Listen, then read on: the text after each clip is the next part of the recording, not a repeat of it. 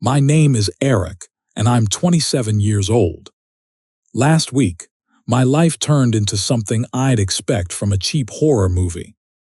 I was hiking in the desert with my girlfriend, Mara, and our friend, Dylan. It was supposed to be a quick overnight trip, a chance to unplug, get some fresh air, and maybe see some wildlife. Instead, I barely made it out alive. We parked the car near an old, poorly marked trailhead.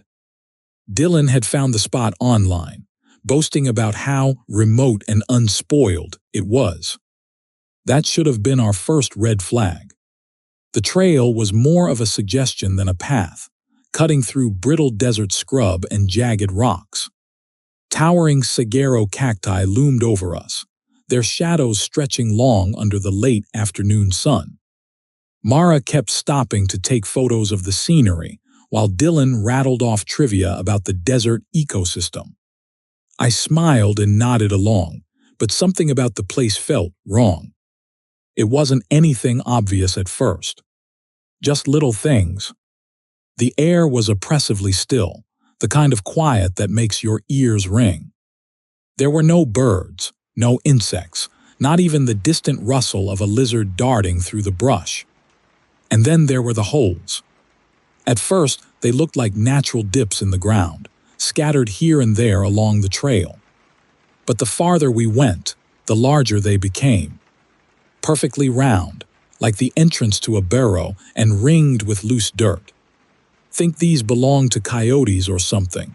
Mara asked, crouching next to one. "Maybe," Dylan said, though he didn't sound convinced. "But they are big. Too big for most animals out here. That should have been the point where we turned back, but we didn't." We hiked deeper into the desert, following the path as it went between rust-colored hills and scattered boulders. By the time the sun dipped below the horizon, the temperature had dropped sharply. We decided to make camp in a small, rocky clearing surrounded by scrub brush. After dinner, we sat around a small fire, telling ghost stories and laughing about how ridiculous they were. Dylan was midway through some urban legend about a skinwalker when we heard it. A low, rumbling sound, almost like a growl, coming from the direction of the trail. We froze, straining to hear over the crackle of the fire. The sound came again, this time closer. It wasn't an animal noise, at least, not one I'd ever heard. It was deep and guttural, like the earth itself was groaning. "Probably just the wind," Dylan said, though his voice wavered. "Let's just stay close to the fire." We didn't sleep much that night. Every time I started to drift off, I'd hear something scraping, shifting, like something moving just beneath the surface of the ground. By dawn, I'd convinced myself it was my imagination. But when we stepped out of the tent, we saw the tracks. They started about 10 feet from our camp and led right up to the edge of the firelight.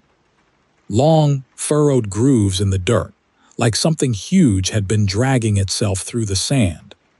Mara gasped, her hand flying to her mouth. Dylan crouched down to inspect them, his face pale. This isn't normal," he muttered. "What the hell could make tracks like this?" We didn't stick around to find out. Within 20 minutes, we'd packed up camp and were back on the trail, heading for the car. The morning sun was brutal, beating down on us as we trudged through the sand. But the tracks were everywhere now, crisscrossing the trail, winding through the brush, even circling some of the larger holes we'd passed the day before. It felt like we were being herded, funneled toward something. And then the ground moved. It was subtle at first, just a faint vibration underfoot. But within seconds, it became a violent tremor, like an earthquake. Mara screamed, grabbing my arm for balance as the ground split open in front of us. A massive hole yawned at our feet, and something emerged. I can't describe it in a way that does it justice. It was wrong. A twisted, sinewy mass of muscle and scales, its mottled skin coated in dirt and filth. Its head was vaguely serpentine, with a gaping maw filled with jagged teeth, and its eyes were small and milky, as if it had spent its entire existence in darkness. Long, spindly limbs ended in claws that raked the ground as it dragged itself out of the earth. We ran. I don't remember much of the initial sprint, just the sound of my own breathing and the pounding of my heart in my ears. Mara was ahead of me, with Dylan close behind, but the thing was fast. Too fast. It burrowed beneath the sand, its path marked by a trail of shifting dirt. Every time it surfaced, it came closer. We reached a narrow canyon, its walls rising steeply on either side. Dylan stopped, gasping for breath, and turned to face the creature. "We can't outrun it," he said, his voice shaking. "We have to make a stand." He grabbed a heavy branch from the ground and swung it at the creature as it burst from the earth. The branch splintered on impact, and the thing shrieked a high-pitched, ear-splitting sound that made my vision blur. Dylan turned to run, but it was too late. One of its clawed limbs shot out, wrapping around his leg and yanking him off his feet. "Run!" he screamed as the creature dragged him toward the hole. "Go now." Mara and I didn't hesitate. We sprinted through the canyon, the sound of Dylan's screams echoing behind us until they were abruptly cut off. The canyon opened into a flat expanse of desert, and I could see the car in the distance. My legs burned, my lungs felt like they were going to burst, but I didn't stop. Mara stumbled and fell, and I turned to help her up. The ground trembled beneath us, and the creature erupted from the sand just a few feet away. I grabbed a flare from my pack and lit it, thrusting it toward the thing. It hesitated, its milky eyes fixating on the bright, sputtering light. I hurled the flare into its open mouth, and it shrieked again, writhing as smoke poured from its throat. "Move!" I shouted, pulling Mara to her feet. We reached the car and threw ourselves inside. I turned the key, and for a terrifying moment, the engine sputtered and refused to start. The ground beneath us shifted, and the creature's claws scraped against the undercarriage. I turned the key again, and the engine roared to life. I floored it, the tires kicking up a cloud of sand as we sped away. In the rearview mirror, I saw the creature sink back into the earth, its pale eyes glowing faintly before disappearing completely. We drove for hours, not stopping until we reached the outskirts of a small town. Mara hasn't said a word since, and I don't think she ever will. As for me, I can't stop thinking about Dylan. About the way he screamed, the way he sacrificed himself so we could escape. I don't know what that thing was, and I don't want to know. But I do know one thing: the desert isn't empty. It's alive and it's hungry. If you ever find yourself out there, stick to the well-worn paths, and if the ground starts to move, don't wait. Run. Story 2. My name is Jake. I'm 27 years old, and I almost didn't live to tell you this story. Last summer, I thought a solo road trip across Arizona would be a great way to clear my head. My life had been a mess: a breakup, a dead-end job, an annoying feeling that I was wasting my time. Camping near Monument Valley was supposed to give me clarity, a chance to breathe under the vast desert sky. Instead, I found something that nearly stole my life, and maybe my soul. I arrived at Monument Valley late in the afternoon. The drive was stunning, the jagged sandstone formations glowing like molten gold in the setting sun. The campground was almost empty, just a few scattered RVs and tents. I found a spot nestled near the base of a ridge, far from the others. Perfect. The silence out there felt sacred, like the land itself was alive, watching. I set up my tent quickly, as the sky turned a deep indigo. After dinner, I stretched out in a camp chair, staring at the stars. It was the kind of peace I'd been craving until the first whisper. It came so faintly at first, I thought it was the wind. But then it grew louder, forming words. Jake, my name carried on the breeze. I froze, every muscle in my body tense. Jake, come here. It wasn't a shout or even a call. It was enticing, almost hypnotic. I grabbed my flashlight and scanned the darkness. Nothing, just the endless desert and the distant silhouette of the hills. Hello, I called out, my voice thin and shaky. The whisper stopped. My breath fogged the cool night air, and for a moment I convinced myself I'd imagined it. But as I lay in my tent later, the whisper returned. This time it was closer. Jake, it's okay, come outside. It was my voice now. My exact voice. A chill ran down my spine. How could someone sound like me? My flashlight trembled in my hand as I unzipped the tent, peering into the night. The landscape was empty, but something didn't feel right. The air was heavy, thick with a strange stillness. Then I saw them, shadows moving along the ridge. Tall, elongated figures, almost human but not quite. They didn't walk, they glided silent and deliberate. I ducked back into the tent, heart pounding. I didn't sleep. I lay there, clutching my flashlight and knife, jumping at every sound. The whispers came and went, always my voice, always coaxing. Jake, it's safe. Come out. Look at the stars with me. I knew better, but the voice, it was so persuasive. It felt like a magnet pulling me out into the dark. Morning came, and I told myself it was over. It was just the wind, a trick of the mind, maybe a bad dream. But when I stepped outside, my blood ran cold. Around my campsite were footprints, barefoot, elongated prints with claw-like toes. They circled my tent, over and over, getting closer and closer until they stopped inches from the entrance. I packed up in a frenzy, my hands shaking as I shoved gear into my car. I didn't care about the itinerary anymore. I just needed to get out. The problem was, the nearest road was 15 miles away, and I wasn't sure I had enough gas to make it back to civilization. As I drove through the desolate landscape, the whispers began again. This time, they were coming from inside the car. My voice, smooth and calm. Jake, you're going the wrong way. Turn around. I swerved, nearly running off the road.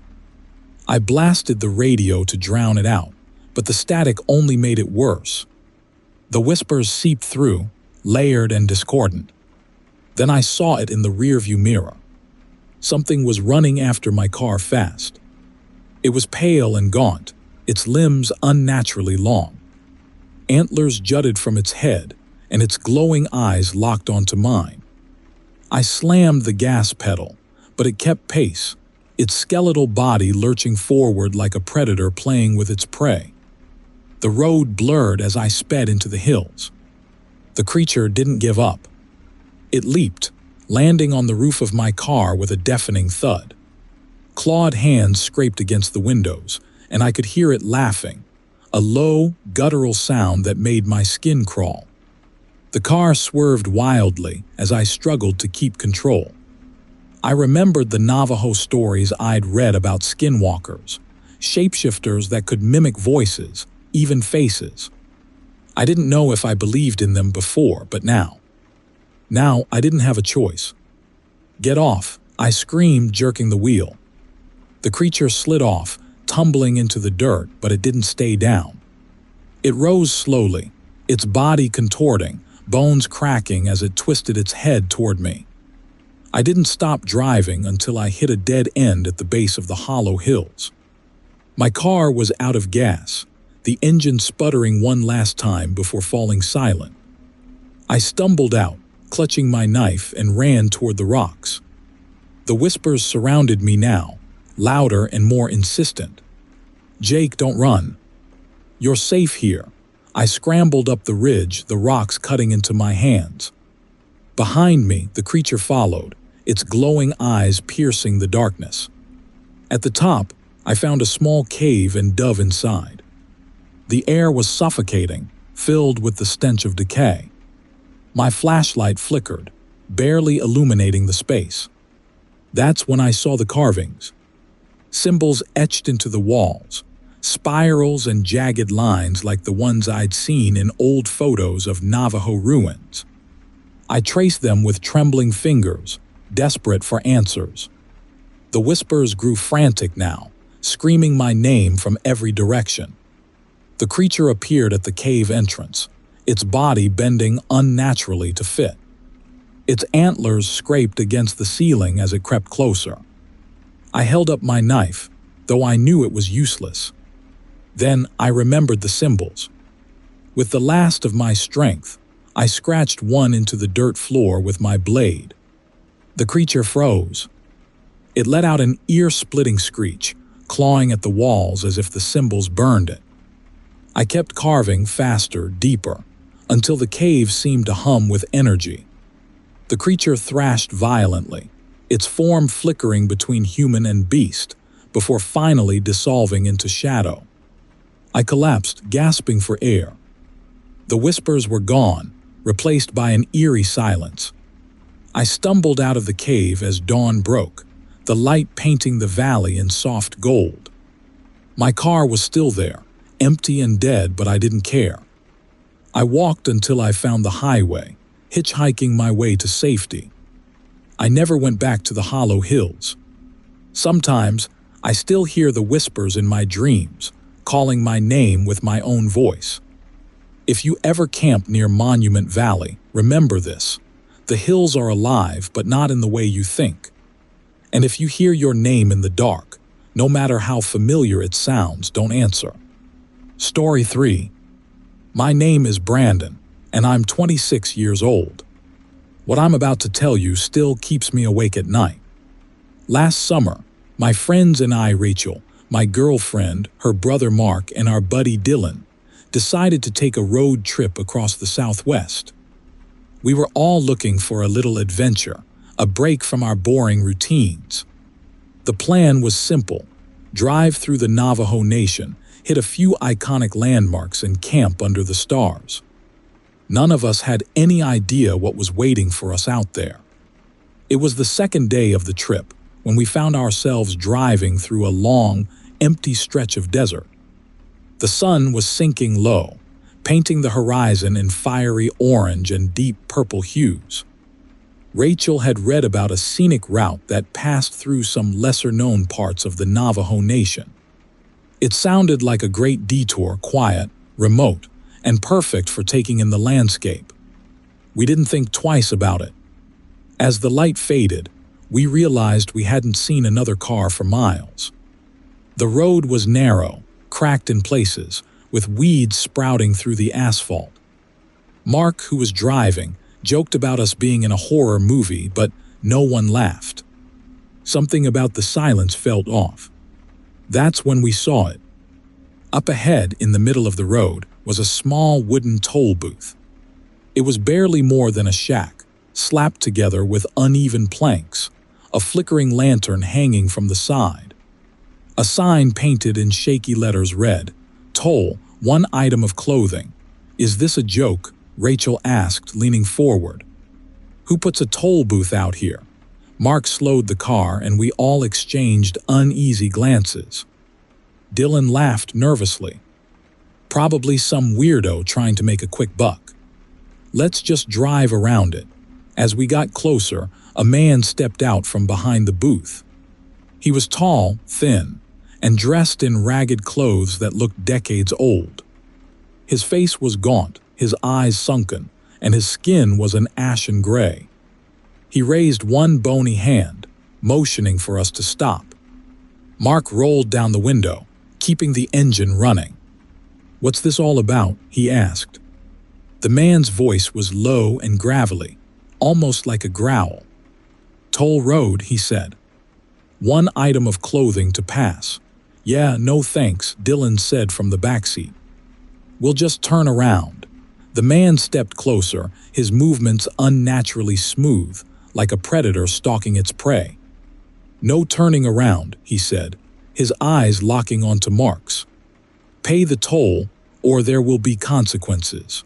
Rachel grabbed my arm, whispering, "Let's just give him something and get out of here." But Mark wasn't having it. "This is ridiculous," he said, gunning the engine. "We're not playing your little game." The man didn't move as we sped past. In the rearview mirror, I saw him watching us, his lantern flickering like a dying star. That's when the first whisper came. "Brandon." It was my name, faint and distorted, coming from somewhere outside the car. I turned to the others. "Did you hear that?" "Hear what?" Mark asked, glancing at me in the mirror. Before I could answer, Rachel gasped. "Look," she shouted, pointing to the road ahead. Standing in the middle of the road was the same man. He was just there, impossibly far from where we'd left him. Mark slammed on the brakes, skidding to a stop inches from the man's feet. But when we looked again, he was gone. "What the hell?" Dylan muttered. None of us had an answer. We kept driving, the tension in the car thick enough to choke on. The whispers grew louder, overlapping, each one mimicking our voices. Mark, Dylan, Rachel. It was like the voices were crawling into our heads, worming their way into our thoughts. Then the headlights caught something moving along the side of the road. At first it looked like a coyote, but it was too big, too fast.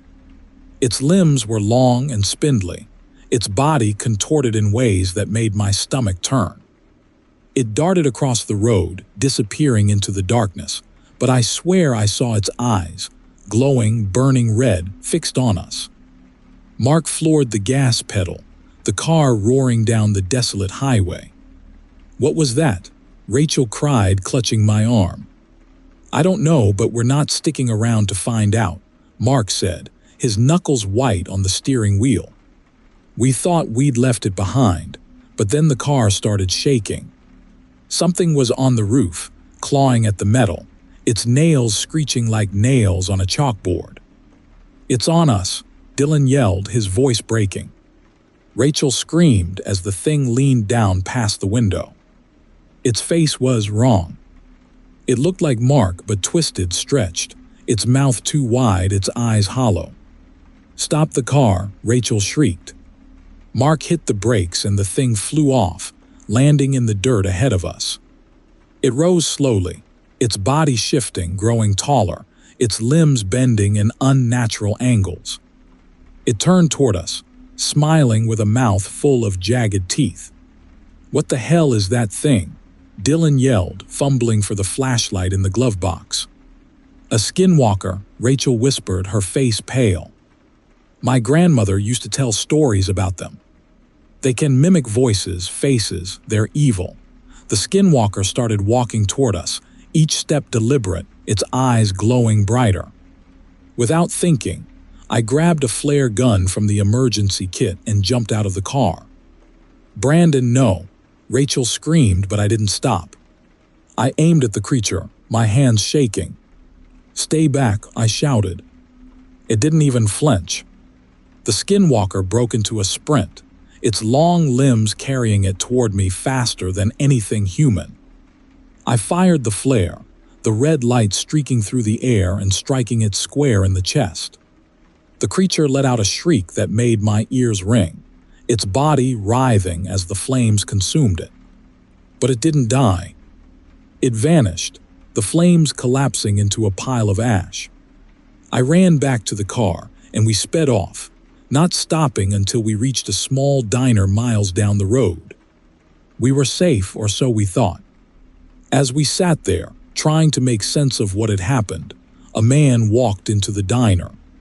He was tall, thin, dressed in ragged clothes. He looked at us and smiled, his hollow eyes glinting in the fluorescent light. "Forgot to pay the toll," he said, his voice sending a chill down my spine. We bolted out of the diner, but I swear I can still hear his voice, whispering my name in the dark. Story 4. We thought we were in for a fun adventure, just 4 friends driving through the stunning Arizona desert.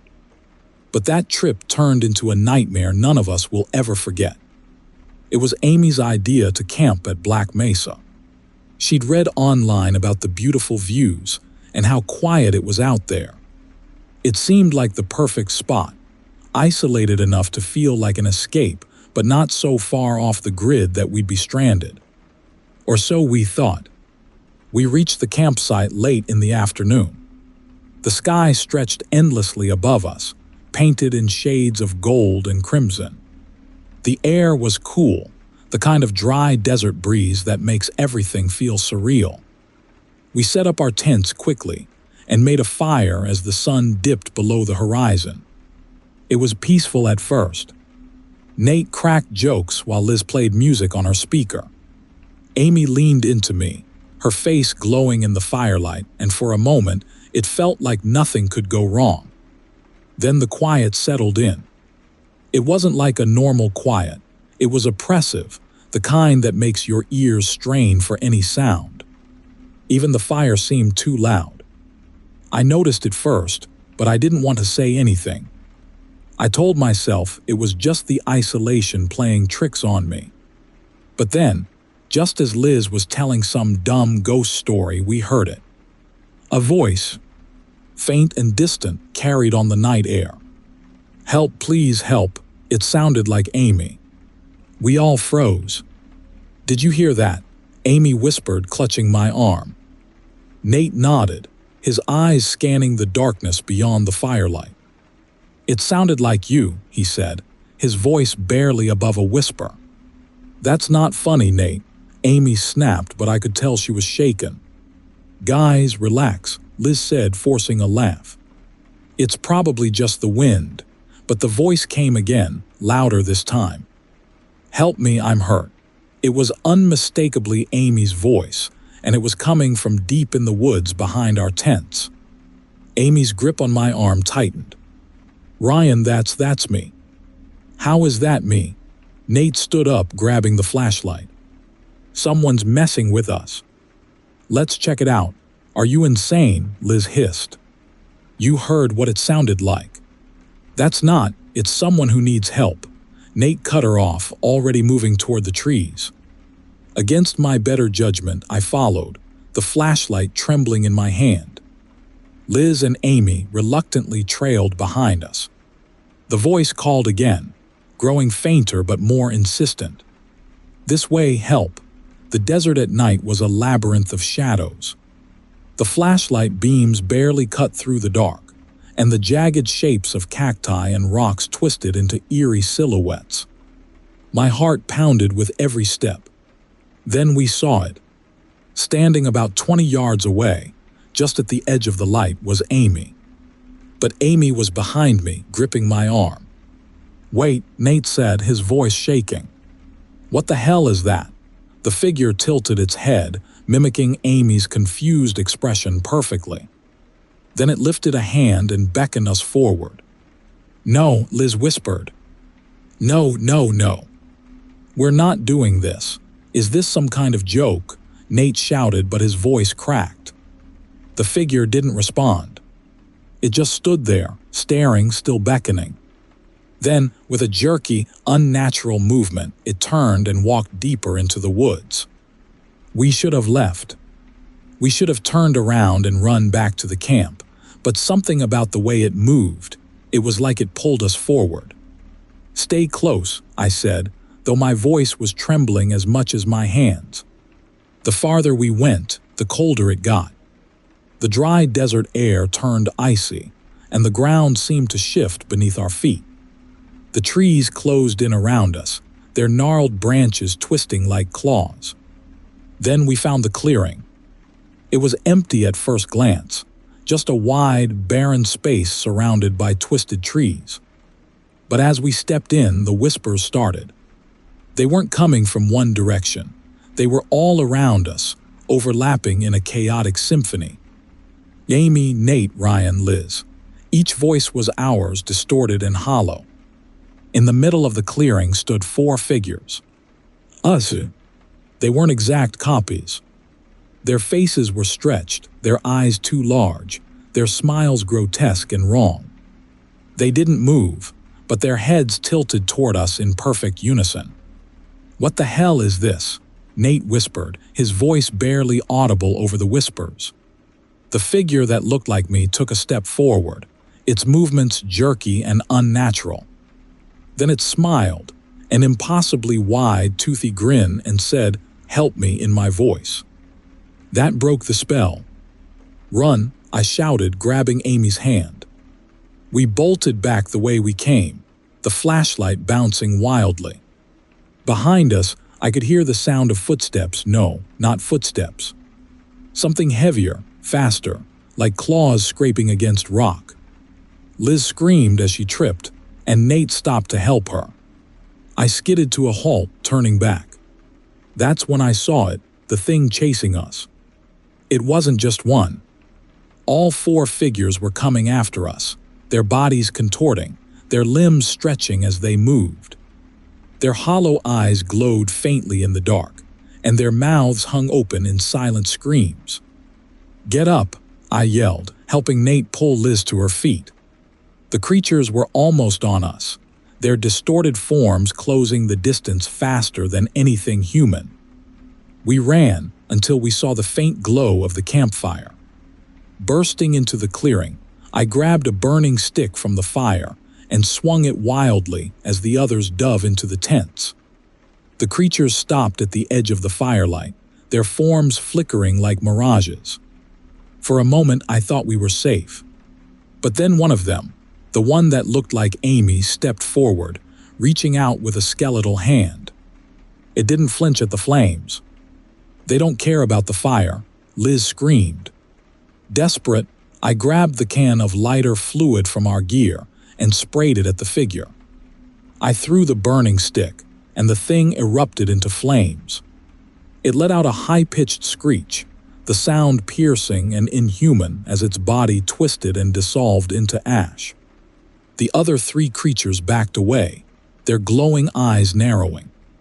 Then, one by one, they turned and melted into the shadows. We didn't sleep that night.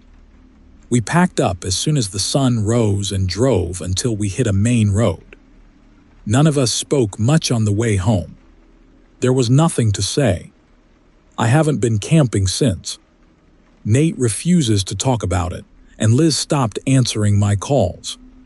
Amy still wakes up screaming some nights, convinced she hears her own voice outside the window. I don't know what those things were, and I don't want to know. All I know is this: if you ever hear your voice calling from the woods, don't follow it. Because it's not you. And it never will be. Story 5. We thought we were chasing adventure, just another weekend getaway to break the monotony of our lives. But we found something in the desert, something that shouldn't exist. Something that nearly killed us. It started when Maria suggested we take a detour off the main highway. She'd read online about an old trail that led to an abandoned canyon, supposedly untouched and perfect for stargazing. "We'll be back on the road before midnight," she said, her voice full of excitement. Against my better judgment, I agreed. The rest of us didn't think twice. It sounded harmless, even fun. We reached the trailhead just as the sun was setting. The canyon stretched out before us, bathed in golden light. It was breathtaking, but there was something unsettling about the silence. No birds, no insects, just the whisper of the wind over the rocks. Jess pointed it out, but Maria brushed it off. "It's the desert," she said. What did you expect? We hiked for about an hour before finding a flat spot to set up camp. By then, the sky had deepened to a dark indigo, and the first stars were flickering into view. We built a small fire and sat around it, talking and laughing, the tension of the strange silence melting away. Then we saw the lights. They were faint at first, little pinpricks of orange and red glowing in the distance. At first, we thought it was a group of campers, maybe another fire. But as we watched, the lights began to move, circling, dancing, almost like they were alive. "Do you see that?" Jess asked, her voice low. "Maybe it's a festival or something," Mark said, though he didn't sound convinced. Maria grabbed her phone, trying to zoom in. "It's too far to tell," she muttered. Curiosity got the better of us. We decided to check it out. "We'll just take a quick look," Maria said. "If it's nothing, we'll come right back." We left the fire burning and set off toward the lights. The air grew colder as we walked, and the ground beneath us seemed to shift, as if the desert itself didn't want us there. But the lights drew us in, pulling us forward like moths to a flame. When we finally got close enough to see, we froze. It wasn't a festival. In a wide, barren clearing stood a circle of figures, their bodies illuminated by the flickering light of torches planted in the ground. At first they looked human, but as we watched, their forms began to change. Limbs elongated, twisting unnaturally. Faces stretched, bones shifting beneath their skin. Some sprouted antlers or tails. Others dropped to all fours, their movements jerky and animalistic. "What the hell is this?" Jess whispered, clutching my arm. We should have left. We should have turned around and run back to camp. But we didn't. We just stood there, rooted to the spot, watching as the figures swayed and chanted in low, guttural voices that didn't sound human. Then one of them stopped. Its head snapped toward us, and though its face was obscured by shadows, I felt its eyes lock onto mine. A slow, crooked smile spread across its face, revealing rows of sharp, glinting teeth. "Join us," it said, its voice low and distorted. I don't know who screamed first. Maybe it was Jess, maybe it was me, but we turned and ran. The desert stretched endlessly in every direction, but we didn't care.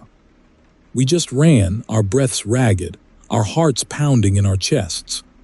The thing that had spoken didn't stay behind. I could hear it chasing us, its heavy footsteps pounding the ground, its voice echoing in the night. "Join the ceremony," it called louder now. "Join us." I looked back and wished I hadn't. It was running on all fours now, its elongated limbs propelling it forward at an impossible speed. Its face had changed again, no longer smiling but snarling, its hollow eyes glowing like embers. "We're not going to make it," Jess cried, stumbling over a rock. "Keep running," I shouted, grabbing her arm and pulling her forward. We reached the campsite in what felt like hours, but was probably only minutes. The fire had burned low, casting flickering shadows across the desert. We grabbed whatever we could carry, backpacks, a flashlight, nothing else, and bolted for the trail. The thing followed us, its growls growing louder, more guttural. The trail twisted and turned, the rocky terrain scraping our hands and knees as we scrambled over it. I don't know how, but I could feel it getting closer, its presence pressing against my back like a physical weight. Mark, who was leading the way, suddenly stopped. "Dead end," he shouted, his flashlight beam illuminating a sheer rock face. "We're trapped," Maria screamed. I turned, shining my flashlight toward the darkness behind us. The thing stood at the edge of the light, its form constantly shifting. One moment it looked human. The next it was a grotesque, animalistic hybrid, its limbs bending in impossible ways. It smiled again, its teeth glinting in the dim light. "Join us," it said, its voice softer now, almost pleading. "No," I shouted, picking up a rock and hurling it at the creature. It hit its shoulder, but it didn't flinch. Instead, it stepped forward, its hollow eyes fixed on me. Maria screamed, and I turned to see her on her knees, her hands pressed to the ground. "The fire," she whispered. "We need fire." I didn't question her. I grabbed the lighter from my pocket and flicked it on, holding it toward a pile of dry brush nearby. The flames caught quickly, the fire roaring to life in seconds. The creature let out a screech that made my ears ring, its body convulsing as the light hit it. It backed away, its form flickering like a dying flame. "You cannot leave," it hissed. "The ceremony is not complete." but it didn't follow as we backed away, keeping the fire between us and it. We didn't stop running until we reached the car, the sky beginning to lighten with the first rays of dawn. None of us spoke as we sped down the highway, the desert disappearing behind us. When we finally reached the nearest town, we collapsed in a diner, too shaken to eat or drink. It's been months since that night, but I still can't shake the feeling that we brought something back with us. Sometimes when I'm alone, I hear the voice in the distance, soft and pleading. Join us. If you ever find yourself in the Arizona desert and you see lights in the distance, don't follow them. No matter how curious you are, no matter how harmless they seem, stay away. Because some ceremonies are not meant for us. Story 6. My name is Eric, and I'm 28 years old. Last summer, my friends and I, Amanda, Will, and my younger sister Emma, decided to go camping in Tonto National Forest. We were craving an adventure, something to shake up the routine of our 9-to-5 lives. We'd heard the forest was beautiful, remote, and full of hidden trails that led to breathtaking views. But there's one thing none of the travel guides mentioned, something dark and ancient that still prowls those woods. We arrived at the campsite late in the afternoon. The air was thick with the scent of pine, and the sun cast long shadows through the trees. It felt like stepping into another world, a peaceful one far from the chaos of everyday life. We pitched our tents in a small clearing not far from the trailhead, built a fire, and settled in for a relaxing evening. As the sun dipped below the horizon, the forest came alive with sounds. Crickets chirped, leaves rustled in the breeze, and somewhere in the distance, we heard the faint call of a coyote. It was normal wilderness noise, nothing unusual. But as the hours passed and the fire burned lower, the forest fell silent. Amanda was the first to notice. "Why did it get so quiet?" she asked, her voice barely above a whisper. Will shrugged. "Animals go to sleep at night. It's probably nothing, but it didn't feel like nothing. It felt wrong, like the forest itself was holding its breath." We tried to brush it off, laughing nervously as we turned in for the night. Emma and I shared one tent, while Amanda and Will took the other. I zipped up my sleeping bag, telling myself it was just my imagination. But just as I was starting to drift off, I heard it. A low, guttural growl, coming from somewhere outside the tent. I froze, my heart hammering in my chest. "Emma," I whispered, nudging her awake. "Did you hear that?" "Hear what?" she mumbled groggily. Before I could answer, the growl came again, louder this time. It sounded close, too close. "Something's out there," I said, grabbing the flashlight. Emma sat up, her eyes wide with fear.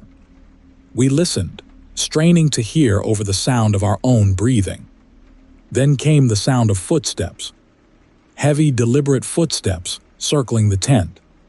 I unzipped the tent just enough to shine the flashlight outside, but there was nothing there.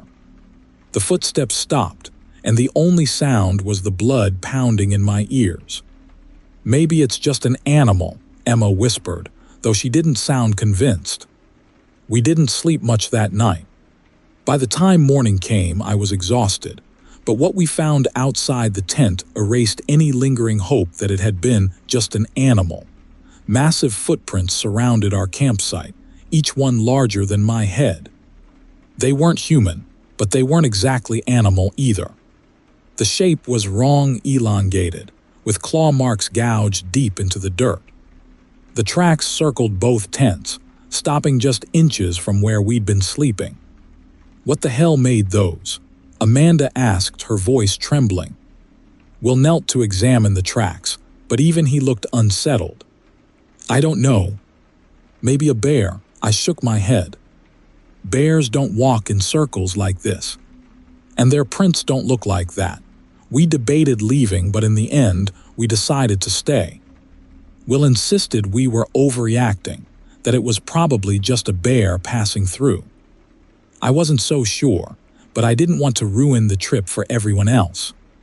So we packed up our gear and set off on a hike, hoping the daylight would chase away the unease. For most of the day, it worked. The trails were beautiful, winding through dense pine forests and past crystal-clear streams. We even found a hidden waterfall, where we spent a couple of hours swimming and laughing like nothing had happened.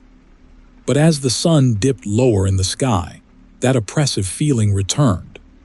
The forest grew quiet again, and we all felt it, that sense of being watched. By the time we got back to camp, the sun was setting, and the shadows were long and twisted. We rebuilt the fire, hoping it would keep whatever was out there at bay. But as the night wore on, the growling returned. This time it was louder, deeper, and closer. And then we heard the snapping of branches, coming from the tree line. "Is that a bear?" Amanda whispered, clutching Will's arm. I grabbed the flashlight and shone it toward the trees. At first, I didn't see anything. But then the beam caught a pair of glowing eyes, reflecting back at me from the darkness. They were too high off the ground to belong to any animal I knew. "Get in the tents," I shouted. We scrambled inside, zipping the flaps shut as fast as we could. The growling continued, now accompanied by heavy footsteps that circled the campsite. Whatever it was big, big enough to shake the ground with every step. "Do bears stalk people?" Emma whispered, her voice trembling. "No," I said, gripping the flashlight tightly. "They don't." The footsteps stopped, and for a moment everything was silent.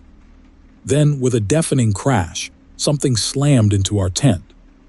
Emma screamed, and I grabbed the tent pole, holding it steady as the fabric buckled inward. The thing outside growled, its claws ripping through the material inches from my face. "Help me!" I shouted, and Will and Amanda burst out of their tent, wielding makeshift weapons, a frying pan and a branch from the firewood pile. They shouted and swung wildly, driving the thing back into the woods. We didn't wait to see if it would return. We threw everything into our backpacks and ran, leaving the tents behind. The trail back to the car felt endless, every rustling leaf and snapping twig making us jump. The growling followed us, growing fainter but never disappearing entirely. When we finally reached the car, the relief was short-lived. The thing had been here too. Deep gouges marred the paint, and the windows were smeared with something dark and sticky. But the car started, and we didn't stop driving until we were miles away from the forest. We've never talked about what happened that night, not really.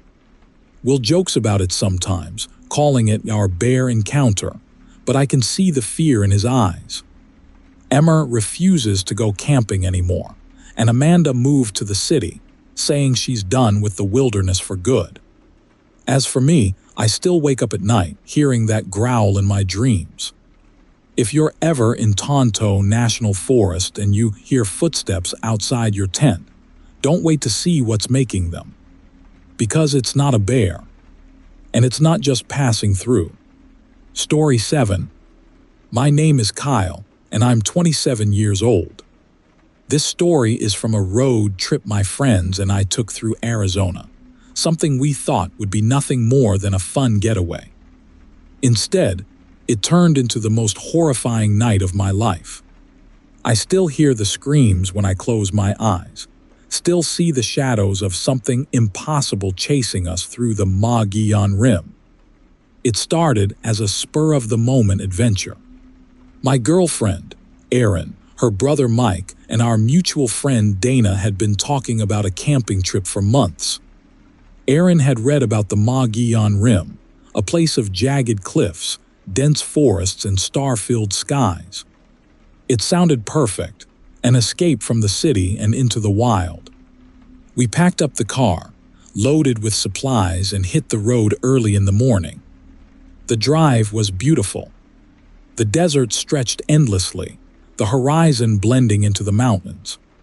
By the time we reached the rim, the sun was low, casting long shadows across the cliffs. We found a spot just off a dirt road, far from any marked campsite. That should have been the first red flag, but we were too excited to care. We set up our tents on a flat patch of ground surrounded by towering pines.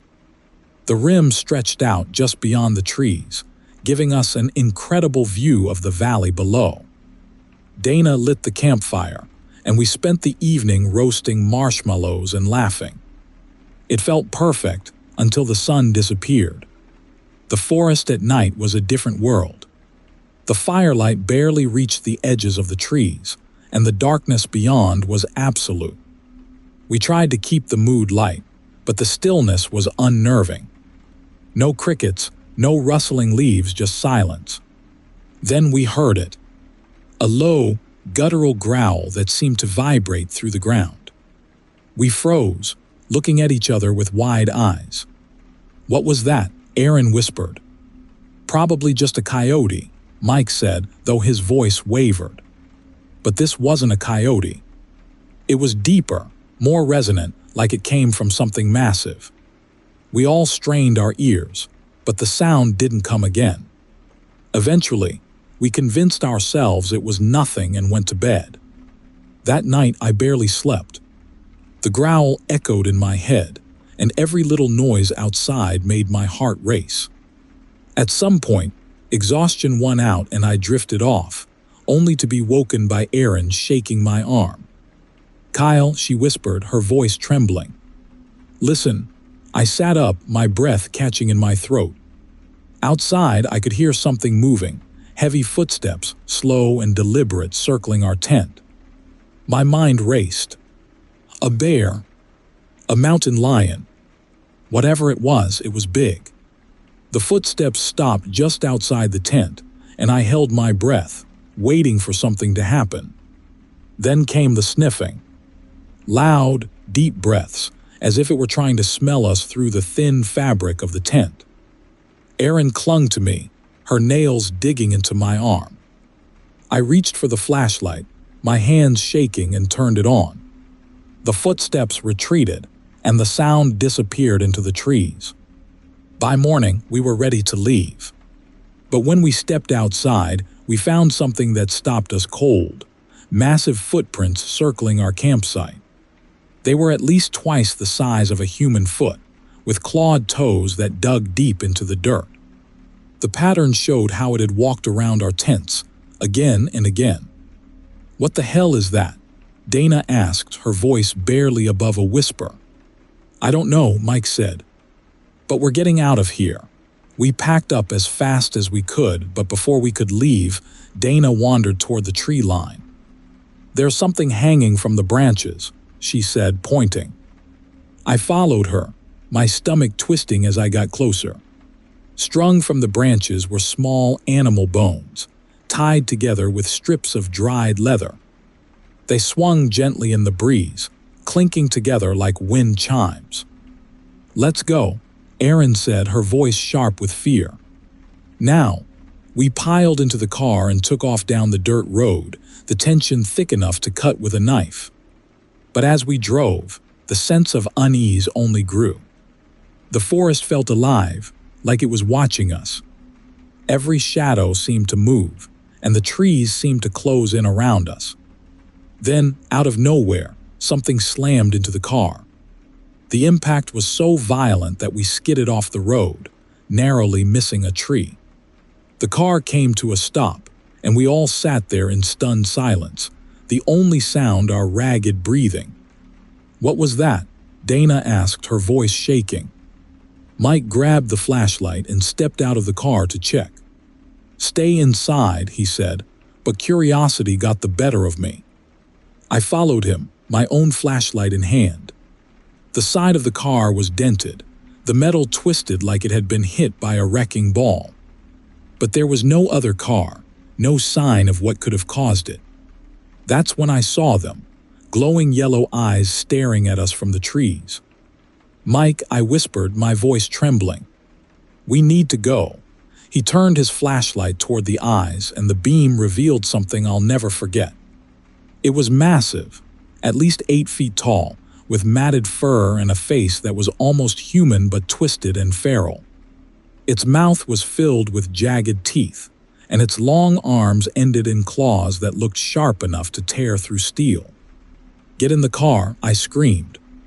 We ran back, slamming the doors just as the thing charged. Its claws raked across the hood, leaving deep gashes in the metal. Mike floored the gas, and the tires spun in the dirt before catching. We sped down the road, the creature chasing us, its glowing eyes visible in the rearview mirror.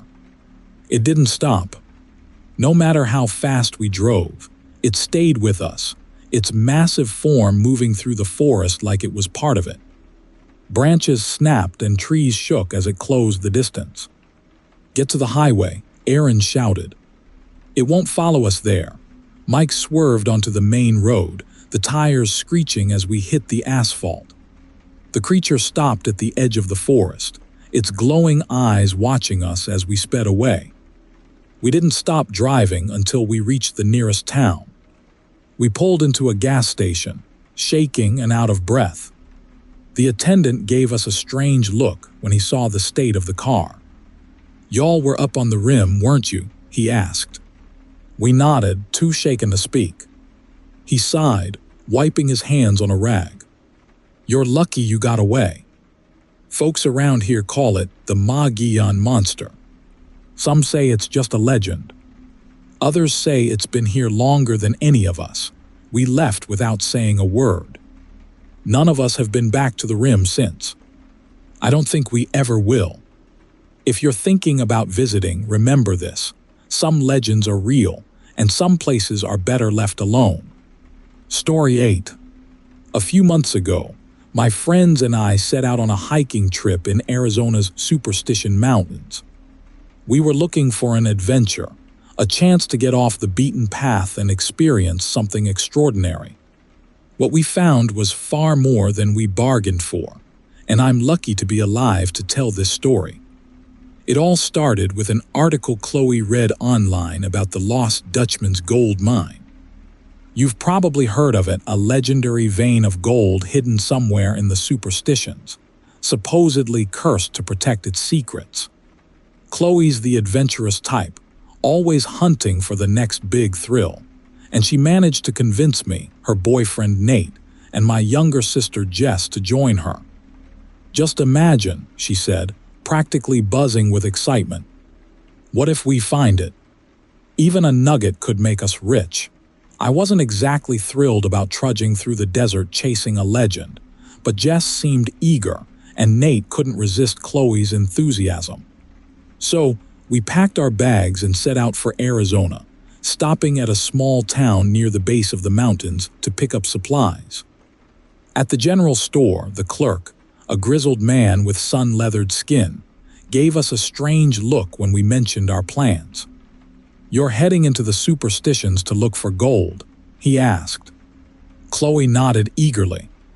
"Yep." "Any tips?" "Yeah," he said flatly. "Don't. People go missing out there all the time." Chloe laughed nervously, brushing him off.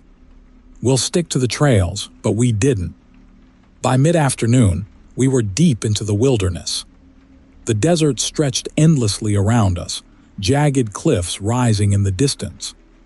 Chloe had found an old, unmarked trail on a hiking forum and insisted it would lead us to the supposed location of the mine. Hours passed, and the sun began to dip low in the sky. Just when I was about to suggest turning back, Chloe stopped dead in her tracks. "There," she said, pointing ahead. At the base of a rocky hill was the entrance to a mine shaft, partially hidden by scrub and boulders. The wooden beams supporting the opening were weathered and splintered, but they held. "Holy crap," Nate muttered. "You actually found something." Chloe grinned triumphantly and pulled out her flashlight. "Let's check it out." Every instinct told me this was a bad idea, but Chloe had already ducked inside and the others followed. I didn't want to be the only one left behind, so I reluctantly went in after them. The air inside was stale and cold, carrying a faint metallic tang. The walls were rough and crumbling, streaked with faint veins of quartz. Our footsteps echoed as we ventured deeper, and I couldn't shake the feeling that we were being watched. Then we found the first sign that we weren't alone. In the middle of the passageway was a rusted pickaxe, its handle splintered and stained dark. A few feet away, there was a small pile of rocks arranged into a crude pyramid, with a skull resting on top a human skull. Jess gasped and stumbled back. "Is that real? It's just some creepy prank," Chloe said, though her voice lacked confidence. "People probably set it up to scare off treasure hunters." We pressed on, but the deeper we went, the stranger things became. Scratches covered the walls, deep gouges that looked like claw marks. The air grew colder, and we started hearing things. Faint whispers like voices carried on the wind, though there was no wind inside the mine. Then, without warning, Jess screamed. She was pointing to the ground, where a fresh footprint was pressed into the dirt, a boot print, bigger than any of ours.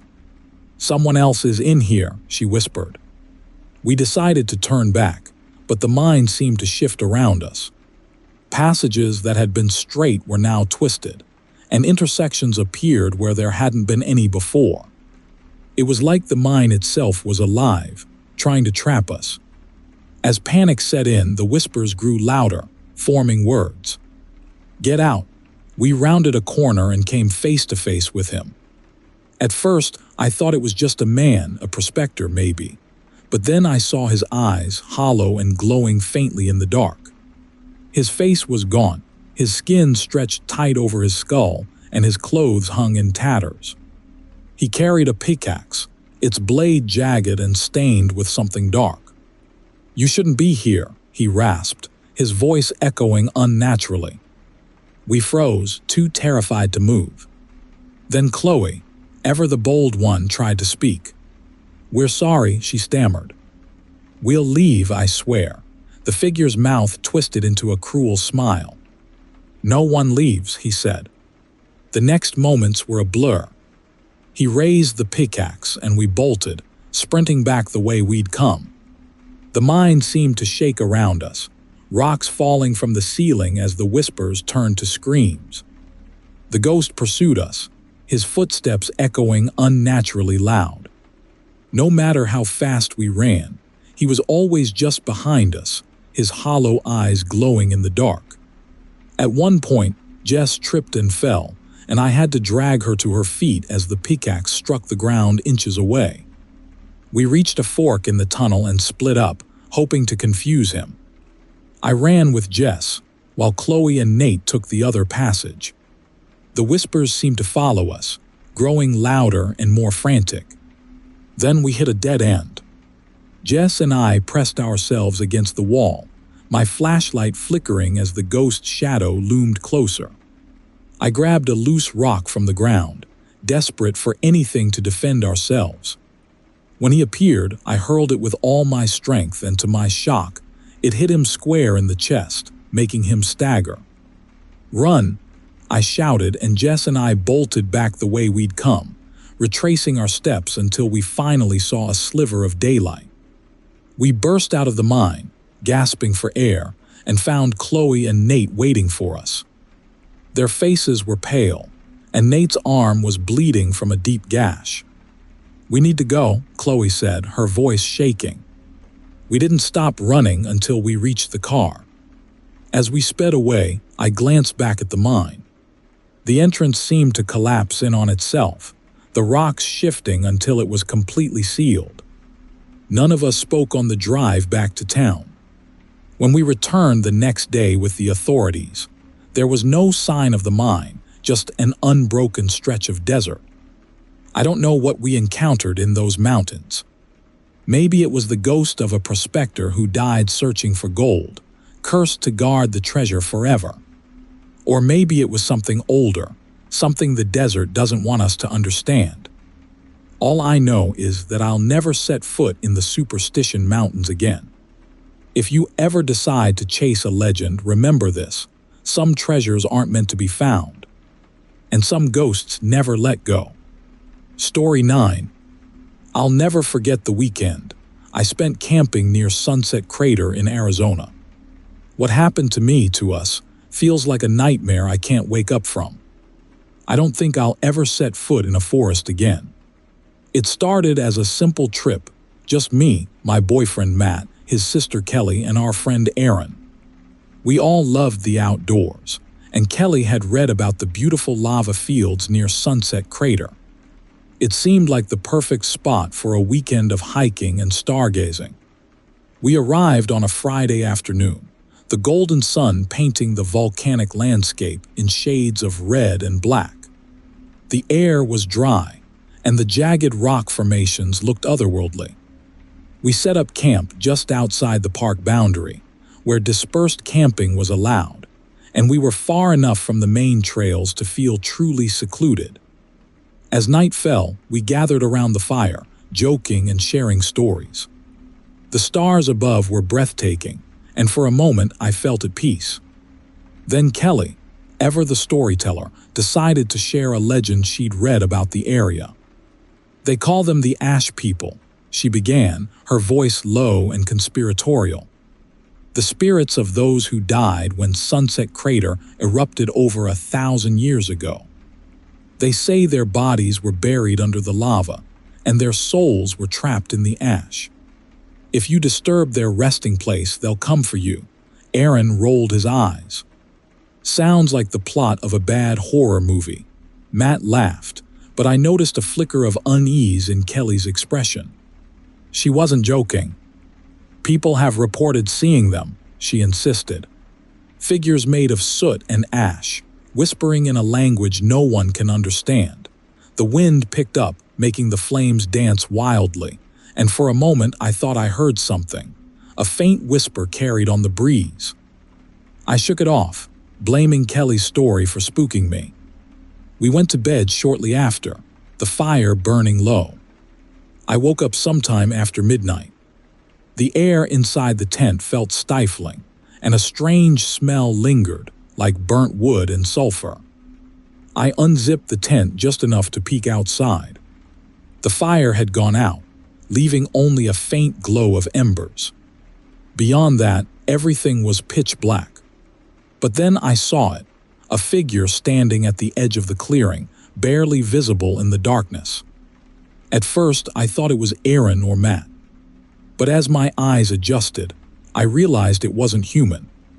The figure was tall and thin, its body seeming to shift and swirl like smoke. Its eyes glowed faintly, like embers in the ashes. It didn't move. It just stood there watching. Jamie, Matt's voice startled me, and I whipped around to see him sitting up in the tent. When I turned back, the figure was gone. There was something out there, I whispered, my voice trembling. Matt brushed it off as an animal, but I couldn't shake the feeling that we weren't alone. The next morning, we found footprints circling our campsite. They weren't like anything I'd seen before, elongated, almost claw-like, with no discernible pattern. They led from the edge of the clearing to each of our tents, and then back into the forest. Maybe it's just weird erosion, Aaron suggested, though his voice lacked conviction. Kelly wasn't buying it. I told you, she said, her face pale. It's the Ash People, Aaron laughed nervously. Right. Ghosts made of soot are wandering the woods, but Kelly's fear was infectious. I couldn't stop staring at the footprints, trying to make sense of them. They were too large to belong to any animal I knew, and the way they crisscrossed the clearing made it feel like we'd been surrounded, watched. That night the whispers started. It was subtle at first, barely audible over the crackling fire. But as the hours passed, they grew louder, more distinct. It wasn't English or any language I recognized, just a low, rhythmic murmur that seemed to come from the trees. What the hell is that?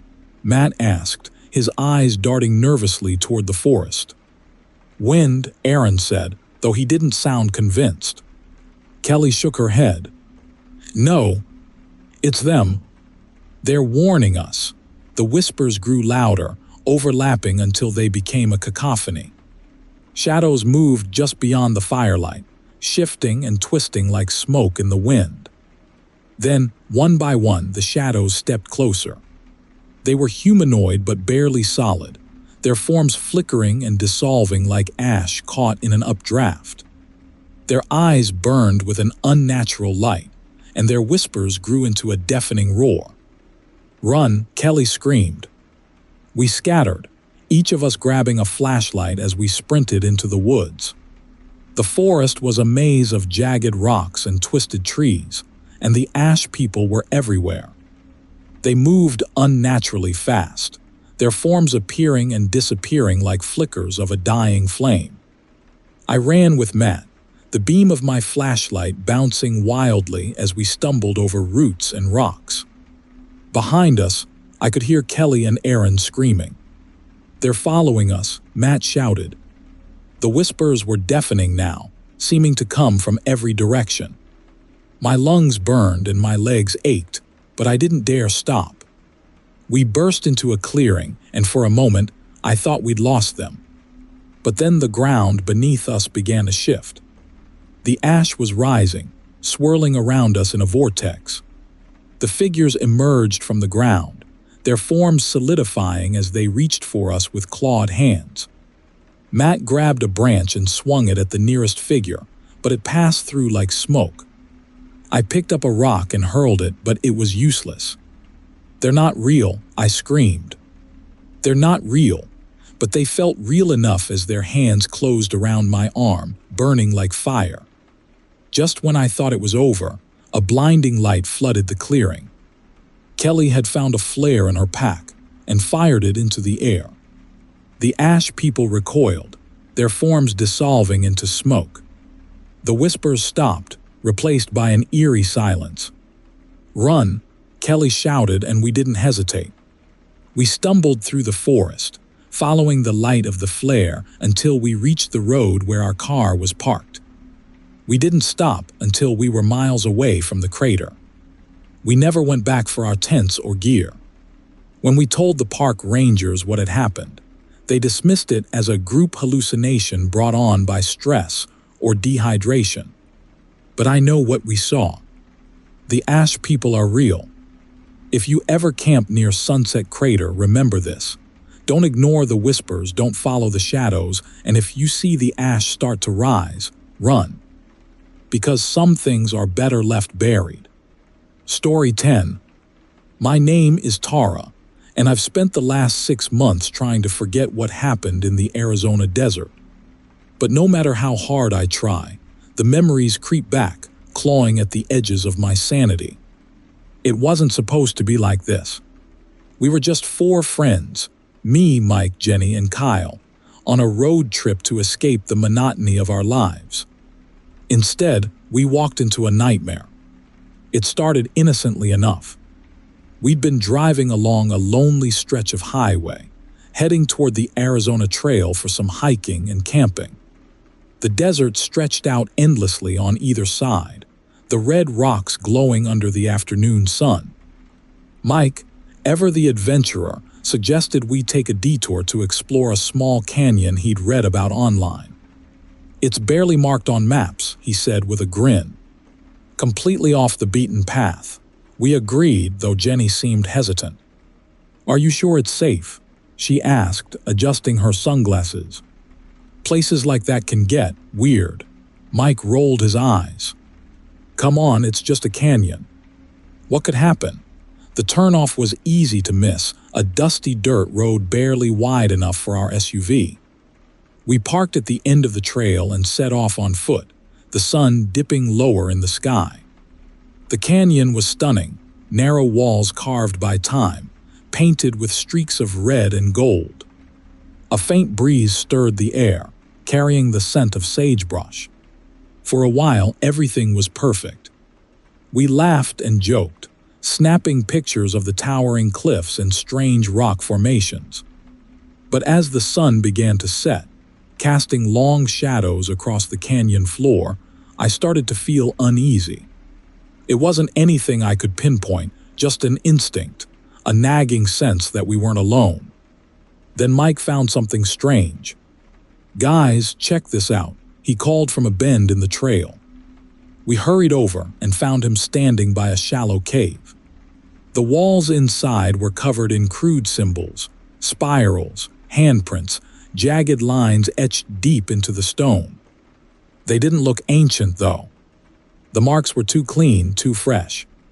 Jenny shivered. "Let's get out of here." "This feels wrong," Mike laughed. "You're such a buzzkill. It's just graffiti." Someone probably got bored. Kyle snapped a picture with his phone. "It's creepy but kinda cool. Makes you wonder who did it." We didn't linger long. The sun was almost gone, and the thought of navigating the narrow canyon in the dark wasn't appealing. As we walked back to the car, the air seemed heavier, the silence deeper.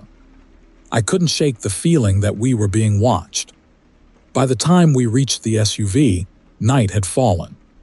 The desert sky was a blanket of stars, but I didn't feel like admiring them. All I wanted was to leave. We piled into the car, Mike taking the wheel, and started back toward the highway. That's when we realized something was wrong. "Where's Kyle?" Jenny asked, her voice tight with panic. We all turned, expecting to see him in the back seat. But it was empty. I felt my stomach drop. "He was right behind us," I said. I saw him get into the car. Mike slammed on the brakes, dust billowing around us. "He's probably just messing with us," he said, though he didn't sound convinced. "Let's go back and check." We retraced our path, headlights cutting through the darkness. After about a mile, we spotted a figure standing in the road. It was Kyle. Relief flooded through me, but as we got closer, something about him seemed off. He was just standing there, perfectly still, staring at the car. His head was tilted at an unnatural angle, his hands hanging limply at his sides. "Kyle," Jenny shouted, throwing open her door. "What the hell are you doing?" He turned to look at her, and my heart stopped. His face was blank, his eyes dark and glassy like a doll's. He didn't respond, didn't move. He just stared at us. Jenny hesitated, then approached him slowly. "Kyle, are you okay?" He blinked, and suddenly his expression changed. The familiar smirk was back, his eyes bright. "Sorry," he said, his voice light and easy. "Guess I got turned around." "Let's get out of here." I wanted to believe him. I really did. But something deep inside me screamed that this wasn't Kyle. We drove back to the highway in tense silence, the unease in the car palpable. Kyle was acting normal, cracking jokes, humming along to the radio, but it felt forced. His timing was just a little off, his smile a little too wide. Even Mike, who was usually oblivious, seemed uncomfortable. When we stopped for the night at a small roadside motel, Jenny pulled me aside.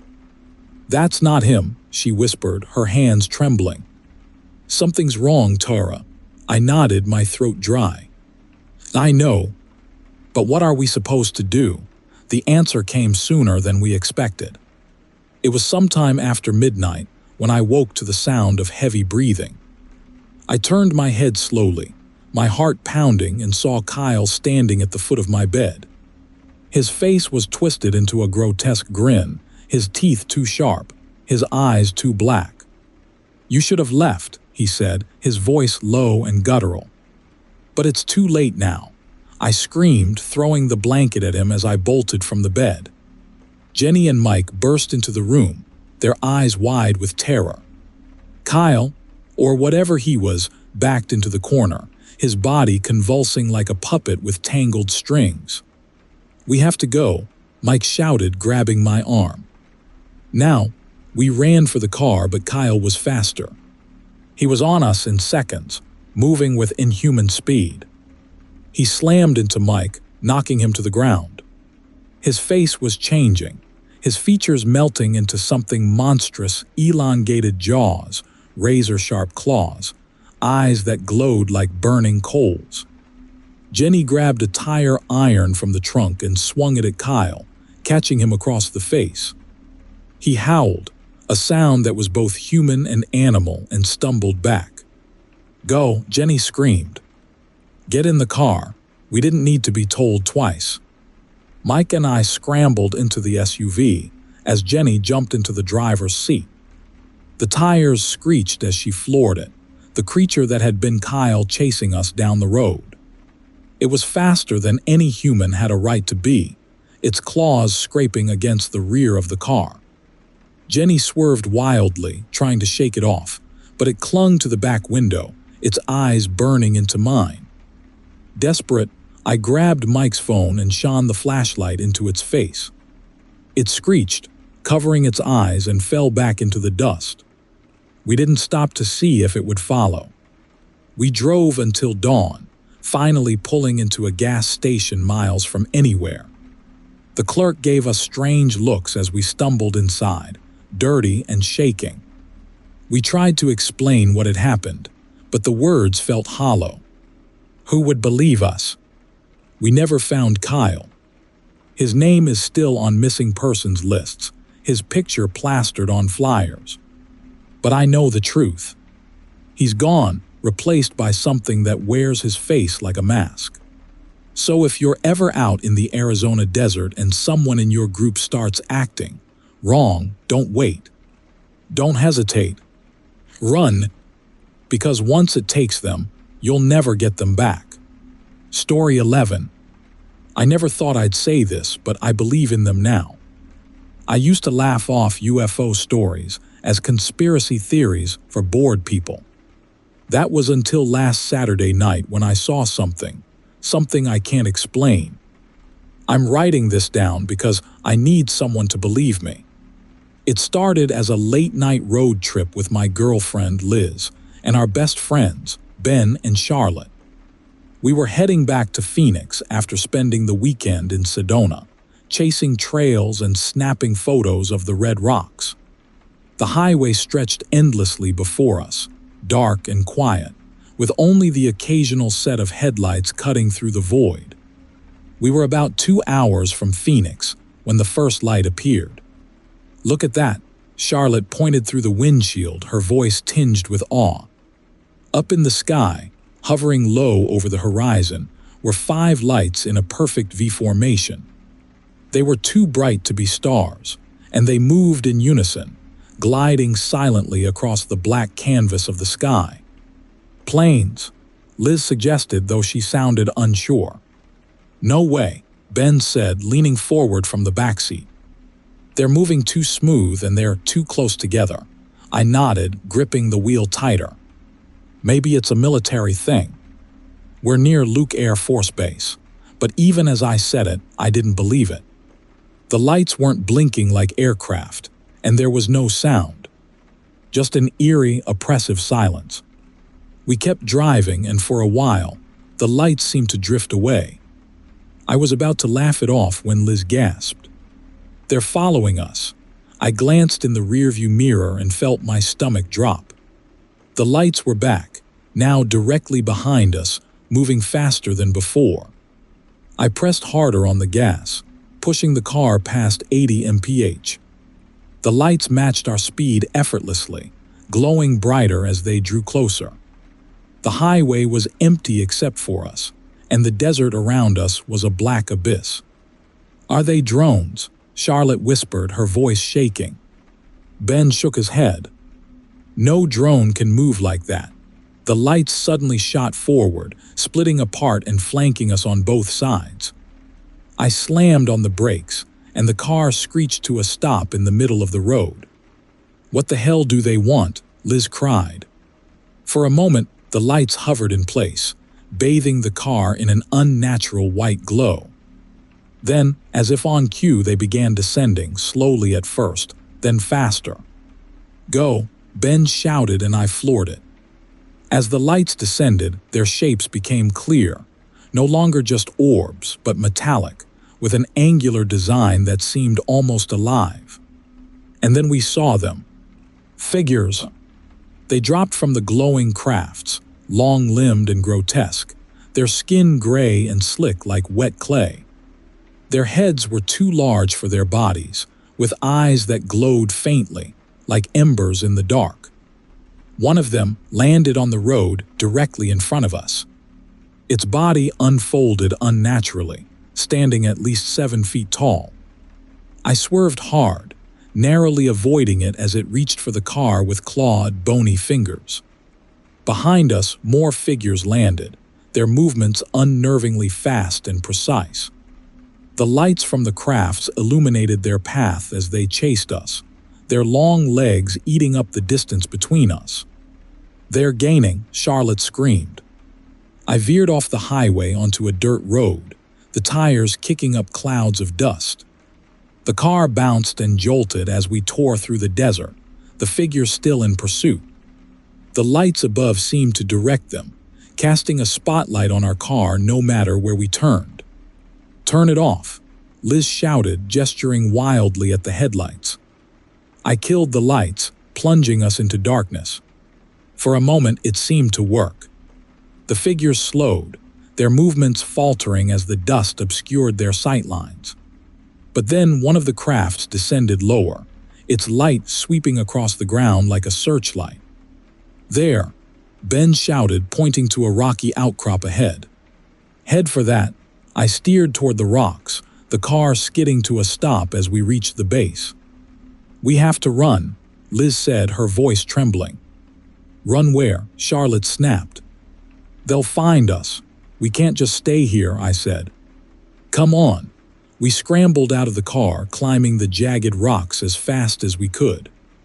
The searchlight passed over us, briefly illuminating the terror on everyone's faces. The figures were still following, their movements disturbingly agile as they navigated the terrain. We found a narrow crevice in the rocks and squeezed inside, pressing ourselves against the cold stone. The space was barely wide enough to fit all 4 of us, and the air was thick with the sound of our ragged breathing. Outside, the whispers began. At first, they were faint, like the wind brushing against the rocks. But then they grew louder, overlapping into a haunting chorus. It wasn't a language I recognized, but the tone was unmistakable, angry, searching. "They're looking for us," Liz whispered, her eyes wide with fear. The whispers stopped, replaced by an eerie silence. Then, one of the figures appeared at the mouth of the crevice. It tilted its head, its glowing eyes scanning the darkness. For a moment, I thought it couldn't see us. But then it reached inside, its clawed hand brushing against Charlotte's leg. She screamed, and the creature let out a guttural hiss, its mouth opening impossibly wide to reveal rows of needle-like teeth. "Move," I shouted, shoving past the others and forcing my way out of the crevice. The creature lunged, its claws raking across my arm as I scrambled up the rocks. Pain shot through me, but I didn't stop. Liz and Ben were right behind me, pulling Charlotte along as she sobbed hysterically. We reached the top of the outcrop and froze. The crafts were hovering just above us, their lights bathing the desert in an otherworldly glow. The figures were closing in from all sides, their movements deliberate and unrelenting. "We're trapped," Ben said, his voice breaking. "No," I said, looking at the edge of the outcrop. "We jump. Are you insane?" Liz cried. "Do you have a better idea?" I snapped. Before anyone could argue, I grabbed Liz's hand and jumped, the others following a split second later. The fall was brutal, the impact jarring every bone in my body. But we were alive. We scrambled to our feet and ran, the lights growing fainter as we put as much distance as possible between us and the outcrop. We found the highway hours later, just as the sun was beginning to rise. A passing trucker stopped and gave us a ride to the nearest town. We told the police what happened, but they didn't believe us. They said it was stress, dehydration, maybe even a shared hallucination. But I know what we saw. Those lights aren't gone. They're still out there, watching, waiting. If you're ever driving through the Arizona desert late at night and you see lights in the sky, do yourself a favor. Don't stop. Don't look. And whatever you do, don't let them catch you. Story 12. My name is Alex. Last weekend, I hiked the Ironwood Forest National Monument with my best friend, Sam, and my younger sister, Jen. It was supposed to be a quick, easy trip. I still can't believe we made it out alive. We'd picked Ironwood Forest because it wasn't as crowded as other Arizona spots, and we were craving some peace and quiet. The drive out was uneventful, just hours of desert stretching endlessly under a searing blue sky. We joked about how we hadn't seen another car for miles, but honestly, that solitude was the whole appeal. By the time we parked near the trailhead, the sun was beginning to dip below the horizon, casting long shadows over the rugged landscape. The towering ironwood trees stood like sentinels, their gnarled branches clawing at the sky. The air smelled dry and faintly sweet, a mix of sage and dust. We planned to hike for a couple of miles, set up camp, and spend the night stargazing. As we strapped on our backpacks, Jen pointed at something on a nearby tree trunk. "What's that?" she asked. Sam and I walked over to look. Carved into the bark were deep, jagged scratches, not the kind an animal would make. They were too precise, like someone had taken a knife and etched long, uneven lines into the wood. Probably some wannabe survivalist practicing his carving skills, Sam said, laughing it off. But Jen wasn't convinced. "It's weird though," she said. "They almost look like, I don't know, symbols." I shrugged, pretending not to feel the unease creeping up my spine. "Let's get moving. We'll lose the light soon." The hike was quiet, too quiet. No birds, no insects, just the crunch of our boots on the rocky trail. The deeper we went, the more the landscape seemed to close in around us. The towering trees and dense underbrush gave off an almost oppressive feeling, like we weren't supposed to be there. We found a clearing just before sunset and decided to make camp. As Sam worked on pitching the tent, Jen and I gathered firewood. That's when we saw the first sign that something wasn't right. In the dirt near a cluster of rocks, we found footprints. They were massive, easily twice the size of my own, and the shape was off. The toes were elongated, almost claw-like, and the weight pressed deep into the ground, as if whatever had made them was impossibly heavy. "What kind of animal makes tracks like that?" Jen asked, her voice barely above a whisper. I didn't have an answer. "Probably nothing. Let's just get back to camp." By the time we returned, the sun had set completely, and darkness had swallowed the desert. The fire Sam had built was the only source of light, its flickering flames casting shadows that seemed to dance and shift on the trees around us. We sat close to the fire, eating canned chili and trying to laugh off the eerie vibe, but the tension was palpable. It started around midnight. I was the first to hear it, a faint rustling in the trees, like something large was moving just out of sight. I froze, straining to hear over the crackling fire. "Did you hear that?" I asked. Jen nodded, her eyes wide. "Yeah. It sounded like footsteps." Sam shook his head. "Probably just a deer or something." "Relax," but then we heard it again. This time it was closer. Heavy, deliberate footfalls, crunching through the dry underbrush. Sam grabbed the flashlight and shone it toward the sound.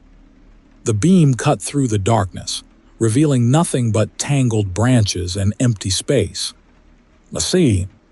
"Nothing there," Sam said, but his voice lacked conviction. We tried to brush it off, convincing ourselves it was just the desert playing tricks on us. But I couldn't shake the feeling that we were being watched. I kept glancing over my shoulder, half expecting to see glowing eyes staring back at me. When I woke up in the morning, I found them. The footprints. They circled our campsite in a wide arc, the same massive, clawed prints we'd seen the day before. Jen was already awake, staring at them with a pale, terrified expression. "They were here," she said. "Whatever made those tracks, it was watching us while we slept." Sam tried to downplay it again, but even he looked rattled. "Let's just pack up and get out of here," he said. We hiked back the way we came, but the trail felt different in the daylight, more hostile, more unfamiliar. The air seemed heavier, and the oppressive silence was worse than ever. Every so often, I thought I saw movement out of the corner of my eye, but when I turned to look, there was nothing there. That's when we heard it. A low, guttural growl that sent chills racing down my spine. It came from somewhere off to our left, deep in the trees. We froze, straining to see where it had come from. "Keep moving," I whispered. "Don't run. Just keep walking." We hadn't gone more than 50 yards when the growl came again, louder this time. And then we saw it.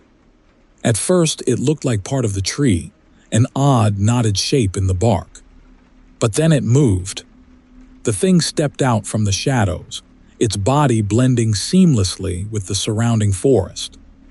Its skin was rough and gnarled, like the bark of an ironwood tree, and its limbs were impossibly long and thin.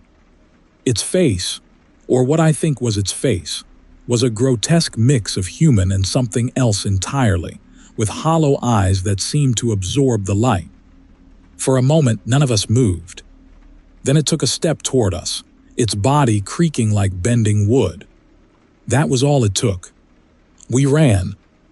I don't remember much of the next few minutes, just the sound of my own ragged breathing and the thunder of footsteps behind me.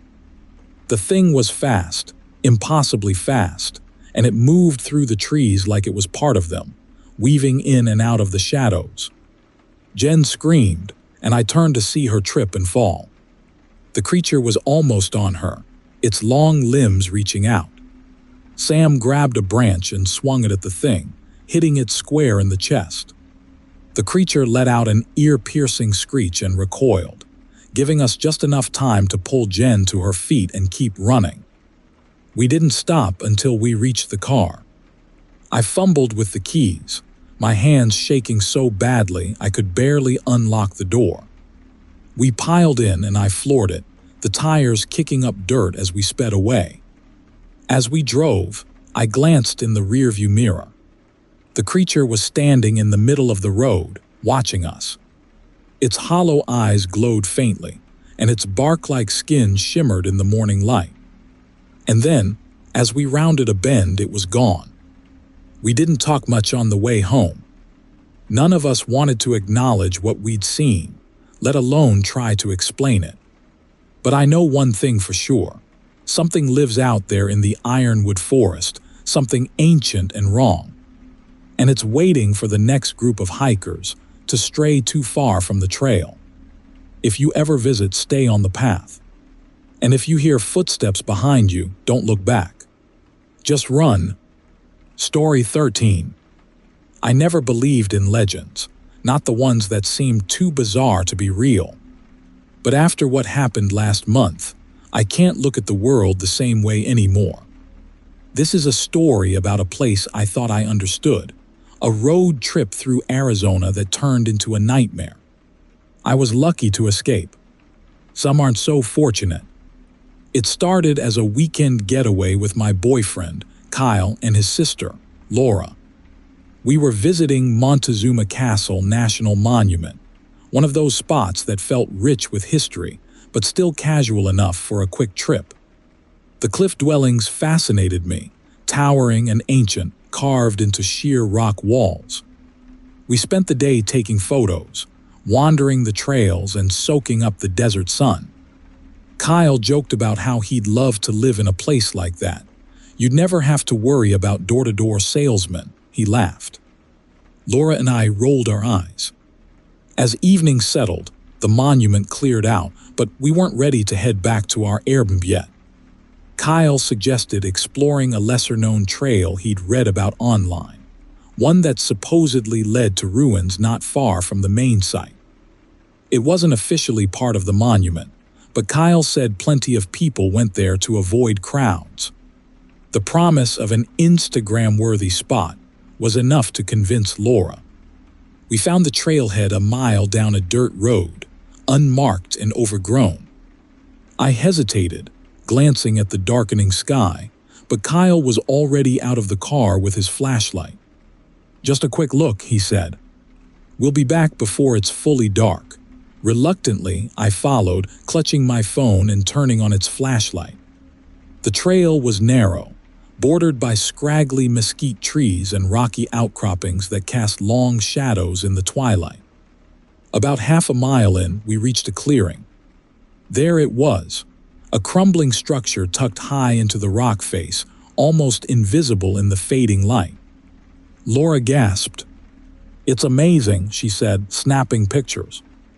The ruins were smaller than Montezuma Castle, but somehow more imposing. The windows were dark voids, like empty eye sockets, and the silence of the place was unnerving. "Let's climb up," Kyle suggested, shining his flashlight on a jagged path that led to the ruins. "Are you serious?" I asked. "We're not supposed to be here, Kyle. Relax," he said. "It's just a ruin. What's the worst that could happen?" Reluctantly, I followed as Kyle and Laura scrambled up the path. The closer we got, the more I noticed details I didn't like. Strange markings carved into the rock, worn smooth by time but still visible. Handprints, claw marks. It was hard to tell in the dim light. The air grew colder as we approached the entrance, a gaping black archway that seemed to swallow the light of our flashlights. "Do you feel that?" Laura asked, her voice barely above a whisper. "It's colder up here." I nodded, but before I could say anything, a sound cut through the silence. A low, guttural screech that seemed to come from deep within the ruins. It wasn't human. It wasn't anything I'd ever heard before. "What was that?" I whispered, my heart racing. Kyle laughed nervously. "Probably just an owl." "No owl sounds like that," Laura snapped, her voice trembling. Then we heard the scraping. A slow, deliberate sound, like claws dragging across stone. My flashlight beam trembled as I swung it toward the noise. At first, I saw nothing. Just the hollowed-out windows and the jagged edges of the ruin. Then it moved.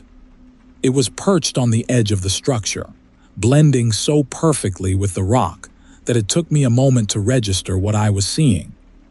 A humanoid figure, crouched like a bird of prey. Its skin was mottled and rough like bark or stone, and its elongated limbs ended in sharp talons. Its head tilted unnaturally, and its eyes glowed faintly in the dark.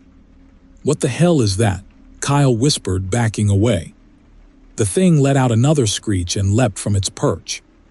It didn't move like a human. It glided, almost weightless, its limbs bending in ways that shouldn't have been possible. We bolted down the path, our flashlights bouncing wildly. The thing followed, its claws scraping against the rock as it closed the distance. "Run!"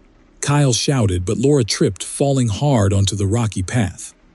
I stopped to help her, but the creature was almost on us. Kyle grabbed a rock and hurled it at the thing, hitting it square in the chest. It shrieked and recoiled, giving us just enough time to pull Laura to her feet. We reached the clearing, but the car was still a quarter-mile away. The creature didn't stop at the edge of the ruins. It kept coming faster now, its glowing eyes locked on us. Laura was limping, her ankle twisted from the fall, but we didn't dare slow down. I glanced over my shoulder and saw it leap into the trees, vanishing into the branches. For a moment, I thought it had given up, but then the rustling started. It was above us, moving through the canopy, tracking our every step.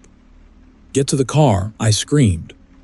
We broke through the last stretch of trail and stumbled into the dirt lot where the car was parked. Kyle fumbled with the keys, dropping them in his panic. The The creature burst from the trees, landing on all fours and letting out a piercing cry. Its talons raked the ground as it charged. "Get in," Kyle shouted, throwing the door open. Laura and I dove into the backseat as Kyle started the engine.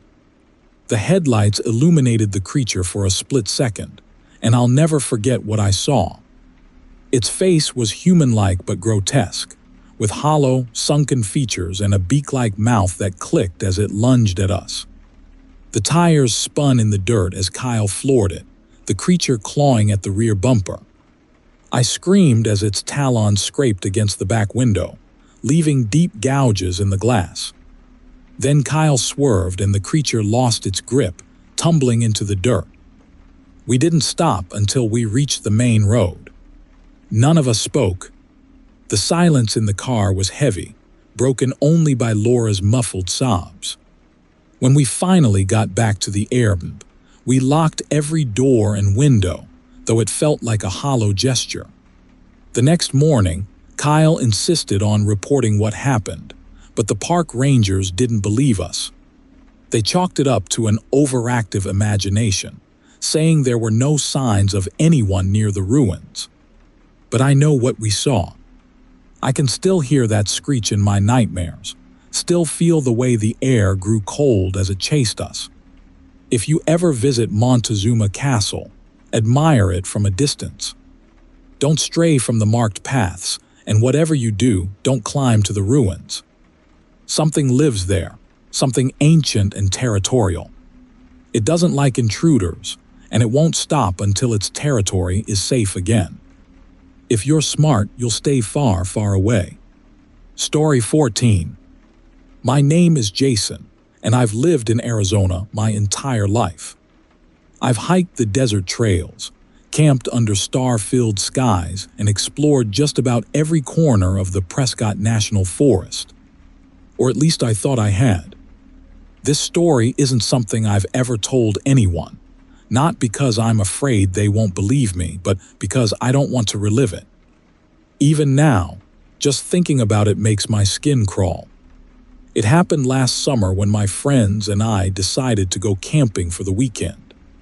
There were 4 of us: me, my best friend Alex, his girlfriend Becca, and my younger brother Ryan. We were looking for something off the beaten path, a spot where we could escape the noise of the city.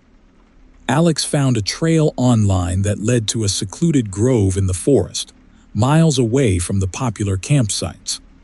The pictures looked incredible: tall pines, dense underbrush, and a small creek that followed through the trees. It sounded perfect. We packed up our gear and drove out early Saturday morning. The drive took longer than expected because the dirt road leading to the trailhead was rough, full of deep ruts that made my old Jeep groan in protest. By the time we arrived, the sun was already high in the sky, beating down on us with its usual Arizona intensity. The hike itself was beautiful but eerily quiet. At first, we didn't think much of it. After all, we were pretty far from the main trails. But as we got deeper into the forest, I started to notice that there were no birds chirping, no insects buzzing, not even the rustle of leaves in the breeze. It was the kind of silence that pressed against your ears, making you hyper-aware of every sound you made.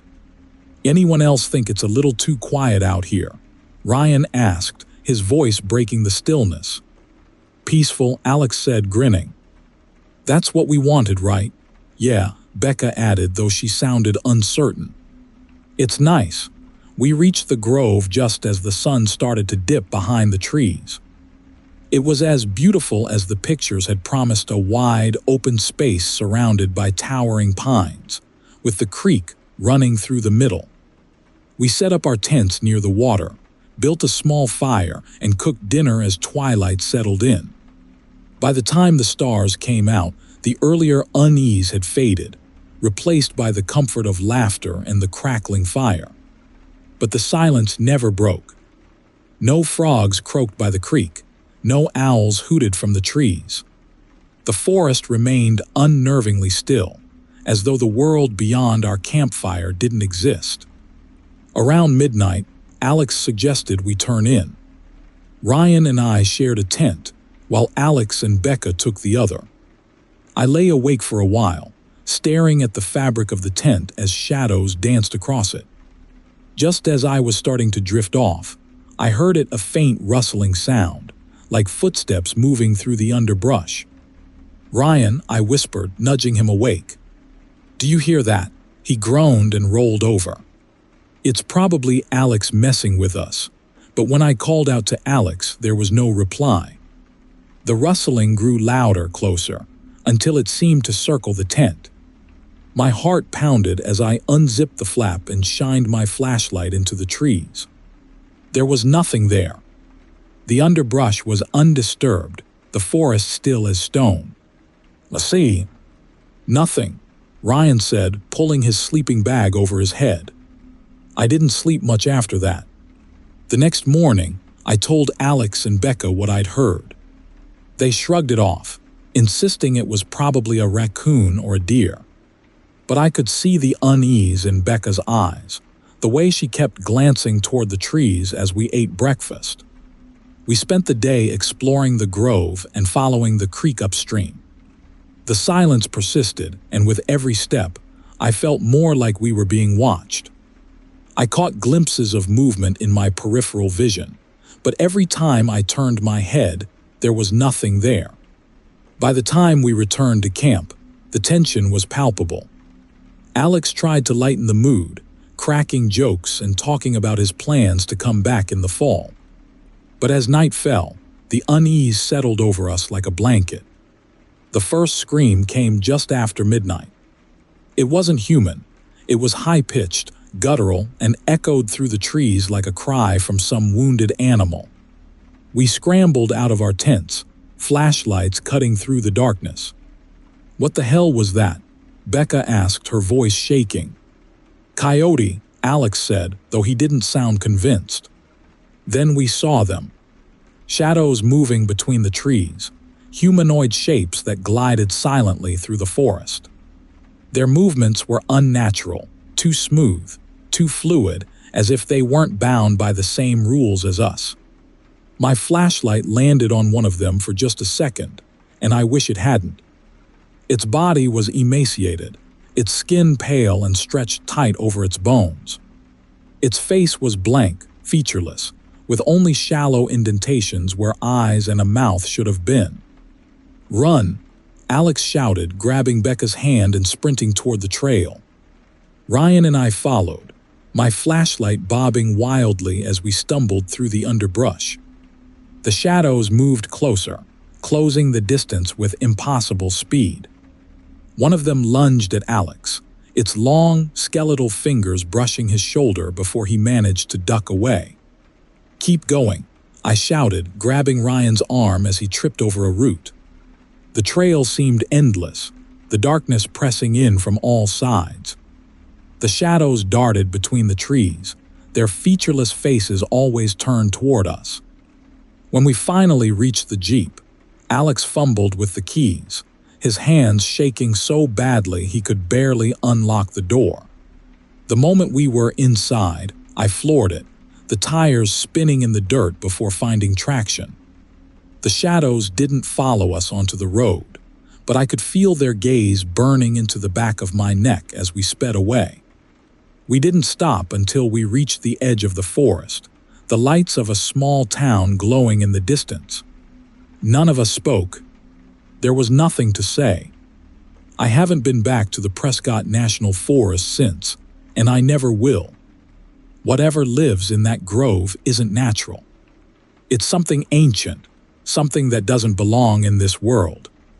If you ever find yourself hiking there and the forest falls silent, turn back. Don't camp, don't linger. Just leave. Because once they notice you, they won't stop. Not until the silence swallows you too. Story 15. I've driven through some of the most desolate parts of Arizona more times than I can count. I thought I'd seen everything, the endless stretches of desert, the sprawling skies, and the occasional strange sight that made me double-take. But what happened last spring was something I'll never forget, something I wish I could erase from my memory. It started as a routine road trip. My girlfriend, Claire, and I were heading from Flagstaff to Phoenix late one evening. We'd left later than planned, and by the time we hit the backroads to shave off some time, the sun had dipped below the horizon, leaving only a faint orange glow in its wake. The two-lane highway stretched endlessly ahead of us, flanked by scrubby desert and jagged hills.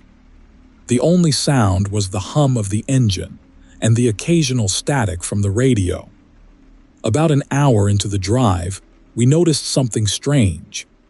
The asphalt ahead of us looked darker, almost shiny, like it had been soaked in something. As we got closer, Claire leaned forward, squinting through the windshield. "Is that blood?" she asked, her voice barely above a whisper.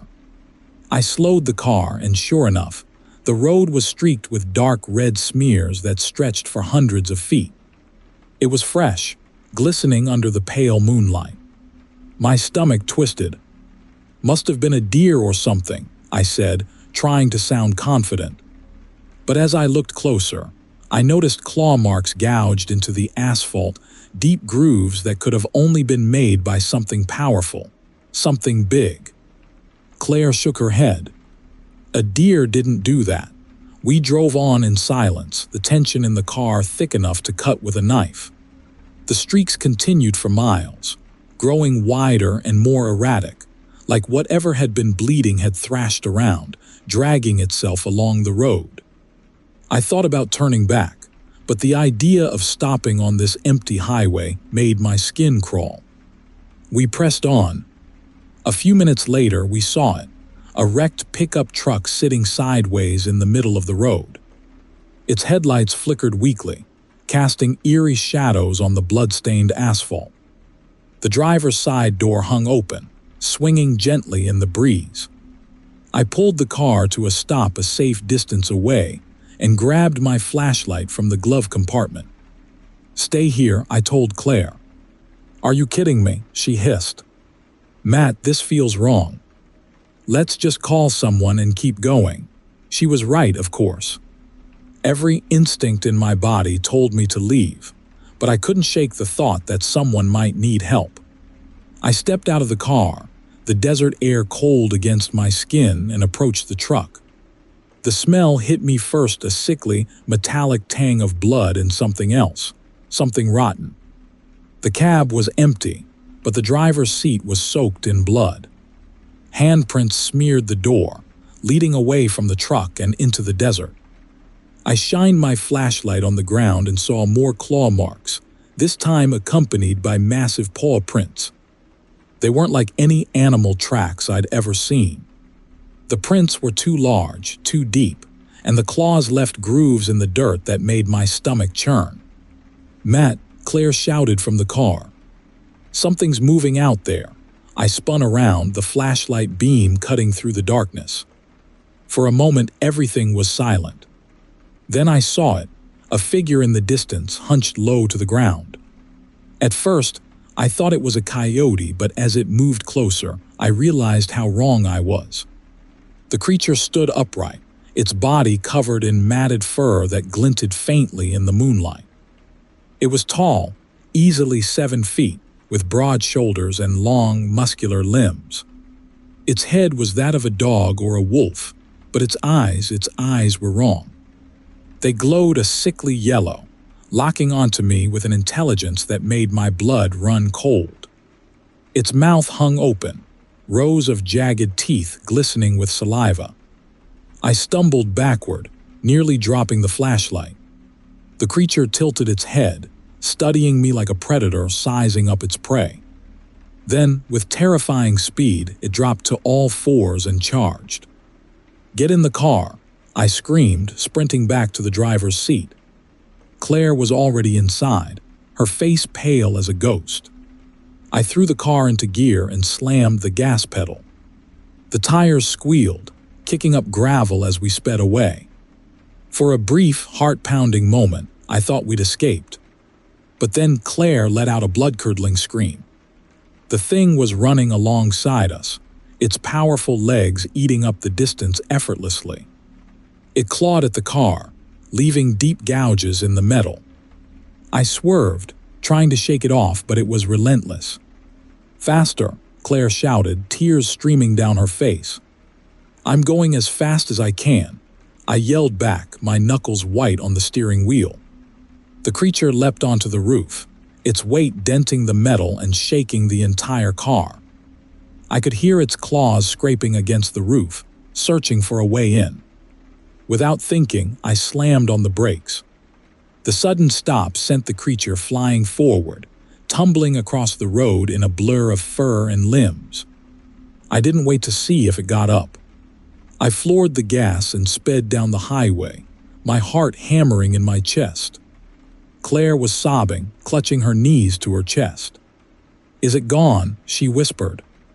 "I don't know," I said, my voice shaking. "I don't." A loud thud cut me off as the creature slammed into the side of the car, its claws shattering the passenger side window. Claire screamed as it reached inside, its massive hand swiping at her. I swerved wildly, trying to throw it off, but it held on, its snarling face inches from hers. "Take the wheel," I shouted, shoving the flashlight into her hands. "What?" she cried. "Just do it." She grabbed the steering wheel, and I reached for the tire iron under my seat. With all the strength I could muster, I swung it at the creature's arm. It let out an ear-piercing howl, yanking its arm back as the car swerved dangerously close to the edge of the road. I slammed on the brakes again, and this time the creature let go, tumbling into the dirt. I didn't wait for it to recover. I hit the gas, the engine roaring as we tore down the highway. We didn't stop until we reached the outskirts of Phoenix, the city lights a welcome sight after the nightmare we just endured. The car was a wreck, deep claw marks scarred the metal, and the passenger side window was completely gone. But we were alive. To this day, I don't know what that thing was. A dogman, a skinwalker, a creature born from the darkest corners of the desert, whatever it wasn't human. If you ever find yourself driving a lonely Arizona highway at night and see a road streaked with blood, turn around. Don't investigate, don't linger. Just leave. Because once it finds you, it won't stop. And if you're not as lucky as we were, you might not live to tell the tale. Story 16. If you ever find yourself driving through Arizona's backroads, avoid the stretch of highway near the Mogollon Rim. Trust me, you don't want to end up where I did. I thought I was heading for a quiet weekend with friends, just a road trip, some drinks and laughs around a campfire. What I got was a nightmare I'm lucky to have survived. It started off normal enough. 4 of us, me, my girlfriend Sarah, my buddy Tim, and his girlfriend Jess, decided to take a detour from the crowded campsites near Sedona and explore something more remote. Tim had heard of an old trail near the rim that supposedly led to a perfect camping spot. We loaded up Tim's truck with gear, snacks, and way too much beer and set off. By the time we reached the trailhead, it was late afternoon. The road had turned to gravel, then to packed dirt, and finally to something barely recognizable as a path. We bounced along for what felt like miles, our excitement dimming as the truck struggled over rocks and dips. That's when we saw it, a dilapidated cabin hidden in a clearing just off the trail. It looked abandoned. The roof sagged in the middle, and the windows were broken, their jagged edges gleaming in the fading light. But there was a strange appeal to it, like a place frozen in time. Tim was the first to speak. "Let's stay here," he said, grinning. Way better than pitching tents. Sarah and Jess weren't thrilled, but the cabin's walls seemed like a better option than the thin fabric of our tents. We decided to explore inside before unpacking. The air in the cabin was thick with the smell of rot and mildew. Broken furniture lay scattered across the floor, and claw marks, long, Deep gouges ran along the walls. Jess pointed them out nervously. "Maybe it's just an old bear," Tim said, but his voice lacked conviction.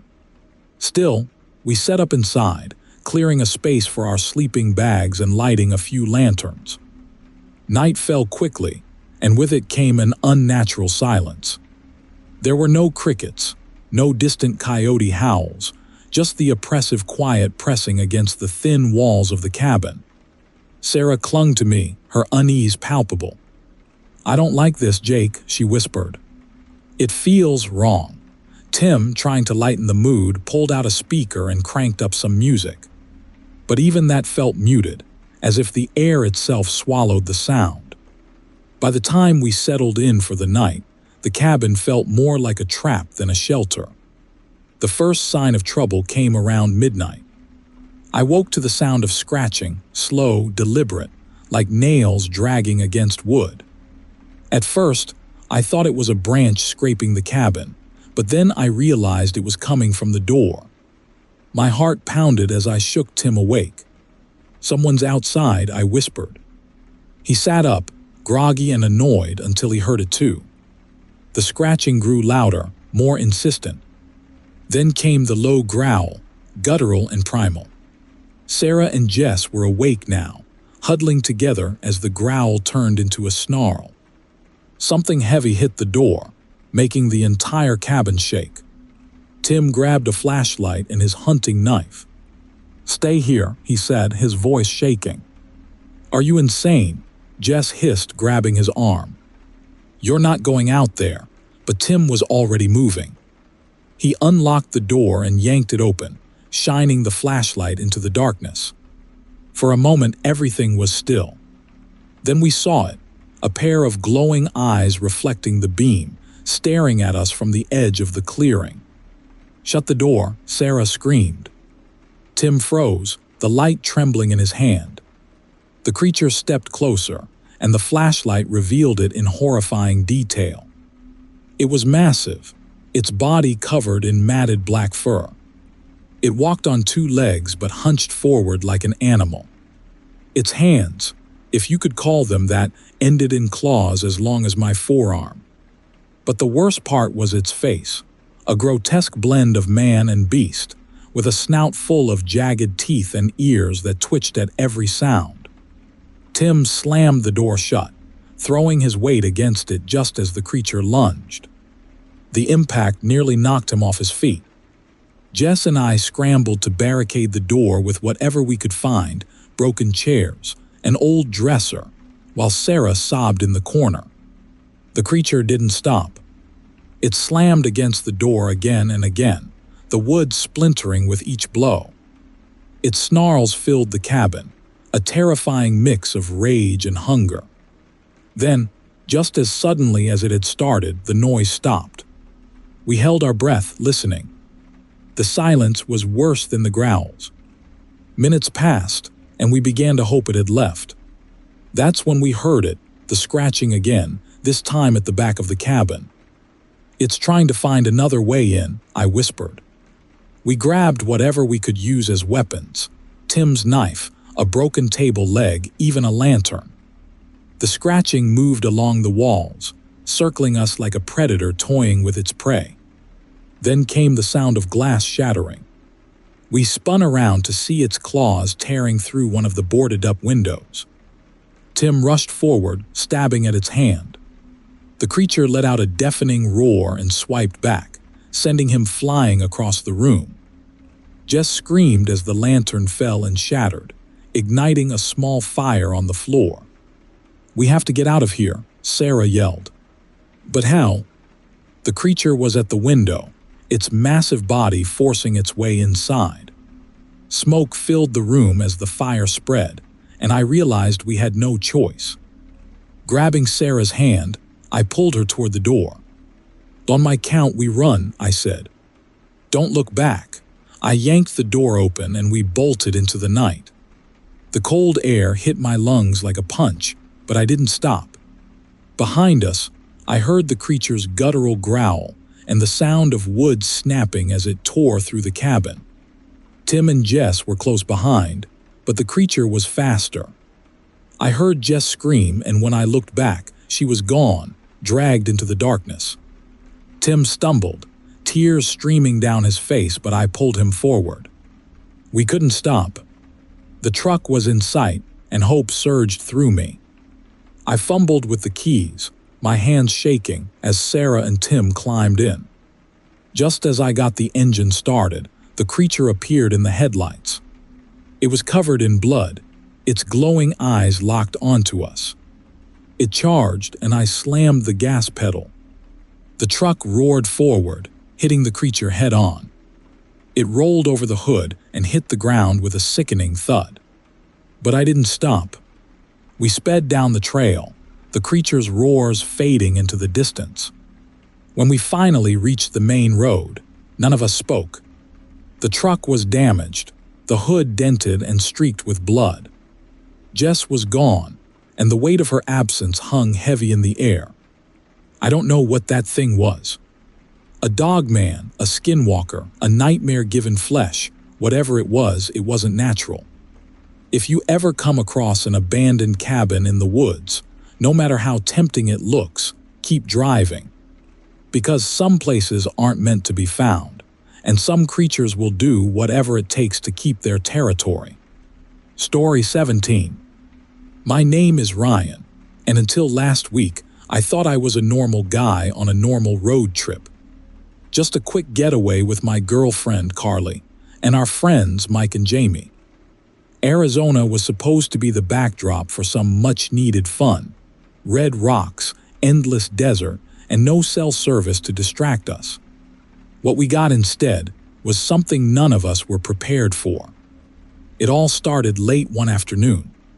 We were driving along an old two-lane highway, somewhere between Sedona and the Mogollon Rim. The sun was setting, casting long, eerie shadows across the landscape. It was beautiful in the way deserts often are, vast and lonely, but there was something oppressive about the quiet. The kind of silence that makes you feel like you're being watched. Carly was in the passenger seat, snapping photos out the window, while Mike and Jamie argued about music in the back. Then I saw her, a woman crawling out of the ditch on the side of the road. "Stop the car," Carly shouted, clutching my arm. I hit the brakes hard, the truck skidding to a stop just a few feet past her. She was thin, her limbs trembling as she dragged herself onto the asphalt. Her hair hung in dirty clumps, obscuring her face. Her clothes were shredded, and there were dark stains streaking her arms and legs. "Oh my God, is she hurt?" Jamie said, leaning forward to get a better look. We jumped out of the truck, the crunch of gravel underfoot startlingly loud in the stillness. The woman didn't respond to our calls. She just kept crawling, her movements jerky and unnatural, like her body was barely holding itself together. "Ma'am, are you okay?" Carly crouched down a few feet away, her voice trembling. The woman stopped. Her head turned toward us, and for the first time we saw her face.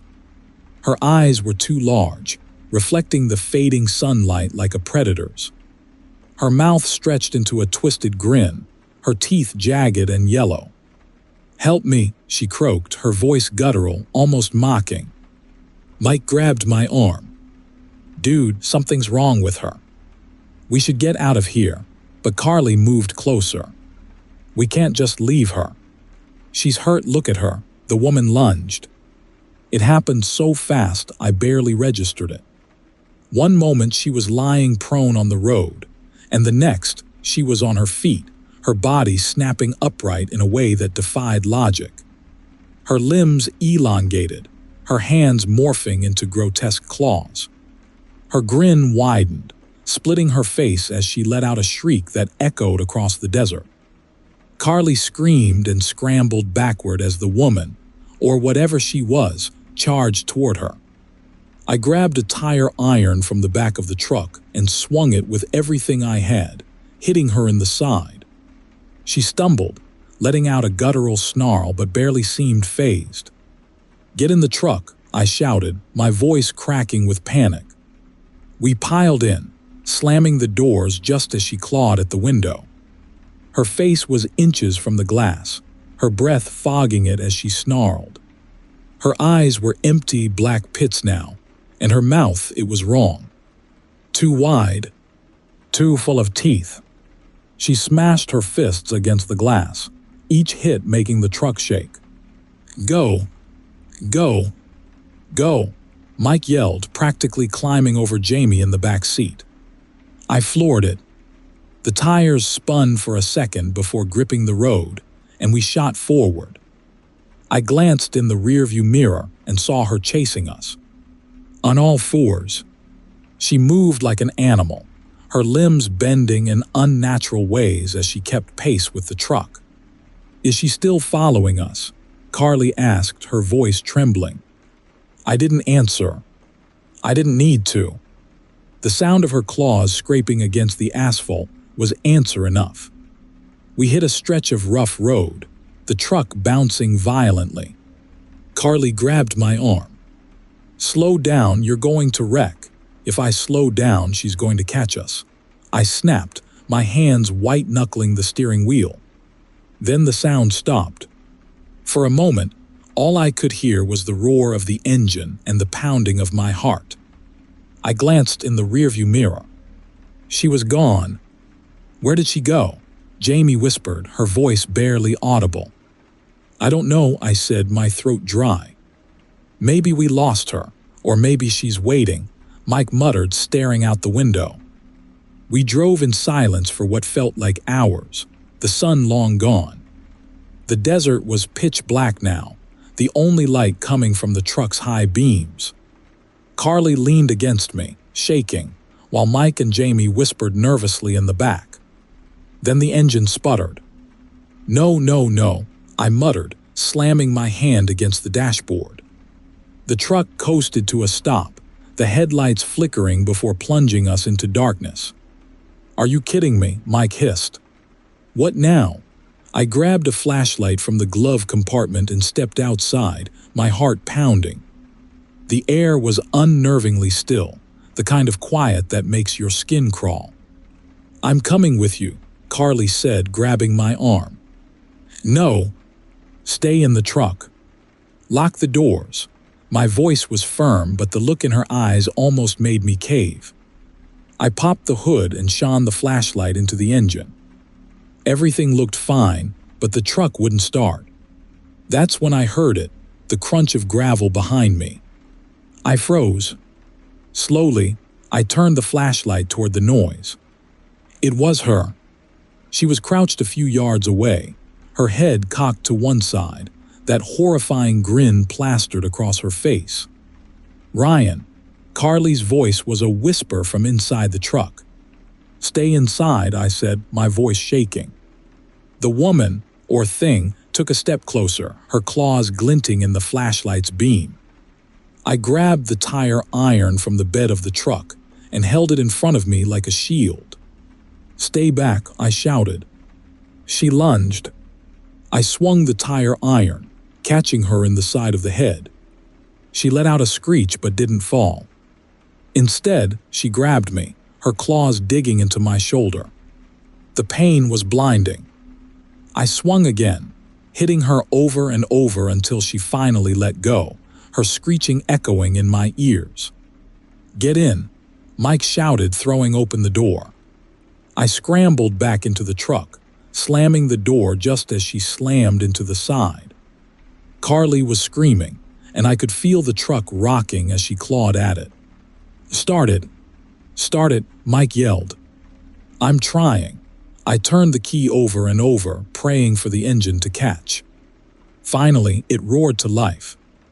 I floored it, the truck lurching forward and knocking her to the ground. She didn't follow us this time. I don't know if she was dead or just waiting for her next victim. All I know is that we didn't stop until we reached a gas station miles away. The attendant gave us strange looks as we stumbled inside, bloodied and shaken. We didn't tell him what happened. Who would believe us? I haven't slept since that night. Every time I close my eyes, I see her face. If you're ever driving through the Arizona desert and see a woman in a ditch, don't stop, no matter how desperate she looks, because some things aren't human, and some things can't be saved. Story 18.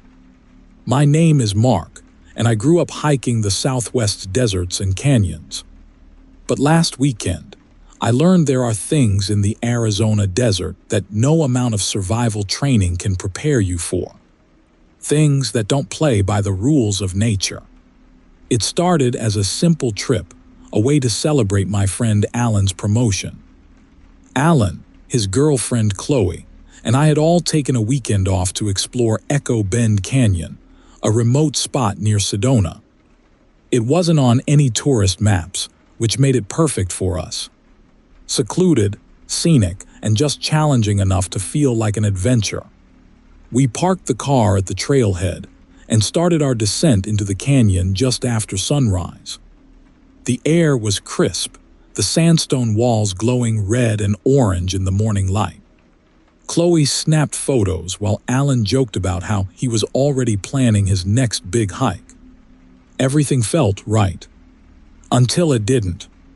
By mid-afternoon, the canyon began to feel different. The narrow walls seemed to rise higher, blocking out more and more of the sky. The path, which had been well-marked and straightforward, started to twist in ways that didn't make sense. Alan pulled out the map and frowned.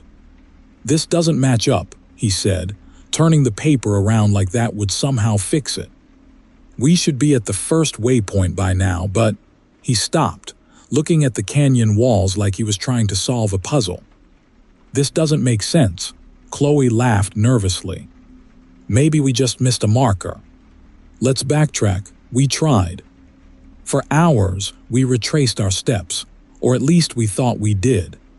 But the canyon wouldn't let us go. The walls shifted subtly when we weren't looking, turning corners into dead ends and merging paths we were sure we hadn't taken.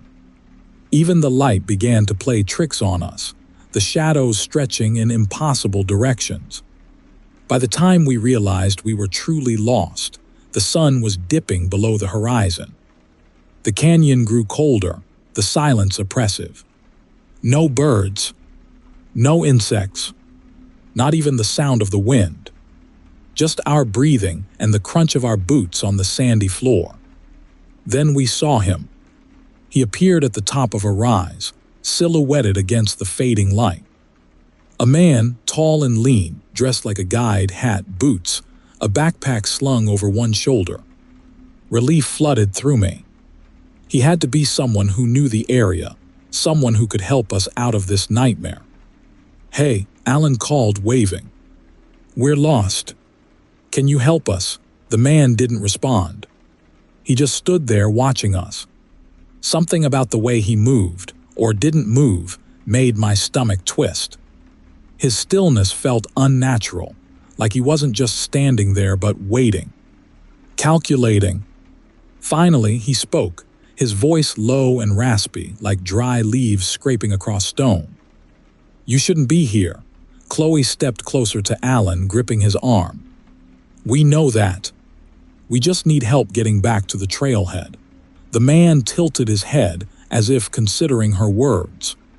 Then he smiled, a slow, too wide grin that sent a chill down my spine. "I can lead you out," he said. "But it'll cost you," Alan frowned. "Cost us what?"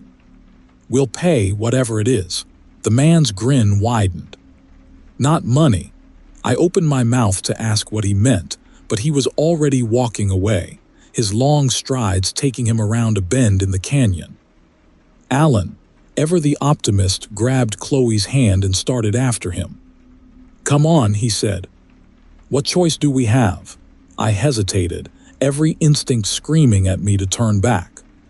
But back to where? The canyon had already swallowed us whole. So I followed. The man's pace never faltered, his steps eerily silent on the rocky ground. The farther we went, the narrower the canyon became. The walls closed in, the shadows deepening until we could barely see. And yet, the man never stopped. After what felt like hours, Chloe finally broke the silence. "Where are you taking us? This doesn't feel like the way out." The man stopped and turned to face her. His eyes, deep set and too dark, locked onto hers. "The canyon chooses its own path," he said cryptically.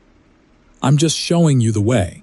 Alan stepped forward, his frustration boiling over. "Enough with the riddles. Are you helping us or not?" The man's grin returned, and for the first time, I noticed something off about his teeth. They were too sharp, too white, like polished bone. "I am helping," he said. "But I told you there's a price." Before Alan could respond, the canyon shuddered.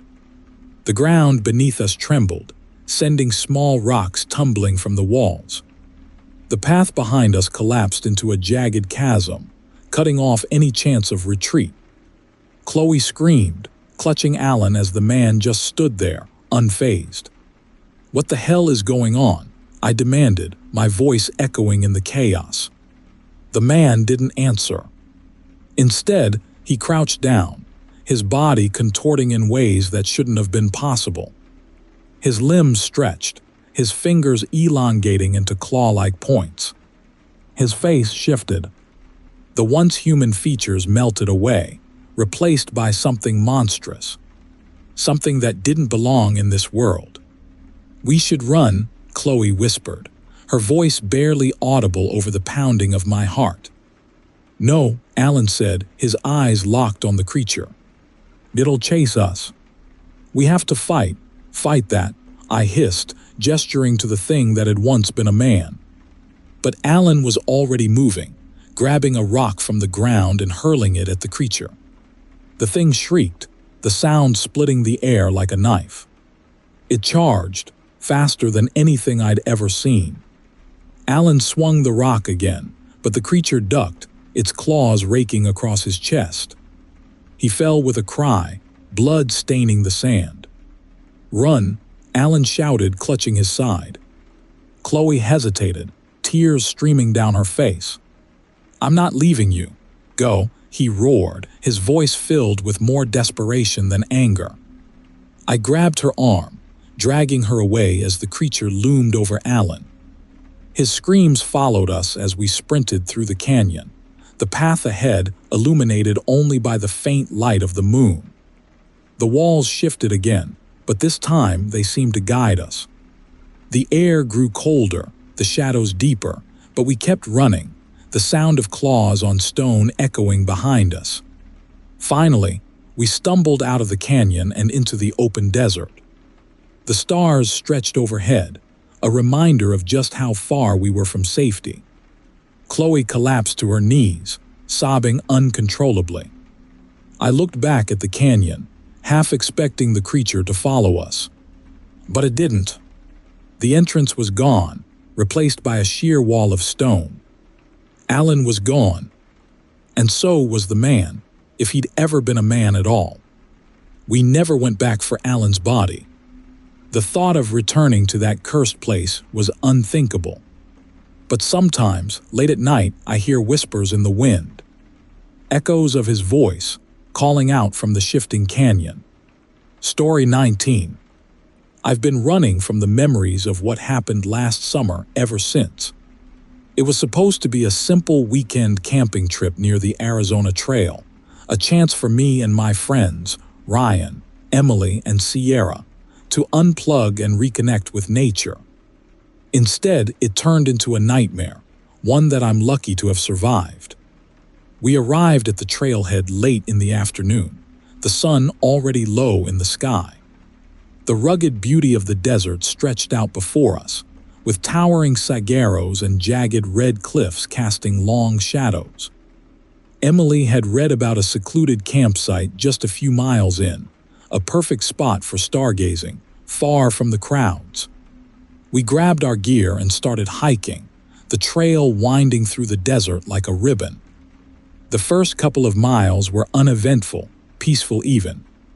The air was hot but dry, and the landscape was breathtaking. We laughed and joked, snapping pictures of the scenery. But as we descended into a narrow wash surrounded by steep walls of sandstone, the mood shifted. The air grew still, and the silence was oppressive, broken only by the crunch of our boots on the gravel. "I don't like this," Sierra said, glancing over her shoulder. "It feels off. You're just spooking yourself," Ryan said with a grin, though his voice lacked conviction. "It's just a canyon. Nothing's out here," but Sierra was right. Something was wrong. The first sign came as we reached the campsite Emily had marked on the map. The fire pit was intact, surrounded by a ring of stones, but the ground was littered with bones, small animal skeletons, picked clean. Nearby, claw marks gouged into the sandstone wall sent a shiver down my spine. They were deep, too deep to be from any animal I'd ever seen. "Maybe it's just coyotes," I said, trying to reassure myself as much as the others. But Emily knelt by the marks, her face pale. "These are huge," she whispered. "Coyotes didn't do this. We should have left right then, but Ryan insisted we stay." "We're miles from anyone," he said. "What could possibly happen?" We set up camp as the sun dipped below the horizon, painting the sky in hues of orange and purple. The desert transformed under the fading light, the shadows stretching and deepening. By the time we had a fire going, the sense of unease had settled over all of us. It started with the sounds, faint rustling in the darkness, just beyond the reach of the firelight. At first, I thought it might be the wind, but then I heard it, a low, guttural growl that made my blood run cold. "Did you hear that?" Sierra whispered, clutching her knees to her chest. "Probably just a mountain lion," Ryan said, though his eyes darted nervously to the shadows. But then came the howls, long, mournful cries that echoed through the canyon. They were unlike anything I'd ever heard, a mix of animalistic rage and something almost human. The sound made the hair on the back of my neck stand on end. And then we saw it. A pair of glowing yellow eyes appeared in the darkness, reflecting the firelight. They were too high off the ground to belong to a coyote or a wolf. Slowly, a figure emerged from the shadows, its form massive and hunched. It walked on two legs, its body covered in matted fur, its long claws gleaming in the firelight. Its face was a grotesque blend of man and wolf, its snout curling into a snarl that revealed jagged, yellow teeth. "Run," I whispered, but no one moved. We were frozen, paralyzed by fear as the creature stepped closer. It circled the camp slowly, its claws clicking against the rocks. Another howl echoed from the cliffs above, and I realized with horror that it wasn't alone. More eyes appeared in the darkness, watching us, waiting. "They're surrounding us," Emily said, her voice trembling. Ryan grabbed a burning branch from the fire and held it out like a weapon. "Stay back," he shouted, his voice cracking. The creature stopped, tilting its head as if mocking him. Then it lunged. Chaos erupted. Ryan swung the branch wildly, the flames briefly keeping the creature at bay. Emily and Sierra scrambled for the trail, but one of the beasts cut them off, its growls echoing through the canyon. I grabbed a rock and hurled it at the creature, hitting it square in the chest. It barely flinched, turning its glowing eyes on me. "Run!" I shouted, grabbing Sierra's arm and pulling her toward the narrow trail that led out of the wash. Emily followed, Ryan bringing up the rear with the burning branch. The creatures didn't give chase immediately. Instead, they howled again, the sound echoing off the canyon walls like a signal. As we ran, I realized they were herding us, driving us deeper into the canyon. The trail grew narrower, the walls closing in. The howls followed us, closer now. Every time I glanced back, I saw their glowing eyes in the darkness. My legs burned, my lungs ached, but I couldn't stop. We reached a dead end, a sheer rock face that rose high above us. Panic set in as the howls grew louder, closer. "They're coming!" Emily screamed, clawing at the rock wall as if she could will it to open. Ryan dropped the burning branch, fumbling for his pocket knife. "We have to fight," he said, his voice shaking. Before we could react, the first creature appeared at the edge of the trail, its massive form blocking our escape. It growled low and deep, its yellow eyes gleaming with malice. Behind it, more shadows moved, their growls reverberating through the canyon. Desperate, I grabbed a loose rock and hurled it at the creature's face. It snarled and lunged, swiping at me with claws that sliced through my shirt. Pain seared across my chest, but I didn't stop. I swung wildly with another rock, catching the creature on the snout. It recoiled, snarling. Ryan charged with his knife, plunging it into the creature's side. It howled in pain, swiping at him and sending him sprawling to the ground. Before it could finish him, I grabbed the burning branch from the ground and thrust it into the creature's face. The flames caught its fur, and it shrieked, stumbling back. The others hesitated, their growls growing uncertain. I grabbed Ryan, dragging him to his feet. "Climb," I shouted. We scrambled up the rock face, our fingers bleeding as we clawed at the stone. The creatures snapped at our heels, their howls deafening. Somehow we reached a narrow ledge, just out of their reach. Below, the creatures paced, snarling and snapping their jaws. One tried to climb after us, but the loose rock crumbled beneath its claws, sending it tumbling to the ground.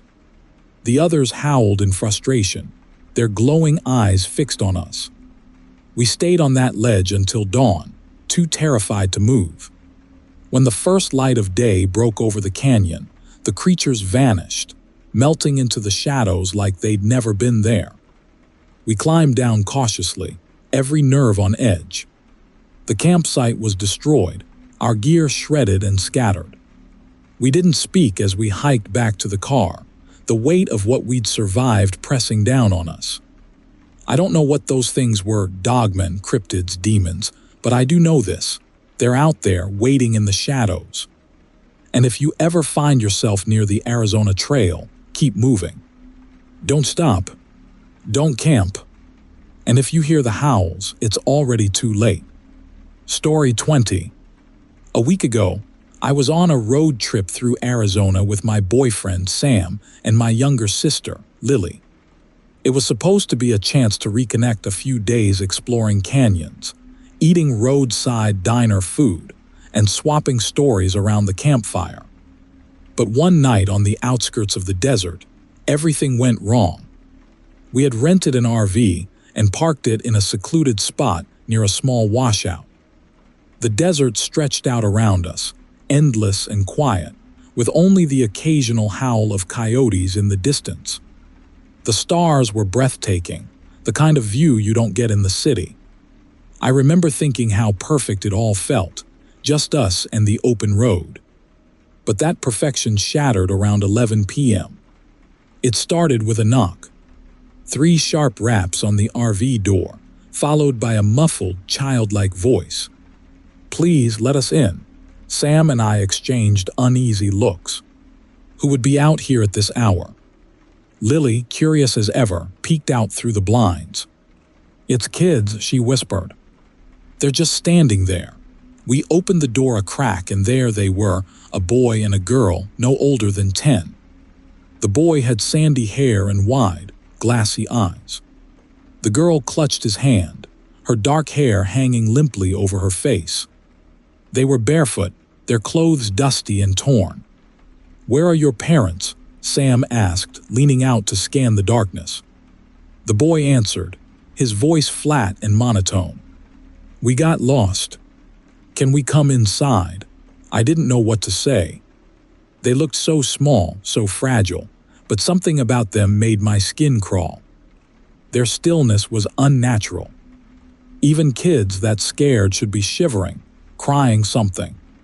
But they just stood there, staring up at us. "We'll help you," I said, trying to keep my voice calm. "Do you know where you came from?" The girl tilted her head. "It's cold," she murmured. "Please let us in."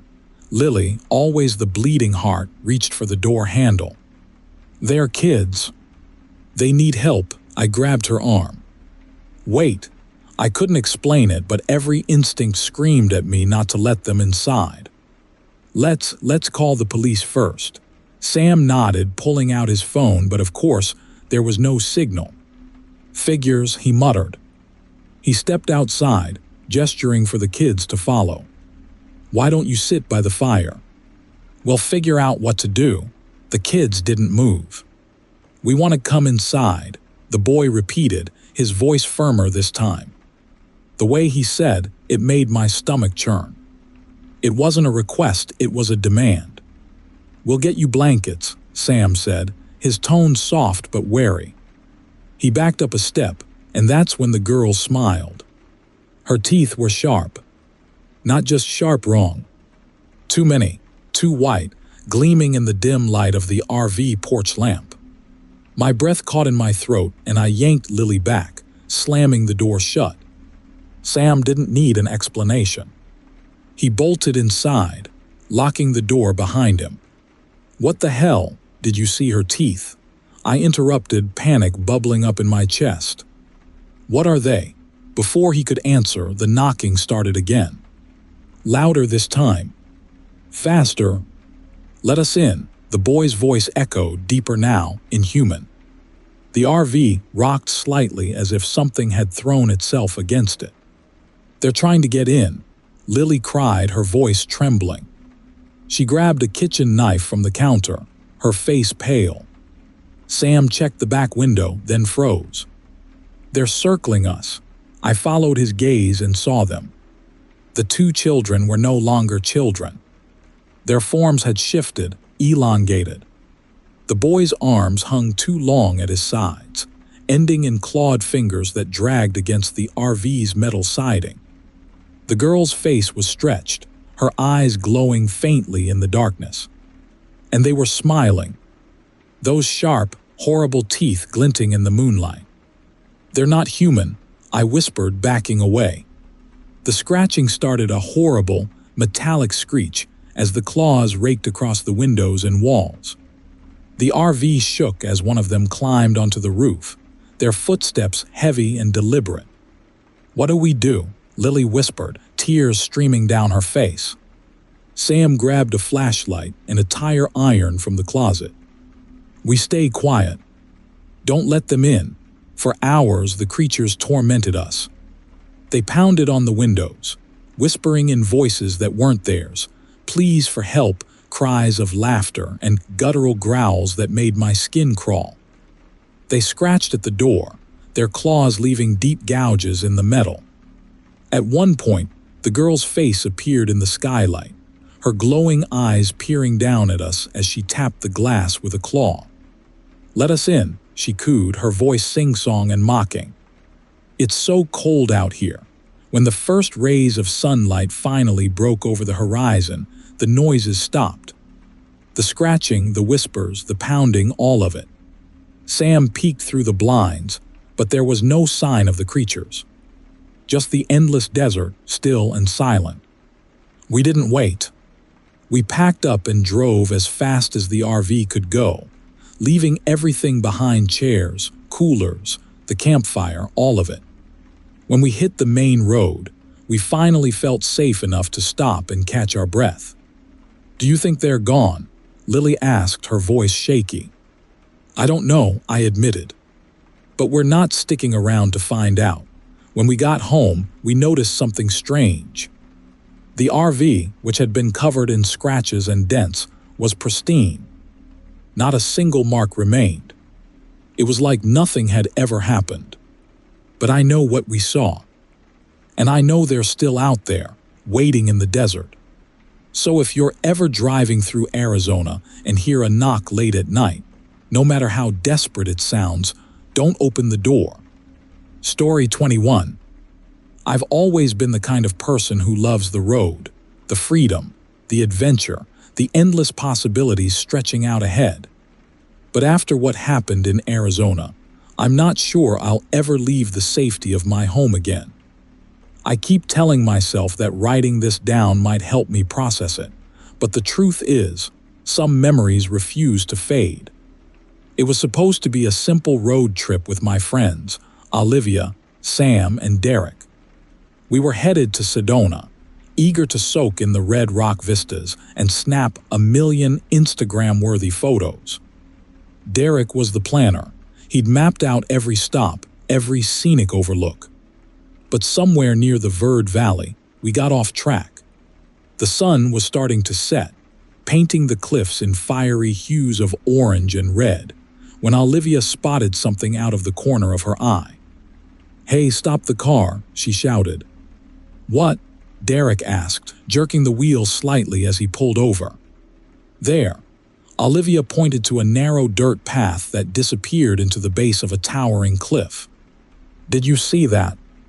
"I swear there was a building or something up there." Sam squinted, leaning forward in his seat.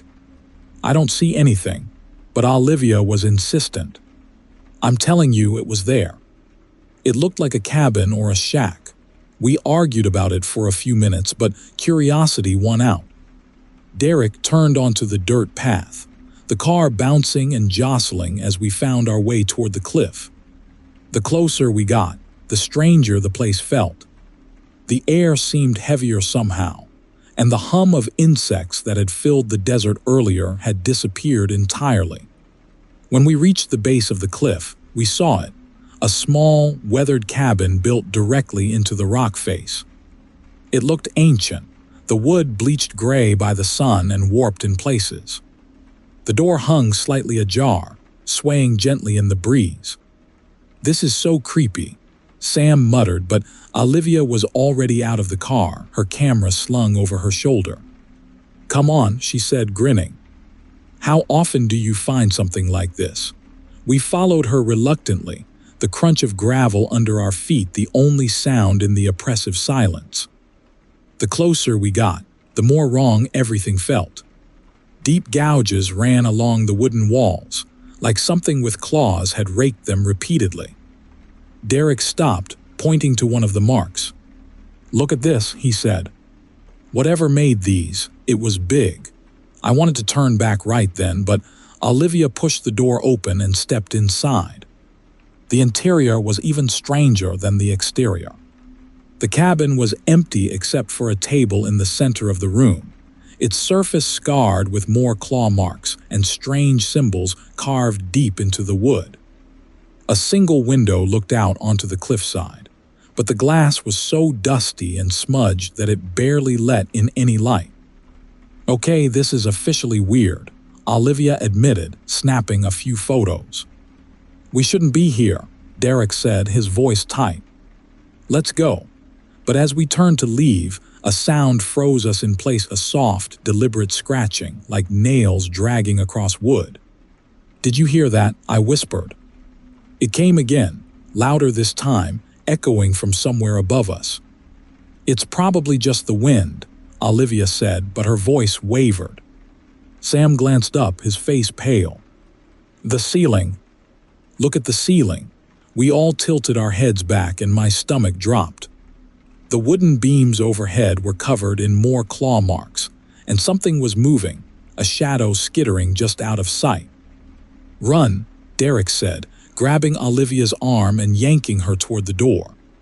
We bolted for the car, but as we reached the path, the scratching grew louder, more frantic. The sound was everywhere now, surrounding us. I looked back and saw it, a dark shape crawling down the cliffside, its limbs too long, its movements jerky and unnatural. "Get in the car," Sam screamed, fumbling with the keys. The engine roared to life, and Derek slammed on the gas. The tires spun in the loose dirt before catching, and we sped away, dust kicking up behind us. But the thing on the cliff didn't stop. It was chasing us, bounding across the rocks with terrifying speed. "What the hell is that?" Olivia cried, clutching the door handle. I couldn't answer. All I could do was stare as it got closer, its eyes glowing faintly in the dim light. It slammed a clawed hand against the back window, the glass cracking under the force. "Faster!" I shouted, but the car was already going as fast as the uneven road would allow. We hit the main highway, and for a moment I thought we'd lost it. But then we heard it, the scratching again, this time on the roof. "It's on the car," Sam whispered, his voice shaking. Derek swerved violently, trying to shake it off, but the thing held on. Its claws dug into the metal, leaving deep gouges as it crawled toward the windshield. "Brace yourselves," Derek said, his knuckles white as he gripped the wheel. He slammed on the brakes, and the creature flew forward, landing hard on the pavement ahead of us. It didn't stay down. Slowly it rose, its limbs twisting unnaturally as it turned to face us. "Hit it," Olivia whispered. "Run it over." Derek didn't hesitate. He floored the gas, the car lurching forward. The creature let out a piercing scream, a sound that seemed to vibrate in my skull, but it didn't move. The impact was jarring, the force throwing us forward in our seats. When we looked back, the road was empty. "Did we kill it?" Sam asked, his voice barely audible. No one answered. We just kept driving, the tension in the car thick enough to choke on. We didn't stop until we reached a gas station miles away. When we got out to inspect the car, we found deep claw marks gouged into the roof and hood, but there was no blood. No sign that we'd hit anything at all. To this day, I don't know what we saw or why it let us go. But sometimes, late at night, I hear scratching on the walls of my apartment, faint and deliberate. I tell myself it's just my imagination. But deep down, I know it's waiting for me to come back. Story 22. What I'm about to tell you happened 6 months ago, just outside the Navajo Nation in Arizona. I haven't spoken much about it, not because I don't want to, but because I can't explain it. Sometimes, when the nights are quiet and the wind brushes against my windows, I still hear my voice calling out in the darkness. It started as a fun idea, a camping trip with my girlfriend Emma and our friend group, Oscar, Sam, and Brianna. The desert landscapes of Arizona had always fascinated us, and the plan was to drive out to a remote spot near Monument Valley, set up camp, and spend a few days hiking and stargazing. It sounded perfect, at least on paper. We reached the campsite just as the sun was setting. The land stretched out in every direction, barren and beautiful, with the crimson cliffs of Monument Valley rising in the distance. Oscar, ever the overprepared one, had brought enough gear to outfit a small expedition. By the time we set up the tents and built a fire, the stars were beginning to dot the sky. It was peaceful at first. We roasted marshmallows, told jokes, and shared stories. The kind of night you hope for on a trip like this. But as the fire died down, an unsettling quiet settled over the desert. The kind of quiet that makes you realize just how small and alone you are out there. "Do you hear that?" Brianna asked, breaking the silence. We all paused, straining our ears. At first, I didn't hear anything, but then it came a faint, distant sound. Like someone calling out. A voice carried on the wind. "Probably just the wind," Oscar said, poking at the embers with a stick. But he didn't sound convinced. The voice came again, clearer this time. It was saying something, but it was too faint to make out. Then, to my horror, I recognized it. It was my voice. "Help," it cried, echoing faintly. "Help me." Emma's hand shot to her mouth. "Marcus, that sounds like you." My stomach churned. "It can't be," I said, though even as the words left my mouth, I didn't believe them. I was sitting right there. How could it be me? We sat frozen for a moment, the voice growing louder and more insistent. It sounded like I was out there in the desert, somewhere beyond the firelight, begging for help. "Someone could be in trouble," Sam said, grabbing a flashlight. Or it could be something else, Oscar said sharply. We don't know what's out there, but Sam was already standing. What if it's a hiker? What if someone's hurt? Against my better judgment, I stood up too. I'll come with you, I said. But we stayed close to the campsite. Oscar and Emma stayed behind with Brianna, who looked pale and frightened. Sam and I walked cautiously into the darkness, the beam of his flashlight cutting through the blackness. The desert at night felt alive. Every gust of wind sounded like whispers. Every shadow seemed to move. Help me, the voice called again, closer now. It was uncanny. Every inflection, every nuance was exactly how I sounded. It was like hearing a recording of myself, but more desperate. What the hell is going on? I whispered, my pulse hammering in my ears. Sam didn't answer. He was focused on the voice, shining the flashlight ahead as we crept farther from the fire.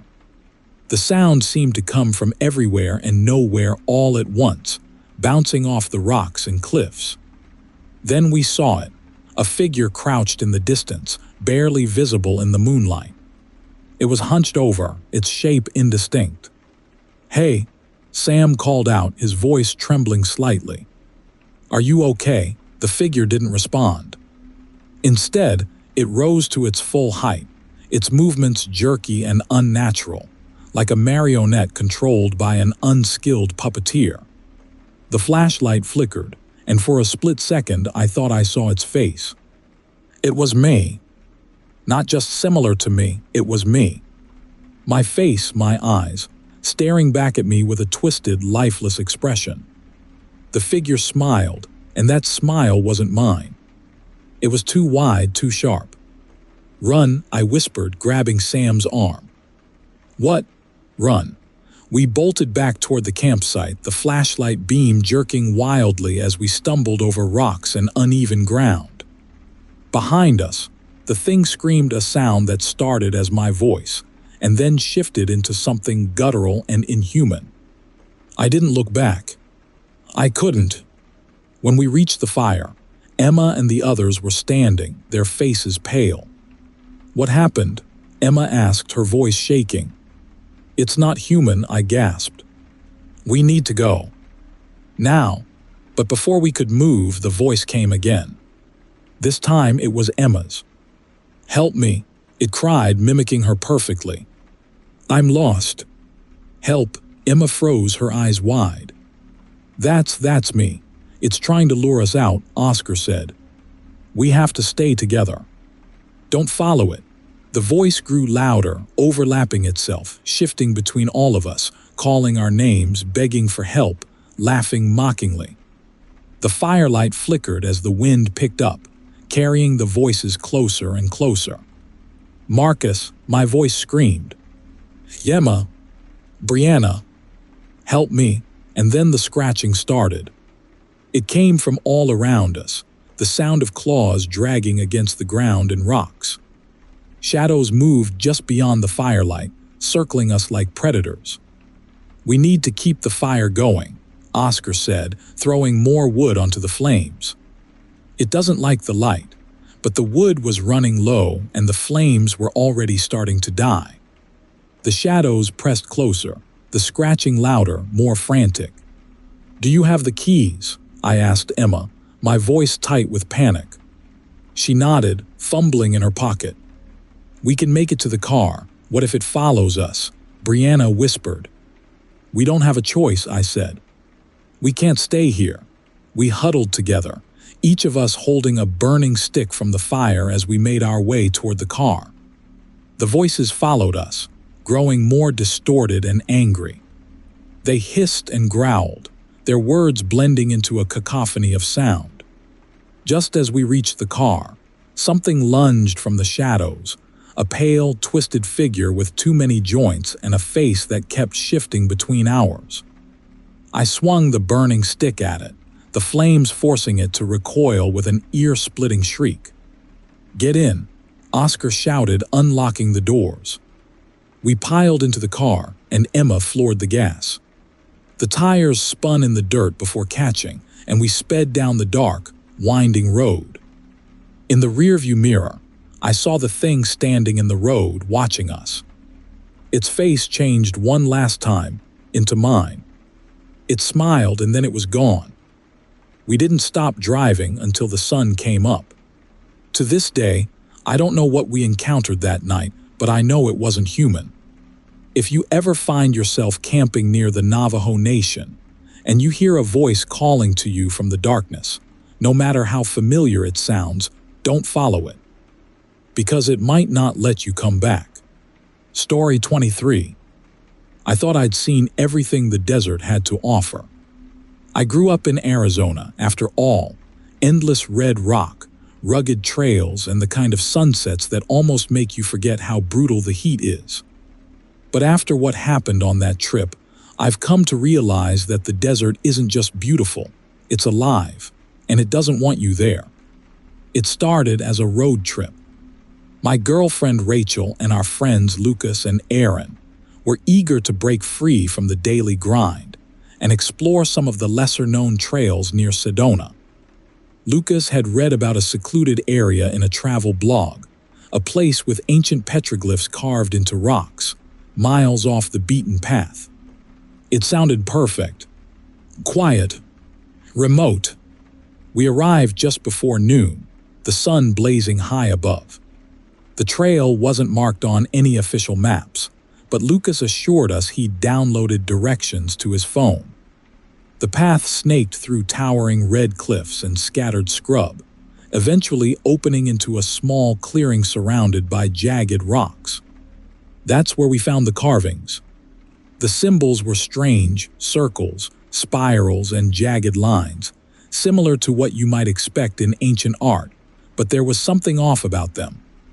They didn't look weathered. Instead, they seemed fresh, as if someone had carved them recently. "Isn't this incredible?" Lucas said, running his fingers along one of the spirals. "Think about how old these could be." "They don't look old," Rachel said. "They're too clean. Maybe the rock preserves them better," Aaron offered, but she didn't sound convinced. As we explored, the air seemed to grow heavier. The bright desert light dimmed slightly, though no clouds had appeared. I glanced at the rocks again, and for a moment I thought the symbols had shifted, like they were stretching or warping. I shook my head. Just a trick of the light. When Lucas called us over to see another set of carvings, I noticed something else. The dirt around the rocks wasn't disturbed. No footprints. No signs of wildlife. It was as if nothing, no animal, no human had been here before us. "We should head back soon," Rachel said, her voice tight. "It's starting to feel weird. Just a little longer," Lucas said. "This is too cool to leave now." Reluctantly, we agreed, but the unease followed us as we took pictures and poked around. By the time we decided to leave, the sun was sinking low, casting the cliffs in a blood-red glow. The trail back to the car felt longer than before, the air unnaturally still. Even the distant hum of insects had vanished. That night, we camped a few miles from the trailhead. The plan was to get an early start the next day and check out a nearby canyon. We set up our tents, cooked dinner over a portable stove, and tried to shake off the strange vibe from earlier. But as the night deepened, the sense of wrongness returned. I was the first to notice it. My skin felt itchy, like a faint burn. I rolled up my sleeve and froze. There, on my forearm, was one of the symbols from the rocks, a jagged spiral, perfectly etched into my flesh. It wasn't a rash or a scar. It was carved into my skin, clean and precise. "Rachel," I whispered, shaking her awake. "Look at this." She sat up groggily, but her eyes widened when she saw my arm. "What the hell? Did you scratch yourself?" "I don't know how this got here," I said, trying to stay calm. "It wasn't there before." We woke Lucas and Aaron, and that's when we realized it wasn't just me. Aaron had a circle carved into her collarbone. Lucas had 2 jagged lines running down his leg. Rachel's mark was on her shoulder, an intricate spiral like mine. "What's happening to us?" Erin whimpered, her voice trembling. Before anyone could answer, we heard it, a distant howl, low and guttural, echoing across the desert. It didn't sound like any animal I'd ever heard. It was deeper, almost human, but with a twisted, mocking edge. The sound sent shivers down my spine. "We need to get out of here," I said. Now, we scrambled to pack our things, fumbling in the dark as the howling grew louder. It wasn't alone anymore. Other voices joined in, overlapping, creating a chilling chorus. As we piled into the car, Lucas swore under his breath. "The keys," he said. "They're still in my tent." "No," Rachel said, panic rising. "You can't go back out there." "I'll be quick," Lucas said, grabbing a flashlight. Before we could stop him, he bolted toward the tent. The rest of us waited, hearts pounding, the howls growing closer.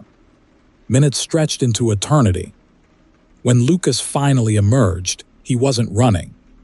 He was walking slowly, his head tilted to the side as if he were listening to something. "Lucas," Erin called out. "Are you okay?" He didn't answer. As the flashlight beam hit his face, we saw the truth. His eyes were blank, his expression slack. And on his chest, the carvings had spread, forming intricate patterns that glowed faintly in the dark. "Get in the car," I yelled, yanking the driver's door open. Rachel and Erin didn't need to be told twice. As soon as we were inside, I hit the locks, watching in horror as Lucas reached the hood of the car. He smiled a wide, unnatural grin and slammed his hands onto the metal. The howling was deafening now, and shadows moved at the edges of the headlights. They were human-shaped but wrong, limbs too long, movements too jerky.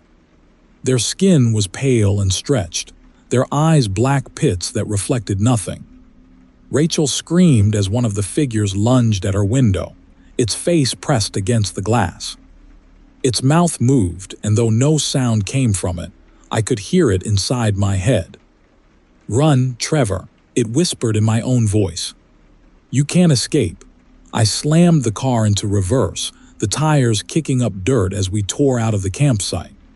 The figures followed, their movements unnatural, almost insect-like as they scrambled over the rocks. Lucas stood motionless as we sped past him, his glowing carvings the last thing I saw before we hit the main road. We didn't stop driving until sunrise. By the time we reached a motel, the carvings on our skin had begun to fade, but they left behind faint scars. We filed a police report, but no one believed us. They said Lucas must have wandered off, that he'd gotten lost in the desert. But we know better. I don't know what those carvings were or what they wanted, but I'll never go back to that trail. If you ever find yourself near Sedona and see symbols carved into the rocks, do yourself a favor, turn around and leave. Because once you're marked, there's no going back. Story 24. I wish I had never agreed to that Grand Canyon trip. It was supposed to be a bonding experience, a chance for my boyfriend, Drew, his brother Mike, and me to finally spend some quality time together. We'd planned it for months, dreaming about breathtaking hikes and nights under a canopy of stars. What we got instead, well, I'm not sure I'll ever be able to sleep soundly again. It started early one Saturday morning. We packed up Drew's Jeep with enough supplies to last us 3 days and drove deep into the Grand Canyon National Park, heading for an isolated trail Mike had read about online. Barely anyone knows about this place, he had said, scrolling through an obscure forum. We'll have the trail to ourselves. That was our first mistake. By the time we arrived, the sun was high, and the Red Canyon walls blazed like fire. The air felt heavier than I'd expected, but the landscape was stunning. The trail cut through the canyon's base, flanked by steep rock walls that seemed to close in tighter the further we hiked. About 2 hours in, we spotted it, A massive cave set into the rock wall, partially hidden by a cluster of boulders. "Think there's anything cool in there?" Mike asked, already veering off the trail. "I don't think we should go exploring caves," I said, uneasy. "We could get lost." "Relax," he said, grinning. "We won't go far." Against my better judgment, we followed him. The cave's interior was colder than the canyon, the air damp and stale. At first, it was just an empty, dark void, but as we ventured further, we noticed strange markings on the walls, long scratches that looked deliberate, like something had been dragged across the rock. "What kind of animal makes marks like these?" Drew asked, tracing one with his flashlight beam. Mike shrugged. "Maybe a cougar." The deeper we went, the stranger it got.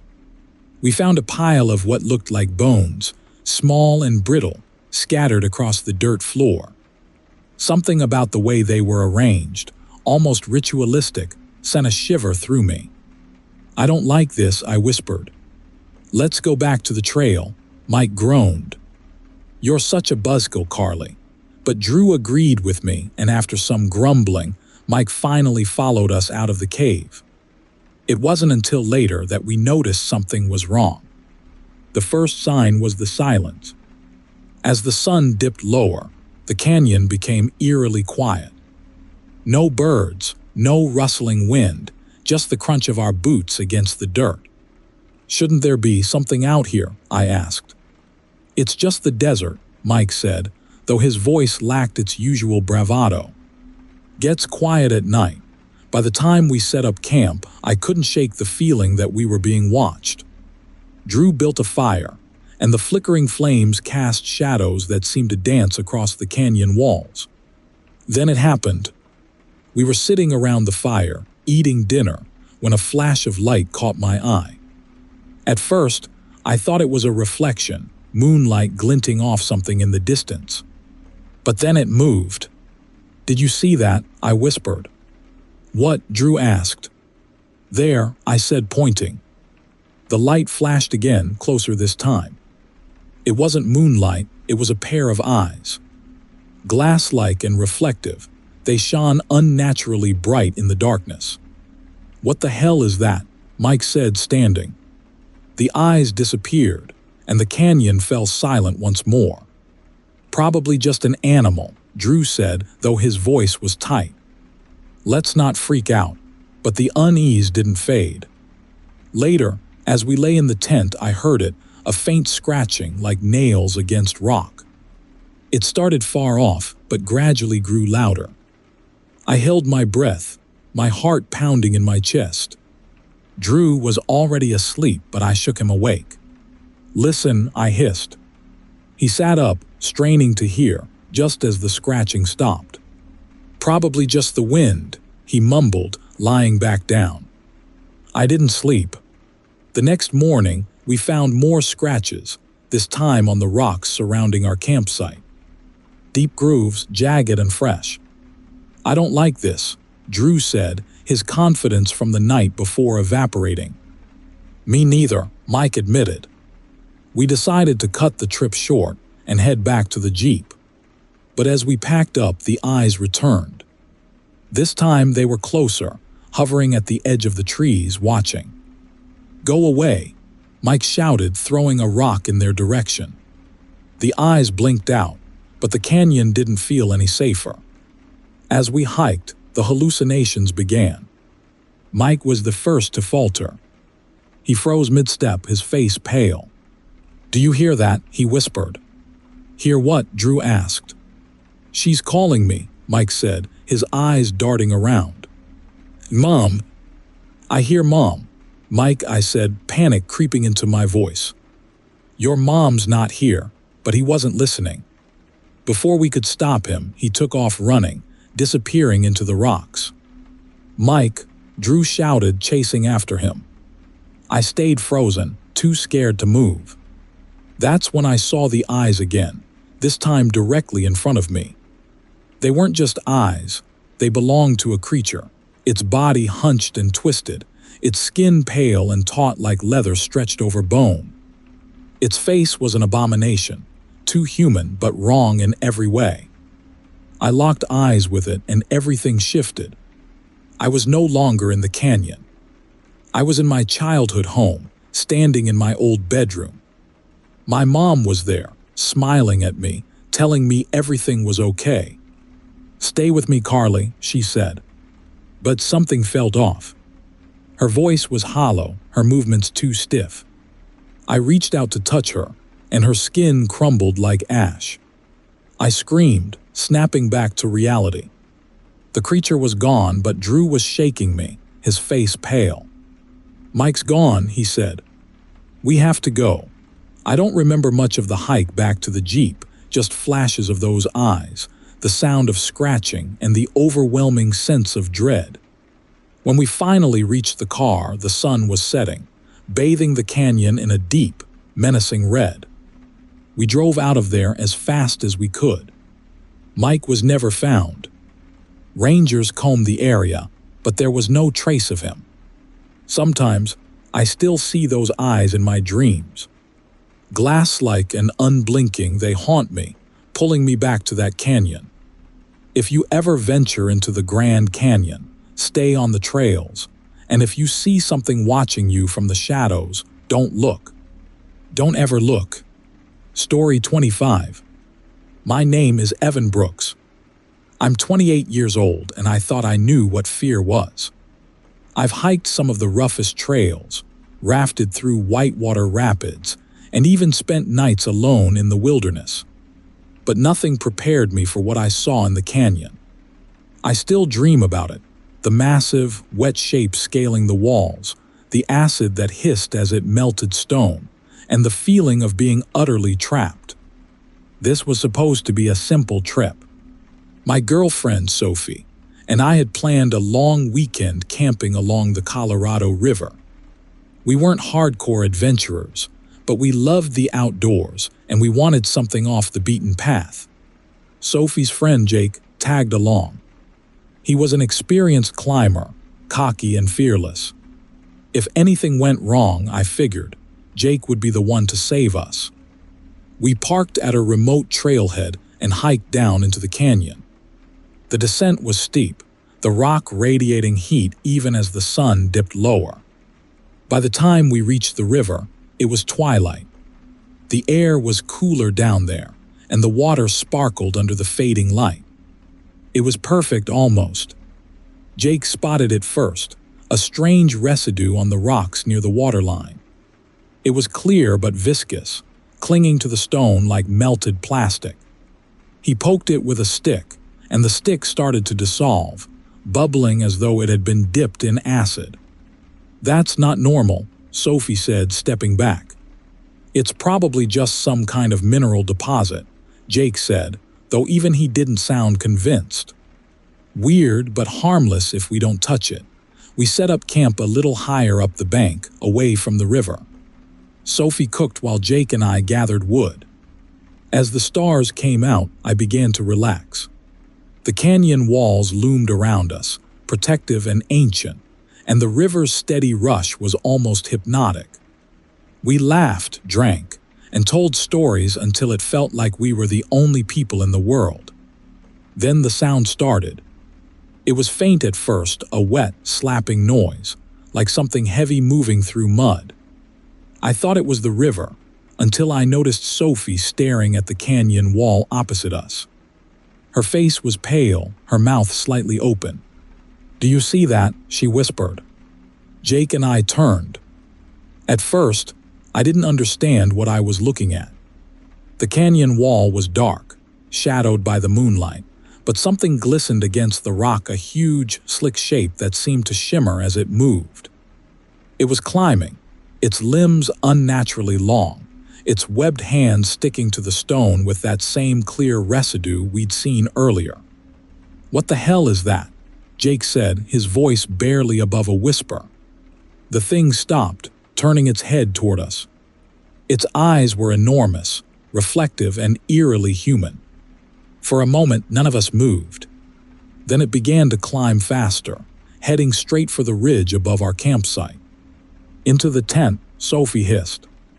"No," Jake said, grabbing his climbing gear. If that thing comes down here, we're screwed.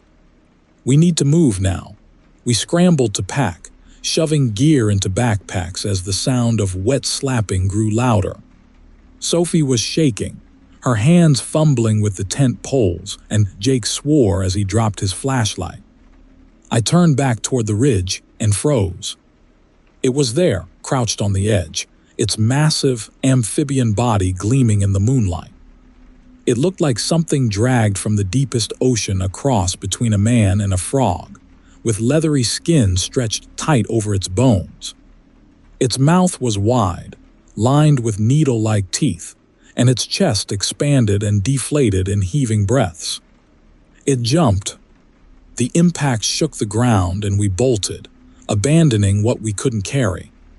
The thing roared a guttural, wet sound that rattled my teeth, and began to crawl toward us, using its hands and feet to propel itself like a grotesque spider. Where its hands touched the rock, the residue sizzled, leaving blackened scars behind. "Run!" Jake shouted, and we did, racing up the narrow trail that went along the canyon wall. The creature followed, moving impossibly fast. Its body scraped against the rocks, leaving smears of that corrosive slime behind. The smell of it burned my nostrils, a mix of rot and acid. My legs burned, my lungs screaming for air, but I didn't dare slow down. Behind me, Sophie was crying, her sobs drowned out by the creature's roars. Jake was ahead of us, his headlamp cutting through the darkness. "There's a ledge up here," he yelled. "We can climb higher, get out of its reach." We reached the ledge and Jake scrambled up, pulling Sophie and me after him. The rock was slick with the creature's residue, and my hands burned where I touched it. We barely made it before the thing slammed into the wall below, its claws raking the stone. It looked up at us, those horrible, glassy eyes catching the light. Then it began to climb. "Keep going," Jake shouted, leading us further up the cliff face. He moved with practiced ease, but Sophie and I struggled. The rock was unstable, crumbling beneath our weight, and every slip felt like a death sentence. The creature was relentless. Its claws dug into the stone, pulling its massive body upward. Every time it moved, the air filled with the acrid stench of burning rock. Jake threw a carabiner at it, shouting, but the creature didn't even flinch. Then Sophie screamed. Her foot slipped and she dangled from the ledge, her fingers barely holding on. I lunged, grabbing her arm and pulling with all my strength. The creature reached for her, its claws inches away, but Jake kicked a loose rock, sending it tumbling down. The creature roared, momentarily distracted, and I hauled Sophie to safety. "Go," Jake shouted. "I'll hold it off." "No," Sophie screamed, but Jake was already moving. He rappelled down a few feet, shouting and throwing rocks to draw the creature's attention. It worked. The thing lunged at him, its claws outstretched. "Jake," I yelled, but there was nothing I could do. The ledge beneath him crumbled and he fell, the creature tumbling after him. They hit the canyon floor with a sickening crunch, and the silence that followed was deafening. "Jake," Sophie whispered, her voice breaking. But the creature wasn't dead. It rose slowly, its body twisted and broken but still moving. Its eyes locked onto us, and it began to climb again, dragging itself with its remaining limbs. "We have to go," I said, pulling Sophie to her feet. Now, we climbed higher, the creature's roars echoing through the canyon. My hands were raw, my body on the verge of collapse, but we didn't stop until we reached the rim. The sun was rising, casting the canyon in shades of gold and red, but the beauty of it was lost on me. We collapsed by the jeep, gasping for air.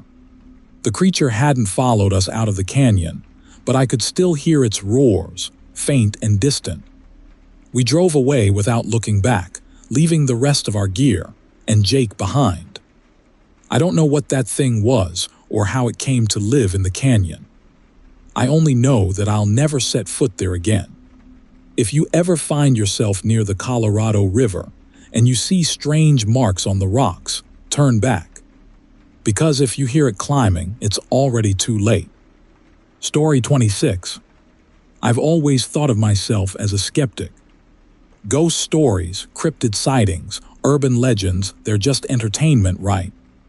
That was until last summer, when my girlfriend, Tessa, and I decided to take a road trip through Arizona.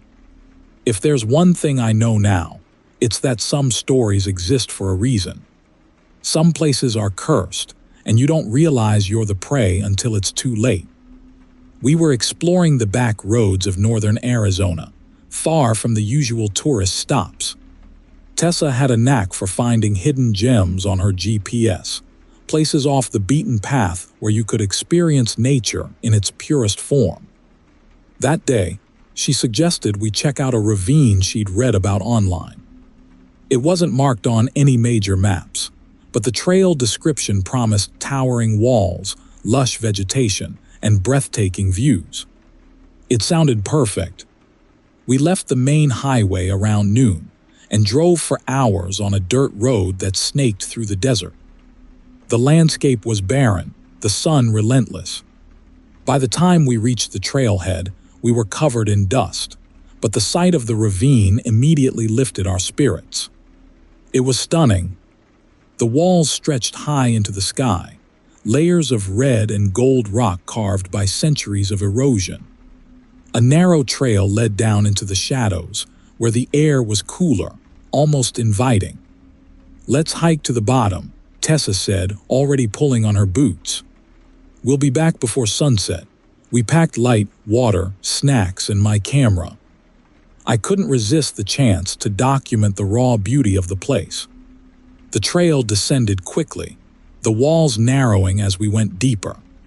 The sunlight dimmed, filtered through the cracks above, and the air grew heavy with the scent of damp earth. About halfway down, we started to notice things. Claw marks etched into the rock walls, too large to belong to any animal I could think of. At first, I thought they might be erosion patterns, but Tessa wasn't convinced. "These are deliberate," she said, running her fingers over the grooves. "Look how deep they are." "It's probably nothing," I said, though my stomach churned. "Maybe someone brought their dog." "Yeah, a dog with claws like a bear." She gave me a pointed look and kept walking. The bottom of the ravine was breathtaking. A shallow stream trickled through a bed of smooth stones, and wildflowers bloomed in patches of sunlight. I took a few pictures while Tessa explored ahead, her laughter echoing off the canyon walls. For a moment, I forgot about the claw marks and the uneasy feeling creeping up my spine. But then we heard it, a low, guttural growl that stopped us both in our tracks. "Tessa," I whispered, "did you hear that?" She nodded, her face pale. "What was it?" The growl came again, louder this time, reverberating through the ravine. It sounded like it was coming from multiple directions at once. I turned in a slow circle, scanning the cliffs, but I didn't see anything. "We need to leave," Tessa said, grabbing my arm. We started back up the trail, moving faster now. The walls felt closer, the shadows deeper. The growling continued, accompanied by the sound of rocks tumbling in the distance. It wasn't until we reached a bend in the trail that we saw them. There were two of them, standing on a ledge about 20 feet above us. They were massive, canine shapes that walked on two legs, their heads elongated like wolves but with eyes that gleamed with intelligence. Their fur was dark, matted with what looked like dried blood, and their teeth were bared in snarls. "Run," Tessa whispered, her voice trembling. We bolted, the creatures leaping down from the ledge to chase us. Their growls turned into howls, a bone-chilling sound that echoed through the canyon. The trail was narrow and steep, and the loose rocks made every step treacherous. My heart pounded as I glanced back and saw one of them closing the distance, its claws scraping against the stone as it ran. "Tessa, go." "Don't stop!" I shouted, but she slipped, her ankle twisting as she fell to the ground. I turned back, adrenaline surging as I grabbed her arm and pulled her to her feet.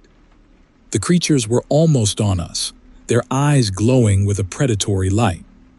One of them swiped at us, its claws missing by inches and gouging deep marks into the rock wall. We scrambled up the trail, barely staying ahead of them. The growling and howling were deafening now, and I could feel the heat of their breath behind us. My legs burned, my lungs screamed for air, but the thought of stopping was unthinkable. Then we hit a dead end. The trail ended in a sheer rock face, too steep to climb without gear.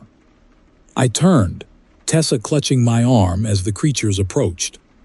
They moved slowly now, savoring their advantage, their teeth glinting in the fading light. "Mark," Tessa whispered, tears streaming down her face, "what do we do?" I searched frantically for anything we could use, a rock, a stick, anything. My hand closed around a jagged stone, and I held it up like a weapon, though I knew it wouldn't do much good. The creatures lunged. In that moment, a loud, piercing whistle cut through the air. The creatures froze, their ears twitching, and then they bolted, disappearing into the shadows as quickly as they'd appeared. I stood there, gasping for breath, as a figure stepped out of the darkness. It was an old man, his face weathered and lined, a rifle slung over his shoulder. He looked at us with a mix of annoyance and pity. "You shouldn't be here," he said, his voice gravelly. "This is their territory. What were those things?" I stammered, still clutching the rock. "Dogmen," he said simply. "Predators. They use the ravine to trap their prey. Most folks don't make it out." He gestured for us to follow him, and we didn't argue. He led us up a narrow path we hadn't noticed before, his rifle ready as he scanned the cliffs. I didn't ask how he knew the way, or why the creatures had obeyed his whistle. I just focused on putting one foot in front of the other. When we reached the top, the old man turned to us. "Don't come back," he said. "Next time they won't let you go." Then he disappeared into the desert, leaving us standing by our car, shaken and exhausted. We drove away in silence. The memory of those glowing eyes burned into my mind. I don't know who that man was, or why he was there, but I owe him my life. And if you ever find yourself near a ravine in Arizona, remember this: some places are meant to stay hidden. Because out there, in the shadows, something is always watching and waiting. Story 27. What happened to me in the Kaibab National Forest will haunt me for the rest of my life. I went into those woods with 3 friends, Jake, Olivia, and Marcus, on what we thought would be a casual hunting trip. But none of us were prepared for the nightmare waiting in the trees. We set out early in the morning, driving deep into the forest until the road narrowed into a rough dirt path. The air was crisp, and the towering pines seemed endless. This part of Arizona felt untouched, almost sacred. Jake, the most experienced hunter in our group, had found a spot on a map where game was supposed to be plentiful. He'd said it was remote, no tourists, no campers, just wilderness. At first, it was everything we'd hoped for. The forest was alive with the sounds of birds and the rustling of animals in the underbrush. We hiked for miles, setting up a small camp near a stream. Olivia had a knack for finding the perfect spots, and this one was picturesque. Clear water, flat ground, and plenty of firewood. As we set up our tents, Jake wandered off to scout for signs of deer. When he came back an hour later, he looked different. His face was pale, and his usual cocky demeanor was gone. "I found something weird," he said, holding up a long, dark spine. It was about a foot long, thin and sharp, like it belonged to some oversized porcupine. "What the hell is that?" Marcus asked, taking it from Jake. He winced, dropping it almost immediately. "Damn, it burns." Olivia examined Marcus's hand. A thin red welt was already forming where he'd touched the spine. "It's probably poisonous," she said. "We shouldn't mess with it." Jake shrugged it off, but I couldn't shake the feeling that something wasn't right. Why would a creature with spines like that be out here? And how had Jake found one so easily? As the sun set, we gathered around the campfire. Jake was quieter than usual, staring into the flames with a vacant expression. Marcus teased him, trying to lighten the mood, but it didn't help. Olivia leaned close to me and whispered, "Do you think he's okay?" I didn't know how to answer. That night, I woke to the sound of scratching. It was faint at first, like branches scraping against a tent, but it grew louder and more deliberate. I unzipped my tent just enough to peek outside, my heart pounding. Jake was standing near the fire pit, his back to me. The fire had burned low, casting long shadows across the clearing. At first, I thought he was just staring into the woods, but then I saw the spines. They were growing out of his back. I froze, unable to process what I was seeing. The spines were the same as the one he'd found earlier, black, thin, and glistening with some kind of viscous fluid. He was muttering to himself, his voice low and guttural. I couldn't make out the words, but they didn't sound like English. Before I could move, Olivia's tent rustled and she stepped out. "Jake," she called softly. "What are you doing?" He turned to her and I nearly screamed. His eyes were glassy and inhuman, his pupils narrowed into slits. His mouth stretched into a grotesque grin, revealing teeth that seemed sharper than they should be. Olivia stepped back, her face pale. "Jake, are you?" He lunged at her. I burst out of my tent, shouting her name. She dodged just in time, and Jake hit the ground, snarling like an animal. Marcus stumbled out of his tent, his face a mask of confusion and fear. "What the hell is going on?" he yelled. "Run," I shouted, grabbing Olivia's arm. We bolted into the woods, Marcus close behind us. I glanced back once and saw Jake rising to his feet, the spines on his back quivering like they were alive. We didn't stop running until the sounds of the camp were far behind us. The forest was eerily silent now, the usual nighttime chorus of crickets and owls replaced by a heavy, oppressive quiet. Olivia was shaking, tears streaming down her face. "What happened to him?" she whispered. "I don't know," I admitted. "But it's not Jake anymore," Marcus cursed under his breath. "We need to get back to the car." Now, that's when we heard it, a low, guttural growl that seemed to come from everywhere at once. My blood ran cold. The sound wasn't human, but it wasn't entirely animal either. It was something in between, something wrong. A shadow moved through the trees, too fast to track. I felt a sharp sting on my arm and looked down to see a thin scratch, oozing a dark green fluid. Panic set in immediately. "Something hit me," I shouted. Olivia examined the wound, her hands trembling. "It's shallow," she said. "But we need to clean it." Before we could react, Marcus screamed. He was clutching his leg, where another scratch had appeared. "It's toying with us," he gasped. "It's picking us off." The shadows around us seemed to move, closing in. I caught glimpses of it, a hulking figure covered in spines, its glowing eyes fixed on us. It let out another growl, and I felt a wave of nausea and dizziness wash over me. That's when the hallucination started. The trees around me seemed to twist and stretch, their branches forming grotesque shapes. Faces appeared in the bark, whispering my name. Olivia's voice sounded distant, distorted, as if she were underwater. I stumbled, my vision blurring, and fell to my knees. "No," I muttered, shaking my head. "It's not real. It's not real." A hand grabbed my arm, pulling me to my feet. It was Olivia. "You have to fight it," she shouted. Her voice was the only anchor I had in the chaos. Marcus was gone. I didn't see him vanish, but he was nowhere to be found.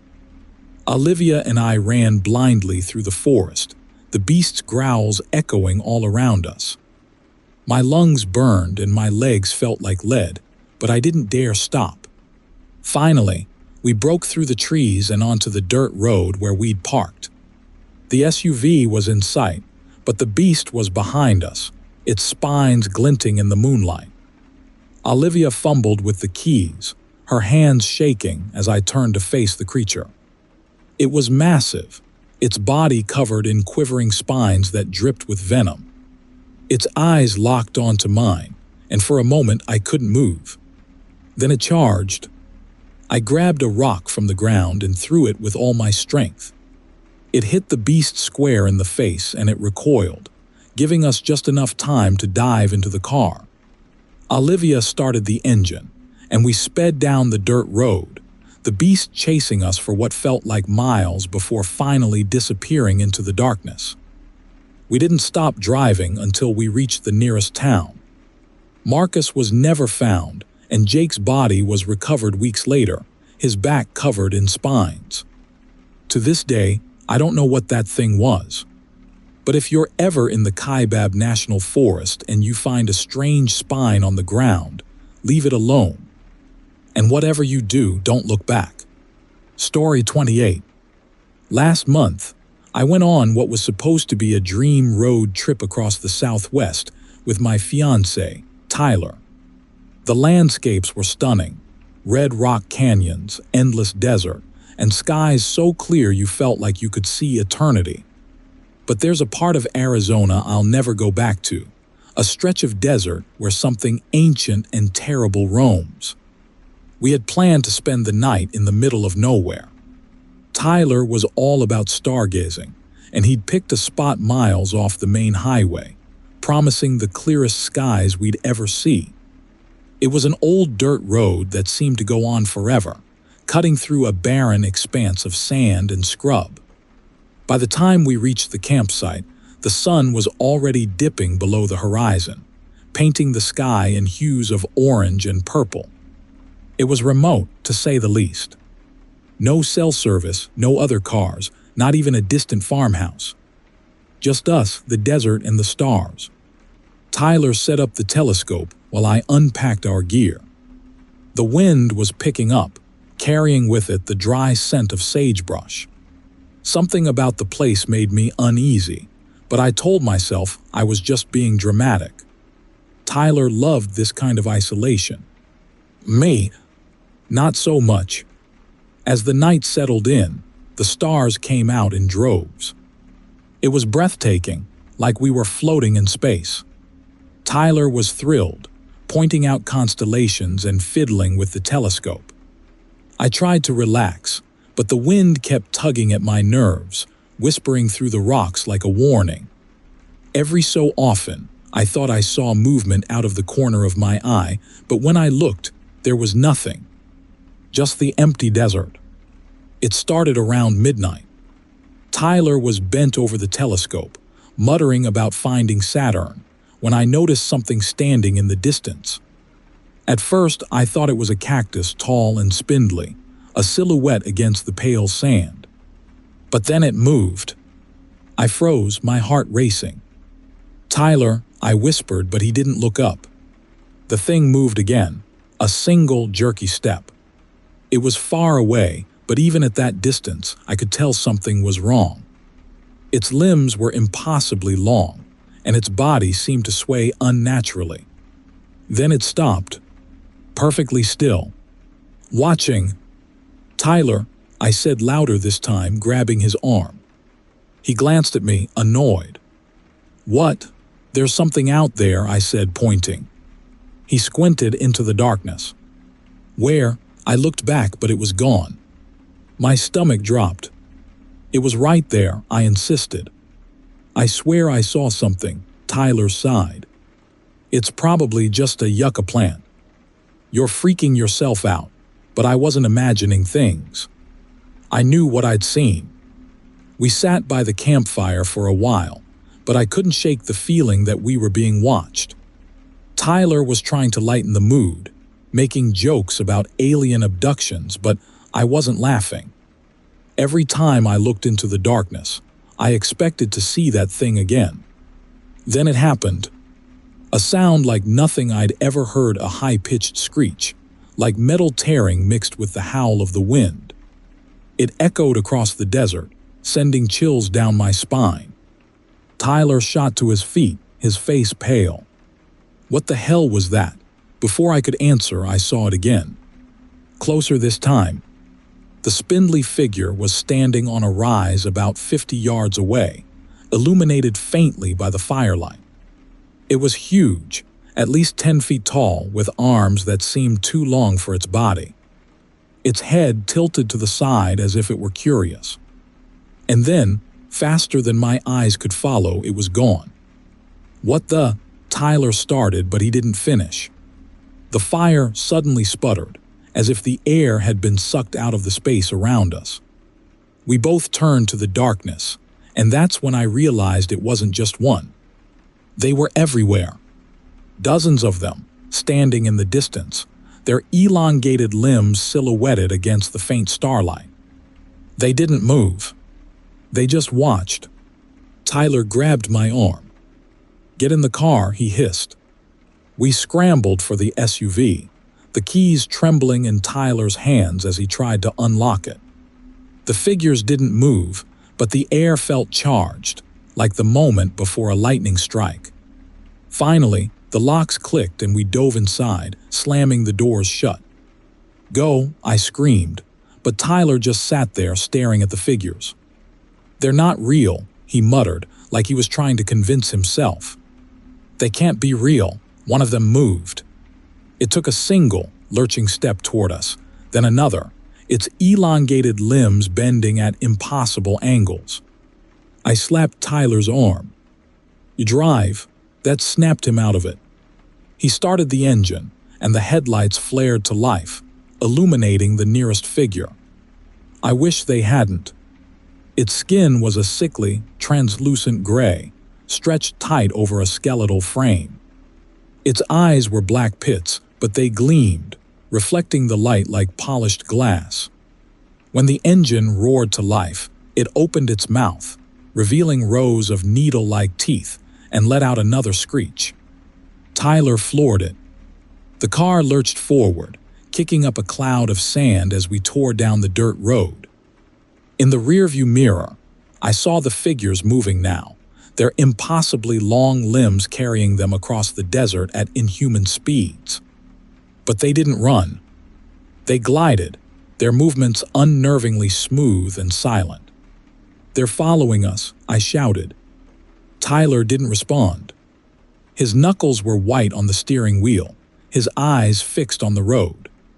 The car bounced and swayed as we hit rocks and dips, but he didn't slow down. I could hear them now, their screeches growing louder closer. The road stretched endlessly ahead of us, the headlights cutting through the darkness. I glanced out the window and nearly screamed. One of them was running alongside us, its face inches from the glass. It tilted its head, studying me, and then slammed a long, clawed hand against the window. The glass cracked, spiderwebbing outward. "Tyler," I screamed. "It's on us." He swerved hard and the creature fell back, but more were closing in. They were relentless, their limbs a blur as they moved faster than any living thing should be able to. Tyler gunned the engine, pushing the SUV to its limit. Up ahead, I saw a turnoff leading to the highway. "There," I shouted, pointing. Tyler veered onto the paved road, the tires squealing. The creature slowed, their movements jerky and hesitant now, as if they couldn't leave the desert. We didn't stop driving until we reached the nearest town. To this day, I don't know what those things were. Cryptids. Aliens. Something older. All I know is that they're still out there, gliding silently across the sands, watching, waiting. And if you ever find yourself alone in the Arizona desert, be careful where you stop. Because when the sandstriders come, there's no outrunning them. Story 29. I'm not much of a storyteller, but after what happened last weekend, I feel like I have to tell someone. Maybe it'll help me make sense of it, or maybe it'll help me sleep again. Either way, here's the truth. It started with a hike in the Kaibab National Forest, deep in northern Arizona. My friends Alex, Jasmine, and Will and I decided to explore some less traveled trails. We were all seasoned hikers, and the remoteness appealed to us. No other people, just nature. Or so we thought. We'd been hiking for hours when the sun started to dip low in the sky. The forest stretched out endlessly, dense and quiet, save for the occasional rustle of leaves. It was Jasmine who first pointed it out, a faint trail, almost hidden by overgrown brush, veering off the main path. It wasn't on the map. "Let's check it out," Alex said, always the adventurer. Will and I exchanged a glance, but Jasmine was already pushing through the undergrowth, her curiosity contagious. We followed, the trees closing in around us as the trail went deeper into the forest. It was getting darker, the shadows longer. That's when we saw it. A cabin, sitting in a clearing as though it had always been there. It was old, weathered wood, a sagging roof and windows streaked with grime. There was no road, no sign of anyone having lived there in years. Yet the front door was slightly ajar, as if waiting for us. "I don't like this," Will said, voicing what I was feeling. "Yo, come on," Alex replied. "It's just a cabin. Maybe we can rest here for the night. Or maybe it's some serial killer's hunting lodge," I muttered. Jasmine rolled her eyes.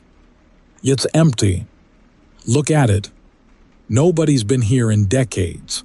Alex pushed the door open, the hinges creaking loudly, and stepped inside. Jasmine followed, with Will and me reluctantly trailing behind. The air inside was stale, heavy with the smell of damp wood. The single room was bare except for a wooden table, a few chairs, and a stone fireplace. It was strange, too clean for something that should have been abandoned.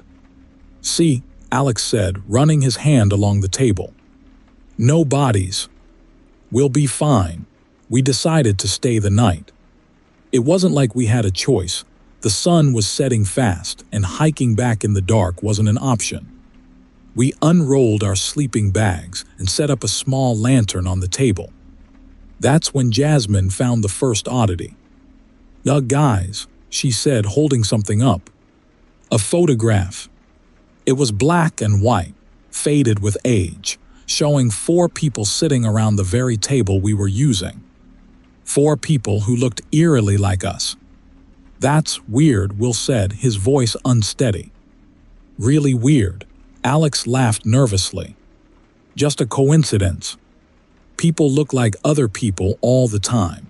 Jasmine didn't look convinced, but she put the photo back and tried to shake it off. We all did. Then night fell. The wind picked up, whistling through the trees and rattling the cabin's loose shutters. I lay awake, staring at the ceiling, unable to shake the feeling that something was off. That's when I heard it. A faint creak, like a floorboard bending under weight. I sat up, scanning the room. Alex and Jasmine were sound asleep, but Will was sitting upright, his eyes wide. "Did you hear that?" he whispered. I nodded. We both froze as the sound came again, louder this time. Footsteps, but not from outside. They were inside, coming from the far corner of the room. "Alex," I hissed, shaking him awake. "What?" he mumbled, groggy. "Listen," I said, my heart pounding. The footsteps stopped. Then the front door creaked open. All 4 of us were awake now, staring at the door. There was nothing there, just the dark forest beyond. Jasmine grabbed her flashlight and shone it outside. "Hello," she called, her voice trembling. No answer. We decided to take shifts, keeping watch. Jasmine and Alex went first, while Will and I tried to sleep. I don't know how long I'd been out when Jasmine shook me awake. "The cabin," she said, her face pale. "It's different." "What do you mean?" I asked, sitting up. "The table," she said, pointing. "It's moved." I looked, and she was right. The table, which had been in the center of the room, was now pushed against the wall. But that wasn't all. The chairs were arranged in a perfect circle around the lantern, and the photo of the people who looked like us, was sitting in the middle. "Did one of you do this?" Alex demanded, his voice shaking. "Why would we do that?" Will shot back. None of us had an answer. "We're leaving," Jasmine said firmly. "Right now." We grabbed our gear and stumbled out into the night. The forest was pitch black, the trail barely visible in the flashlight beams.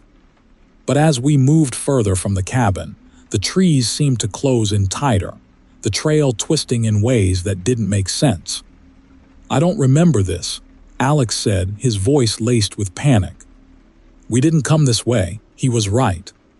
The trail was gone. Somehow we were back at the cabin. "What the hell is going on?" Jasmine whispered. The door was open again, the interior glowing faintly as if the lantern had been left on. Except we'd turned it off. "We have to go inside," Alex said. "There's no other way." "Are you insane?" I snapped. "Do you have a better idea?" He shot back. Reluctantly, we stepped back inside. The cabin was different now. The walls were lined with mirrors, each one reflecting a distorted version of the room. The furniture was gone, replaced by rows of wooden shelves filled with jars. The jars were filled with things I don't even want to describe, shriveled shapes, floating in murky liquid.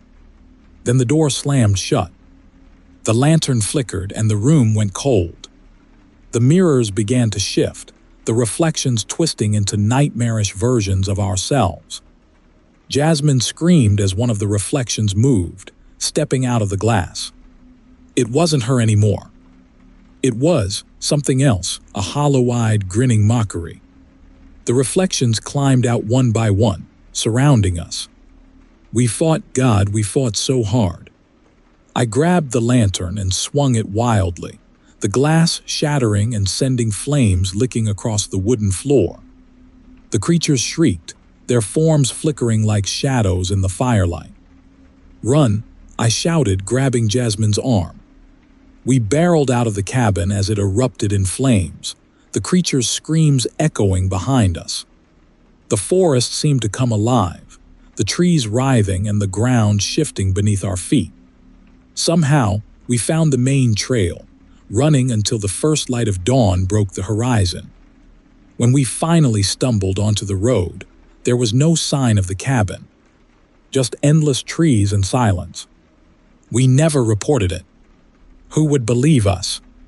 But I know what we saw, and I know it's still out there, waiting for the next group of hikers to stumble upon it.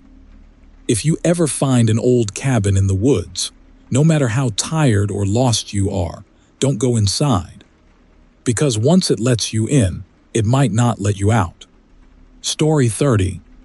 I've taken countless road trips with my friends over the years, but this one changed me forever. I haven't slept well since, and I can't bring myself to look in the mirror for too long. Not after what happened in that diner in the middle of Arizona. It was supposed to be a fun trip. Me, my best friend Julia, her boyfriend Ryan, and our other friend Marcus were driving from Phoenix to the Grand Canyon. We were taking the scenic route, winding through the desert, stopping whenever something caught our eye. The sun was setting when we spotted it, a diner, glowing like a beacon in the middle of nowhere. The sign flickered, reading Eden's Diner. It was one of those retro places with neon lights and chrome trim. We were starving, and the thought of greasy burgers and fries was too tempting to pass up. Inside, the diner was surprisingly crowded. People were hunched over their meals, their faces oddly blank. A waitress with red lipstick and a plastered-on smile led us to a booth by the window. Something about the place felt off. The air was heavy, almost sticky, and the hum of conversation was just a little too quiet. But we were hungry and tired, so we shrugged it off. We ordered our food, and for a while, everything seemed normal. Julia was cracking jokes, Ryan was stealing fries from her plate, and Marcus was telling one of his ridiculous stories. But then the waitress brought over our drinks. She handed Julia a glass of Coke and said, "Here you go, Jules." Julia froze. None of us called her Jules. Ever. Thanks, she said, her voice uncertain. I frowned. Did you tell her your nickname? Julia shook her head, her face pale. I didn't say anything. We all laughed it off, but the atmosphere shifted. Julia seemed distant, like she was distracted or listening to something we couldn't hear. I caught her staring at me a few times, her eyes blank and unblinking. It was so unlike her. After we ate, we decided to stretch our legs before getting back on the road. Julia wandered off to use the bathroom while the rest of us headed outside. The desert air was cool and sharp, a welcome change from the diner's stifling atmosphere. That's when we heard it. A muffled voice, faint and desperate, coming from around the side of the building. Marcus and I exchanged a look, and Ryan followed as we crept toward the sound. It led us to a basement door, chained shut with a rusty padlock. The voice grew louder, more frantic. Help! Please, someone help me. My heart dropped. It was Julia's voice. Is this a joke? Ryan snapped, banging on the door.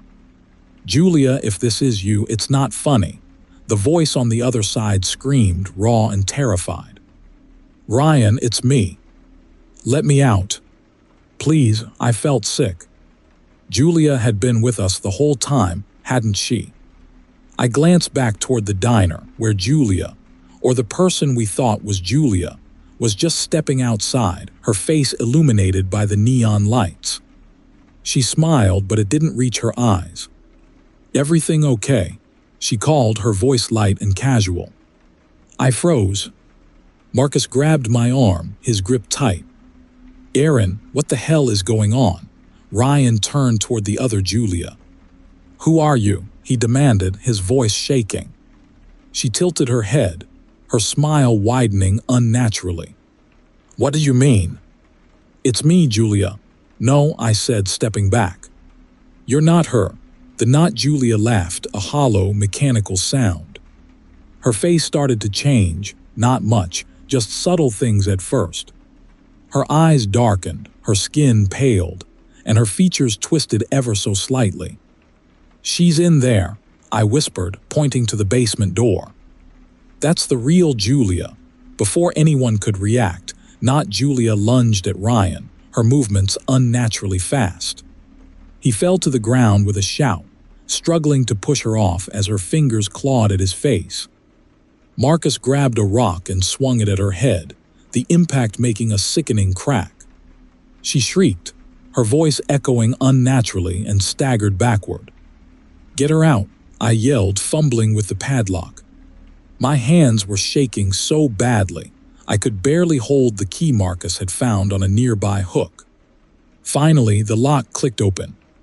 The door swung wide, and the real Julia stumbled out, her wrists raw and bloody from the ropes that had held her. She looked at us, her face streaked with tears. It's not human, she gasped. It's a shapeshifter. The creature, because it wasn't Julia anymore, let out a guttural growl, its form shifting and contorting as it advanced on us. Its limbs elongated, its mouth stretching into an inhuman grin. We ran, dragging Julia with us as the thing shrieked and charged after us. Get to the car, Marcus shouted, throwing anything he could find to slow it down. We reached the car and Ryan fumbled with the keys, his hands trembling. The creature was right behind us, its movements jerky but horrifyingly fast. I grabbed a canister of road flares from the trunk, striking one and throwing it at the creature. The flare exploded in a burst of light and heat, and the thing recoiled, its skin bubbling and peeling. "Go! Go! Go!" I screamed as Ryan started the engine. The car roared to life, and we sped off into the night, the diner disappearing in the rearview mirror. For miles, no one spoke. Julia sat curled in the backseat, shaking and sobbing. Ryan stared straight ahead, his knuckles white on the steering wheel. Finally, Marcus broke the silence. "What the hell was that?" Julia looked up, her voice barely above a whisper. "It takes people. Copies them. I don't know why, but it uses them to lure others. I heard it talking to itself while I was tied up. It enjoys the hunt." We didn't stop driving until we reached the nearest town, collapsing in a cheap motel and barricading the door with whatever we could find. None of us slept that night, and when morning came, we left without a word. I don't know if the shapeshifter is still out there, lurking in that diner, waiting for its next victims. But if you ever find yourself on a lonely road in Arizona, and you see a place called Eden's Diner, don't stop. Keep driving, no matter how hungry or tired you are. Because once it finds you, it won't let you go. And the worst part, I still don't know if the Julia we saved was really her. Story 31. My name is Chloe, I'm 26, and what I'm about to share still haunts me. It was supposed to be a simple road trip with my boyfriend Ethan, my best friend Riley, and her brother Jack. A break from the monotony of daily life. We were headed to the Grand Canyon, but a wrong turn changed everything. The highway dissolved into cracked asphalt, and soon we were surrounded by a barren desert dotted with ghostly saguaro cacti. As the sun dipped lower, we saw it, a weathered sign that read, "Welcome to El Oro, Population Zero, Ghost Town." Ethan asked, slowing the car. "Could be cool," Riley said, always the adventurous one. "Let's check it out," Jack groaned. "Do we have to? We're already here," she said, unbuckling her seatbelt. That's how Riley always was, dragging us into things. The town was eerie, to say the least. Dusty wooden buildings lined the street, their windows shattered. An old church loomed in the distance, its steeple barely intact. The silence was absolute, as if the desert had swallowed all sound. "Creepy," I muttered. Ethan slipped an arm around my shoulders, but even his warmth couldn't shake my unease. And then we heard it. A voice. Soft, melodic, and haunting. It was faint at first, but it seemed to rise from the very ground, echoing through the empty streets. "What the hell is that?" Jack whispered, his bravado suddenly gone. We followed the sound, drawn to it like moths to a flame. It led us to the center of town, where a crumbling well sat, its stones cracked and overgrown with thorny vines. "It's coming from there," Riley said, stepping closer. "Wait," Ethan said, grabbing her arm. "Don't get too close," but Riley was already peering over the edge. "It's beautiful," she murmured, her voice distant. I stepped beside her and looked down. The well was deep, impossibly so. Shadows swirled below, shifting like smoke. And then I saw it, a shape moving in the darkness, indistinct but alive. "Do you hear it?" Riley whispered. "It's calling me." "Step back," I said, grabbing her arm. But she resisted, her eyes fixed on the well. The voice grew louder, no longer just a melody but a whispering chorus, each word scraping against my mind. It was calling Riley's name now, drawing her closer. Ethan and Jack pulled her away as I covered the well with the splintered lid lying nearby. "That's not natural," Jack said, his face pale. "We should leave," Ethan said, his voice tight. But Riley shook her head. "No, we can't. Don't you hear how beautiful it is?" "Riley, stop," I said, but something had changed in her. Her face was slack, her eyes unfocused. We hurried back to the car, but when we turned the key, the engine wouldn't start. The voice followed us, drifting through the air, more insistent now. We tried to push the car down the road, but the tires sank into the sandy ground as if the earth itself had turned against us. Then the laughter started. It echoed through the ghost town, a mocking, guttural sound that didn't belong to any human. Riley froze, her head jerking toward the sound. "Who's there?" Ethan shouted, spinning around. The shadows between the buildings seemed to shift, growing darker and deeper. And then it stepped into the light. It was tall and spindly, its limbs too long for its body.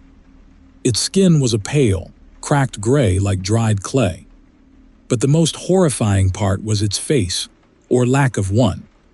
It was smooth, featureless, but as it moved closer, it began to change. Its surface rippled like water, forming a mouth a perfect imitation of Riley's lips. When it spoke, her voice came out, trembling and terrified. "Help me. Oh my God," Riley whispered, stepping back. That's my voice." The thing lunged, its arms stretching unnaturally toward her. Ethan grabbed a tire iron from the car and swung it, but the creature moved too fast, dodging effortlessly. "Run," I screamed. We sprinted down the dusty street, the thing's heavy, dragging footsteps following close behind. It didn't run, it didn't need to.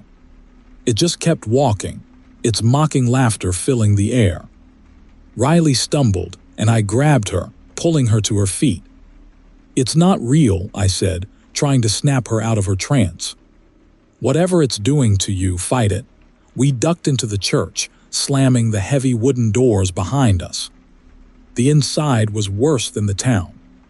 The pews were overturned, the altar cracked, and strange symbols were carved into the walls, circles, spirals, and jagged lines that made my skin crawl.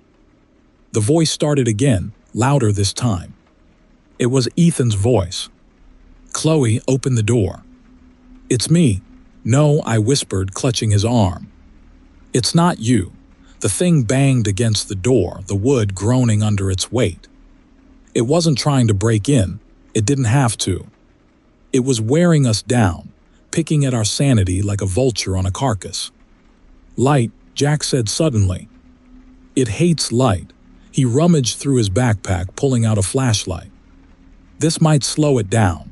The door splintered, and the creature's arm slid through, its gray skin shimmering as it reached for us.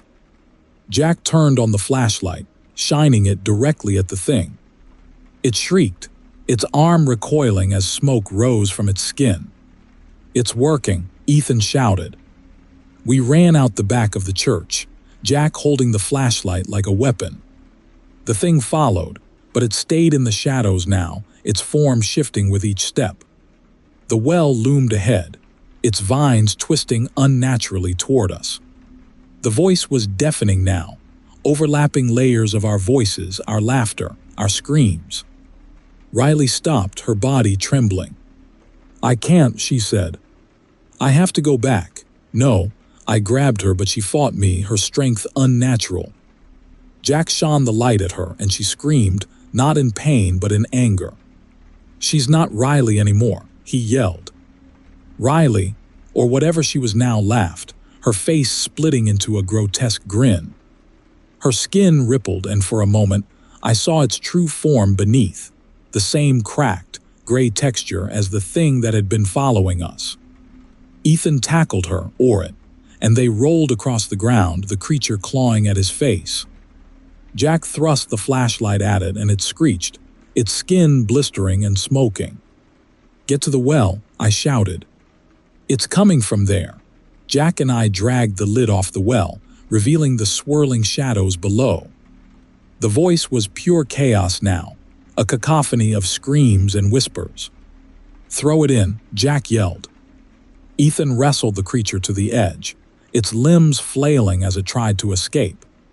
With a final shove, he sent it over the side. The thing's screams echoed as it fell, its voice distorting until it was gone. The silence that followed was deafening. We stared at the well, waiting for something, anything, to happen.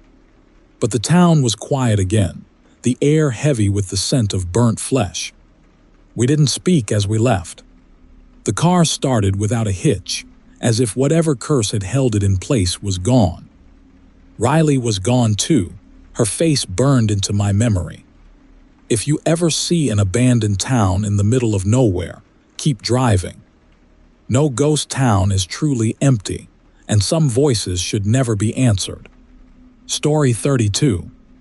I've never been the kind of person to believe in urban legends or campfire stories.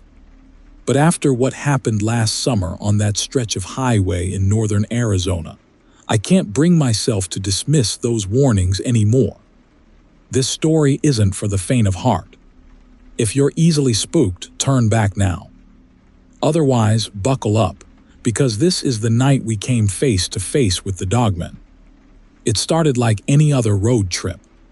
My girlfriend, Kelly, and our friends Marcus and Dana had spent the weekend exploring Sedona.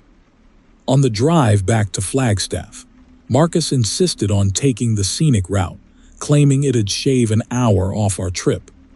None of us knew the shortcut would lead us through the most isolated, desolate stretch of highway I've ever seen. The moon was a sliver in the sky, and the road was pitch black except for the beams of our headlights. Kelly dozed in the passenger seat, her head leaning against the window. Marcus and Dana were in the back, arguing about some podcast they'd been listening to earlier. I was too focused on the road to pay attention. That's when I saw it. Something darted across the road, a blur of dark fur and elongated limbs. I barely had time to react before we hit it. The impact jolted the car, the tires skidding as I slammed the brakes. "What the hell was that?" Marcus shouted. "I don't know," I said, my heart hammering. I pulled over to the side of the road, the engine ticking as we sat in silence. Kelly stirred, rubbing her eyes. "What happened?" "I think we hit something," I said. We all got out to inspect the damage. The front bumper was dented, and there was dark fur stuck in the grille. But whatever we'd hit was gone. "Where's the body?" Dana asked, scanning the road. I pointed to the tree line. "It must have crawled into the woods." "Crawled," Marcus said, his voice tight. "Whatever it was, it dented the car." "That thing was huge." Kelly knelt down to examine the ground. "Guys, look at this." There were tracks leading from the road into the woods, but they weren't like any animal prints I'd ever seen. They were massive, with claw marks etched deep into the dirt. Worse, the tracks weren't even. Whatever made them had been limping. "We should leave," Kelly said, standing up quickly. "No argument here," I said, heading back to the driver's seat. That's when we heard it. A low, guttural growl came from the woods, freezing us in place. It was followed by another, and another, until the growls overlapped, coming from every direction. Marcus backed toward the car. "What the hell is that?" Before anyone could answer, something hit the car hard. The vehicle rocked on its tires, and we all turned to see a figure retreating into the darkness. It was tall, hunched, and covered in dark, matted fur. Its eyes glowed faintly in the moonlight, and its teeth, its teeth, were bared in a menacing snarl. "Get in the car," I shouted. We piled in, slamming the doors just as the thing lunged at us again. Its claws raked against the windows, leaving deep scratches. I floored the gas, the car lurching forward, but almost immediately the tires screeched and skidded. "Brian," Kelly screamed. "The tires!" I jumped out to look. All 4 tires had been shredded, as if something had slashed them with a knife. Panic set in as I realized we weren't going anywhere. From the woods, more growls joined the first. Shadows moved between the trees, circling us like predators closing in on prey. There wasn't just one of them, there were many. "What do we do?" Dana cried, her voice shaking. "We run," Marcus said, grabbing a flashlight from the glove compartment. "We can't stay here. It's better than being sitting ducks," Kelly said, her hand gripping mine. We grabbed what we could, flashlights, a pocket knife, and a tire iron, and ran down the road, sticking close together. The growls followed, echoing in the night, always just out of sight. Every so often, I'd catch a glimpse of them, massive figures darting between the trees, too fast to focus on. "Keep moving," I shouted, but it felt like we weren't getting anywhere. The road stretched endlessly ahead, with no sign of another car or a building in sight. Then Marcus stopped. "Guys, do you hear that?" We all froze, straining to listen. The growls had stopped, replaced by a strange, guttural clicking sound. It was rhythmic, almost like a language. "What are they doing?" Kelly whispered. "They're hunting us," I said, the realization hitting me like a punch to the gut. "They're driving us into the woods." Before we could react, something burst from the trees, knocking Marcus to the ground. It was one of them, a dog man, its long limbs and razor-sharp claws illuminated by the flashlight rolling away from Marcus's hand. "Help him," Dana screamed. I swung the tire iron as hard as I could, striking the thing's shoulder. It snarled, its glowing eyes locking onto me. For a moment, I thought I was dead. But then Kelly grabbed the flashlight and shone it directly into its face. It recoiled, hissing, and disappeared back into the woods. Marcus scrambled to his feet, blood dripping from a gash on his arm. We need to keep moving, but the clicking sounds grew louder, and soon they were all around us. Shadows emerged from the trees, surrounding us. There had to be at least 6 of them, their glowing eyes watching, waiting. "We're trapped," Dana said, her voice breaking. "No," I said, gripping the tire iron. "We fight." The next moments were chaos. The dogmen lunged, their claws slashing through the air. I swung the tire iron wildly, connecting with one of them, while Kelly used the flashlight to keep another at bay. Marcus and Dana fought too, but it was like trying to fend off a hurricane with sticks and stones. Then I saw it, a narrow path cutting through the trees. "This way," I shouted, grabbing Kelly's hand. We sprinted down the path, the others close behind. The dogmen followed, their growls growing louder, more frenzied. My lungs burned and my legs felt like lead, but I didn't stop. I couldn't. Finally, the path opened into a clearing. In the center was a small, abandoned cabin, its windows shattered and its roof caved in. It wasn't much, but it was shelter. We rushed inside, barricading the door with broken furniture.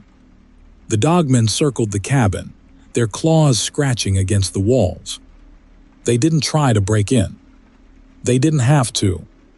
They were waiting us out. "What do we do now?" Dana asked, tears streaming down her face. "I don't know," I admitted, the weight of our situation sinking in.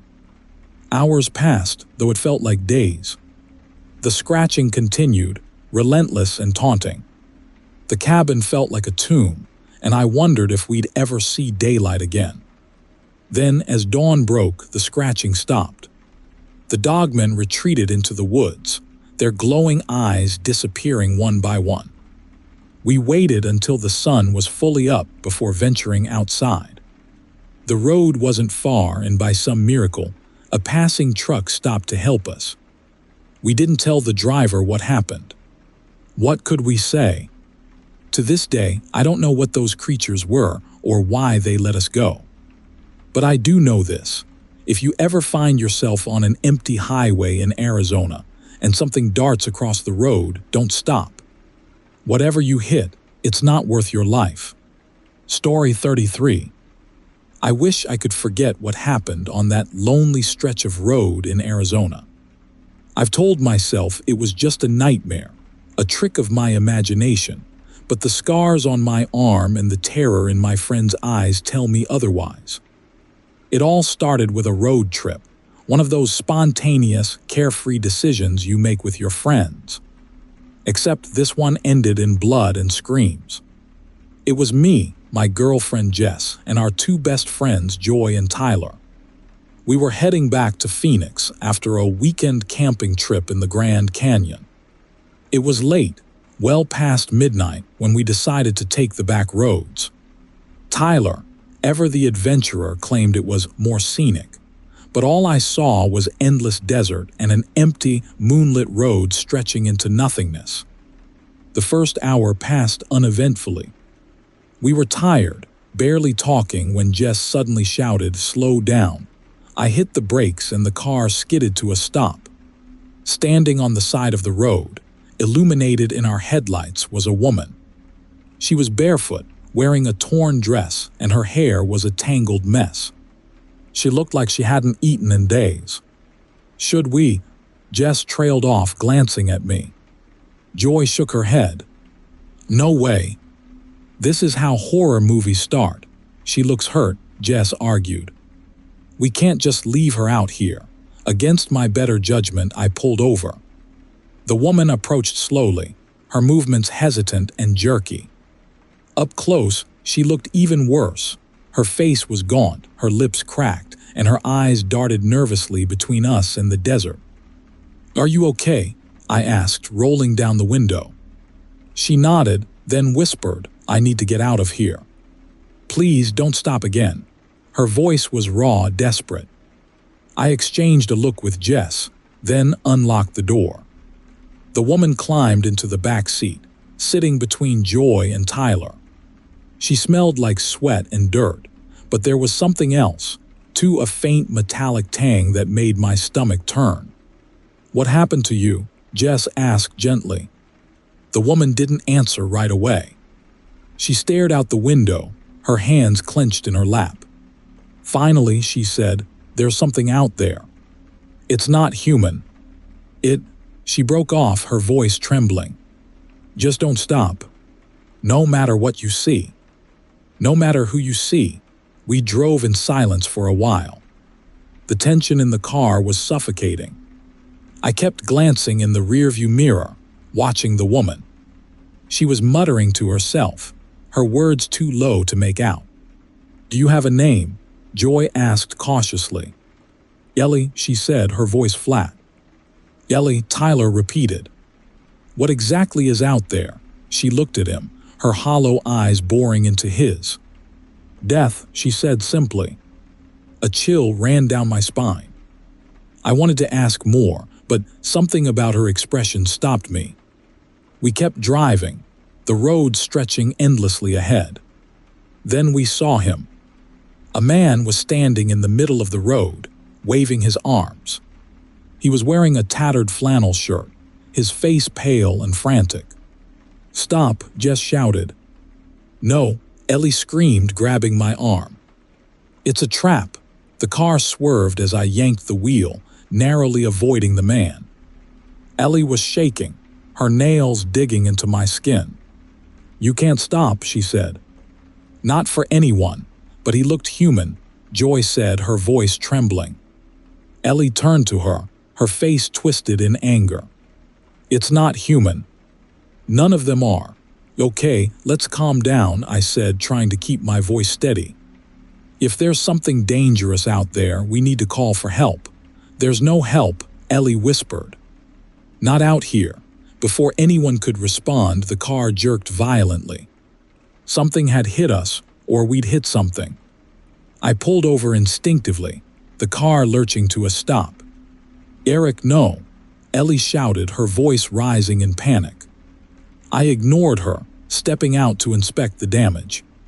The back tire was shredded, the rubber hanging in strips. The others got out too, despite Ellie's protests. Tyler pulled a flashlight from the glove compartment and shone it around. That's when we saw them. Eyes. Dozens of them, glowing faintly in the darkness. They were low to the ground at first, but then they rose, standing upright. Shapes emerged from the shadows, distorted humanoid figures with two long limbs and skin that looked stretched, almost translucent. Their faces were wrong, with mouths that were too wide and filled with jagged teeth. "What the hell are those?" Tyler whispered. Ellie bolted for the car. "Get back inside," she screamed. We didn't need to be told twice. As soon as we were in, I locked the doors. The creatures surrounded us, their heads tilting as they studied the car. One of them stepped forward, its movements unnervingly smooth. It raised a hand and pressed it against the window, its claws clicking on the glass. "Drive," Ellie shouted. "I can't," I yelled back. The tire's gone. The creature leaned closer, its face inches from Jess's window. Then it smiled, revealing rows of needle-like teeth. Suddenly, Ellie lunged at Tyler, grabbing his flashlight. Before he could protest, she opened the door and threw it as hard as she could into the darkness. The creatures turned as one, their heads snapping toward the light. They moved after it, their bodies blurring with impossible speed. Now, Ellie shouted, "Run!" We bolted from the car, following Ellie down the road. The creature's guttural growls echoed behind us, getting louder. My legs burned, but I didn't dare slow down. "This way," Ellie yelled, veering off the road and into the desert. We followed her, the ground uneven and rocky beneath our feet. Ahead, I saw a cluster of boulders rising like jagged teeth from the sand. Ellie led us behind them, crouching low. "Stay quiet," she whispered. The creatures appeared moments later, their shapes silhouetted against the moonlight. They sniffed the air, their movements twitchy and inhuman. One of them let out a howl, a horrible, bone-chilling sound that made my blood run cold. For a moment, I thought they'd found us. But then they turned and vanished into the night, their shapes melting into the darkness. We stayed there until sunrise, too afraid to move. When it was finally light, we made our way back to the road. The car was gone, but the shredded tire and the flashlight lay in the dirt. There was no sign of the creatures. Ellie refused to come with us when we flagged down a passing truck. "I told you not to stop," she said, her voice hollow. Then she turned and walked back into the desert. To this day, I don't know what we encountered that night. But if you ever find yourself driving through the Arizona desert and see a hitchhiker on the side of the road, don't stop. You might not survive the night. Story 34. My name is Casey, and if you're reading this, take my advice. Never take an unmarked road in the middle of the desert. What happened to me and my friends last summer was beyond anything I can explain, and it nearly cost us everything. We were just 4 people on a road trip, trying to cut through Arizona on our way back to California. None of us expected the desert to swallow us whole. It was me, my girlfriend Anna, and our friends Mark and Lisa. We'd been driving since early morning, and by the time the sun started dipping behind the hills, we were all cranky and desperate to make better time. That's when Mark, who was driving, pointed out a dirt road branching off from the highway. "It'll cut hours off the trip," he said confidently. "Google Maps says it connects to Route 66. "I don't know," Anna said, her voice uncertain. "It doesn't look safe," Mark laughed. "It's fine. Look, it's straight ahead. We'll be back on the main road in no time." We turned onto the dirt road. At first, it felt like a smart move, no traffic, no distractions. Just open desert. The road stretched endlessly, flanked by towering saguaro cacti and hills that blurred into the horizon. But after about an hour, something felt off. The same cactus with a distinctive broken arm seemed to pass us 3 times. The same rock formation loomed in the distance, never growing closer. "Are we going in circles?" Lisa asked, her voice tense. "That's impossible," Mark said, gripping the wheel tighter. "It's a straight road," but it wasn't.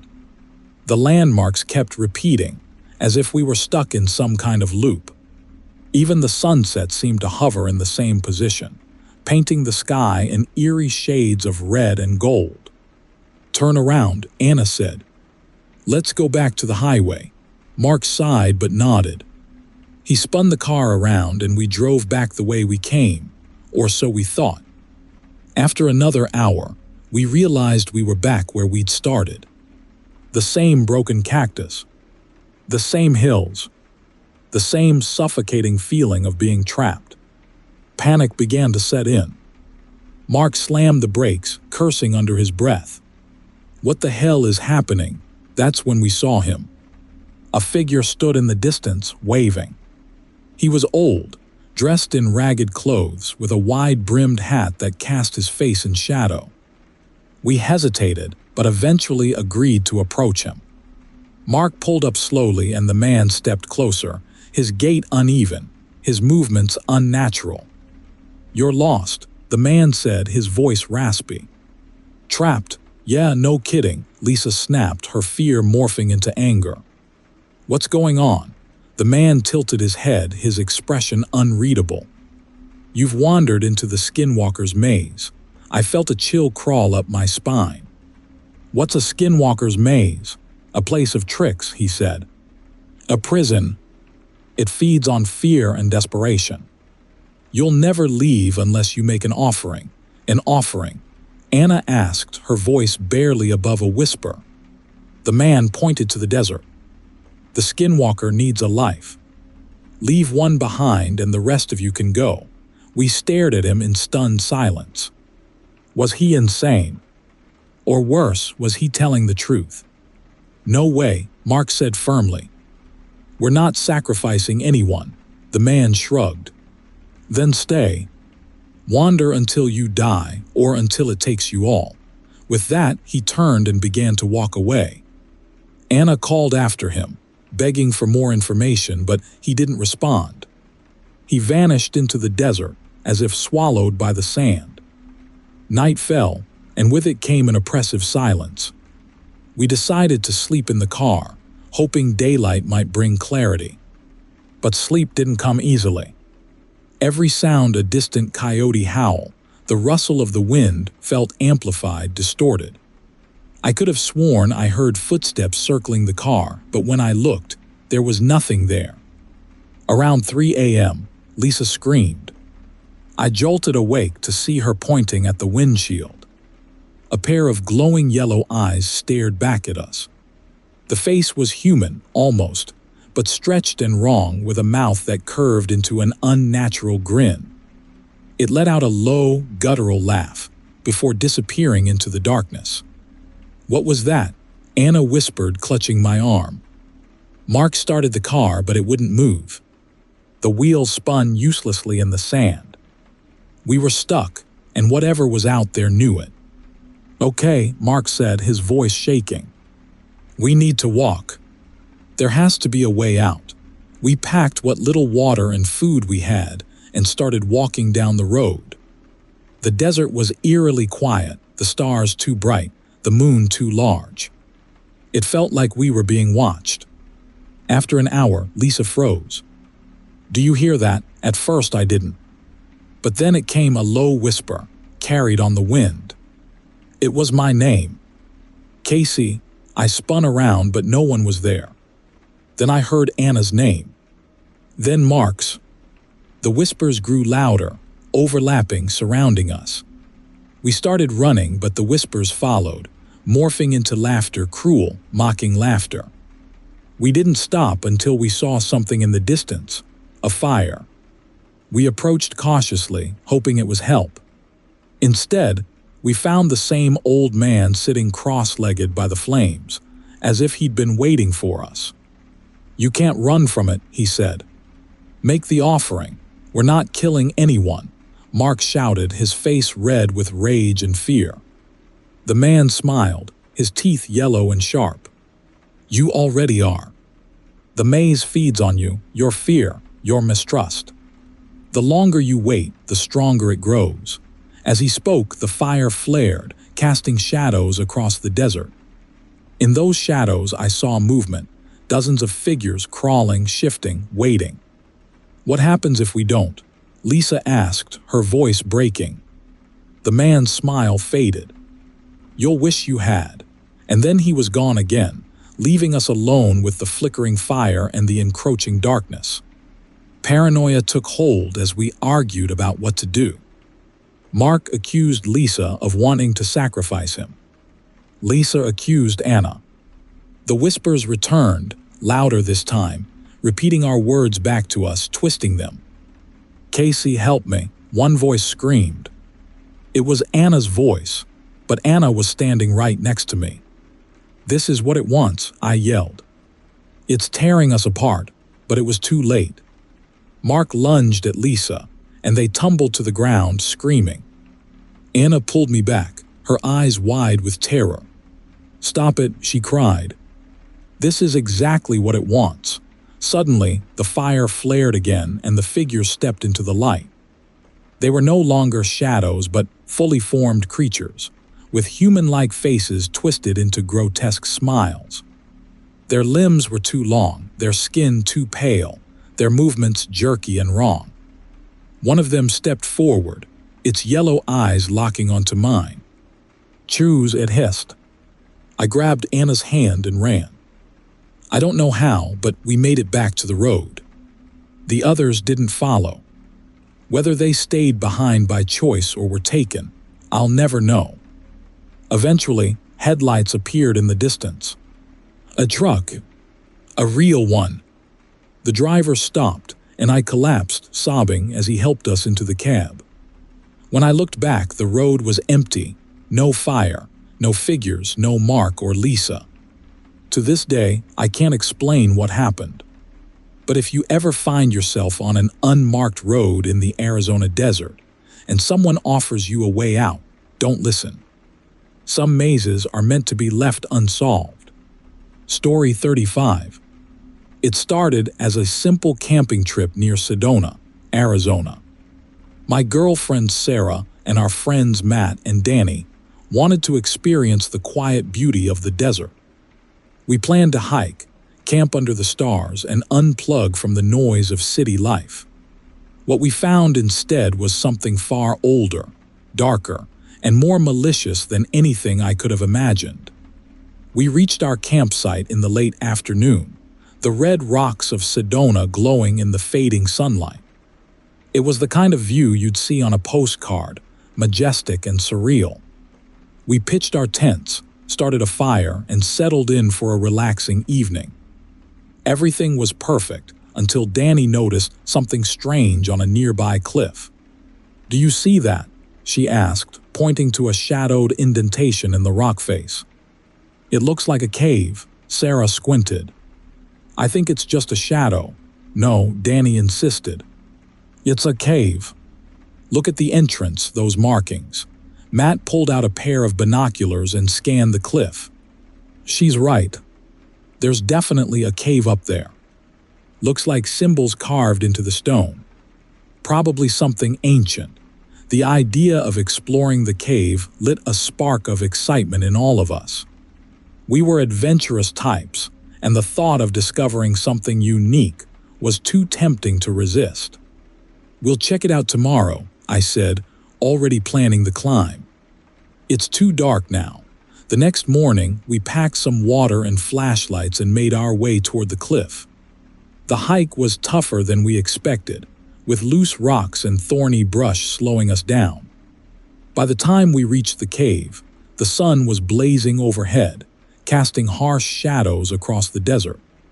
The cave was larger than it had appeared from a distance, its entrance framed by intricate carvings that looked like eyes, hundreds of them.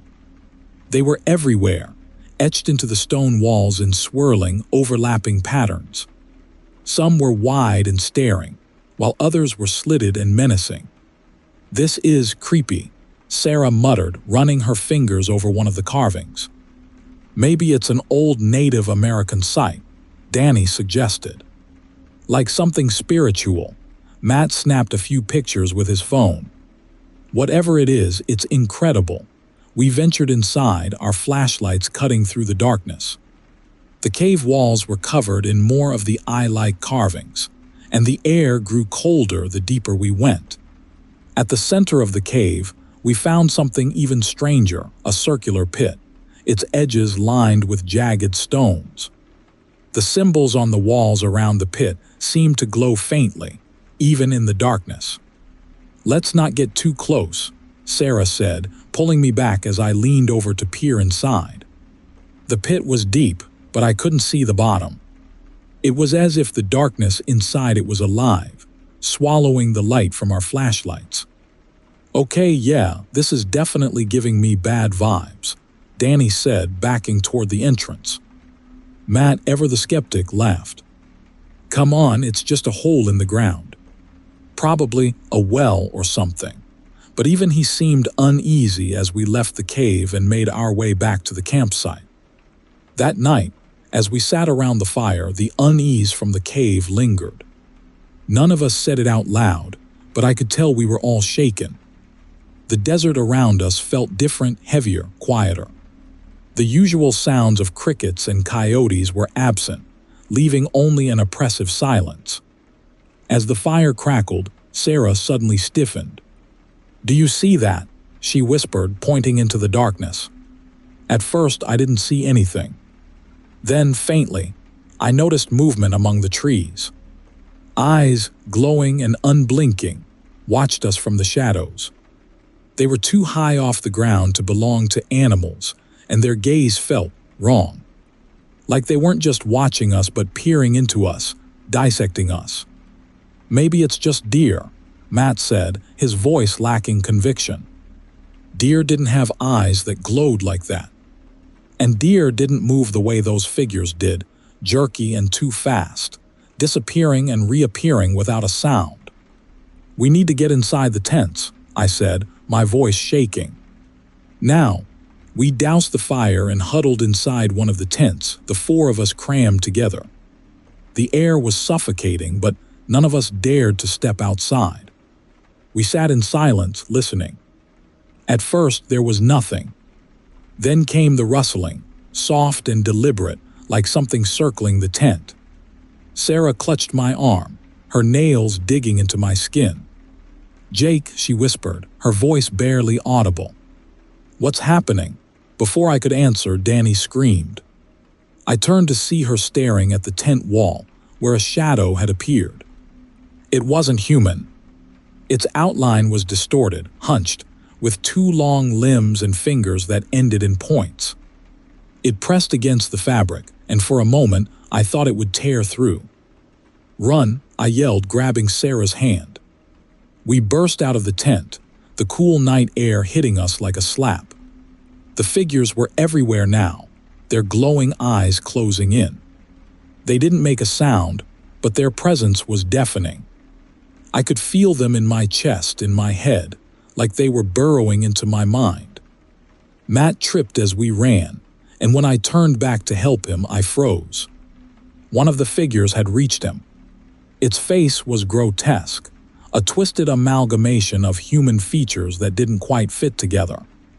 Its glowing eyes locked onto mine as it leaned down, its hand brushing Matt's face. In an instant, he was gone, replaced by a statue, his expression frozen in terror. "Jake!" Sarah screamed, pulling me forward. We ran blindly into the desert, the shadows chasing us. The landscape seemed to shift around us, the cacti and rocks twisting into shapes that mocked us. I could hear Danny crying somewhere behind us, but when I turned, she was gone too.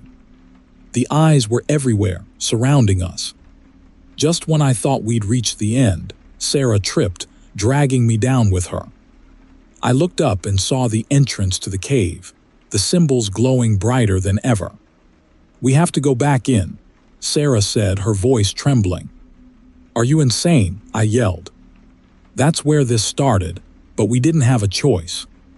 The figures were closing in, their glowing eyes burning holes into my soul. We scrambled into the cave, the air cold and heavy. The symbols on the walls pulsed like they were alive, and the pit in the center seemed to call to us. "What do we do?" Sarah cried, clutching me. I didn't have an answer. The figures were at the entrance now, their distorted forms blocking the moonlight. Desperate, I grabbed a rock and smashed it against one of the glowing symbols. The light flickered, and the figures hesitated. "Help me," I yelled to Sarah. We destroyed the symbols one by one, the cave shaking around us. With each symbol we shattered, the figures outside seemed to weaken, their forms flickering like dying flames. Finally, the last symbol broke and the cave went dark. For a moment, there was silence. Then, slowly, the oppressive presence lifted. When we emerged, the desert was still and empty. No figures. No glowing eyes. Just the endless expanse of sand and rock. We found our car and drove without stopping, leaving everything behind. Matt and Danny were gone, and the guilt of their loss weighs on me every day. I don't know what we unleashed in that cave, or if we stopped it at all. All I know is that those glowing eyes still haunt my dreams, watching, waiting. If you ever camp near Sedona and see a cave covered in symbols, don't go inside. Some things are better left buried. That marks the end of this last story. If you enjoyed the video, subscribing to this channel would help me out a lot. I appreciate you, and I'll see you in the next one.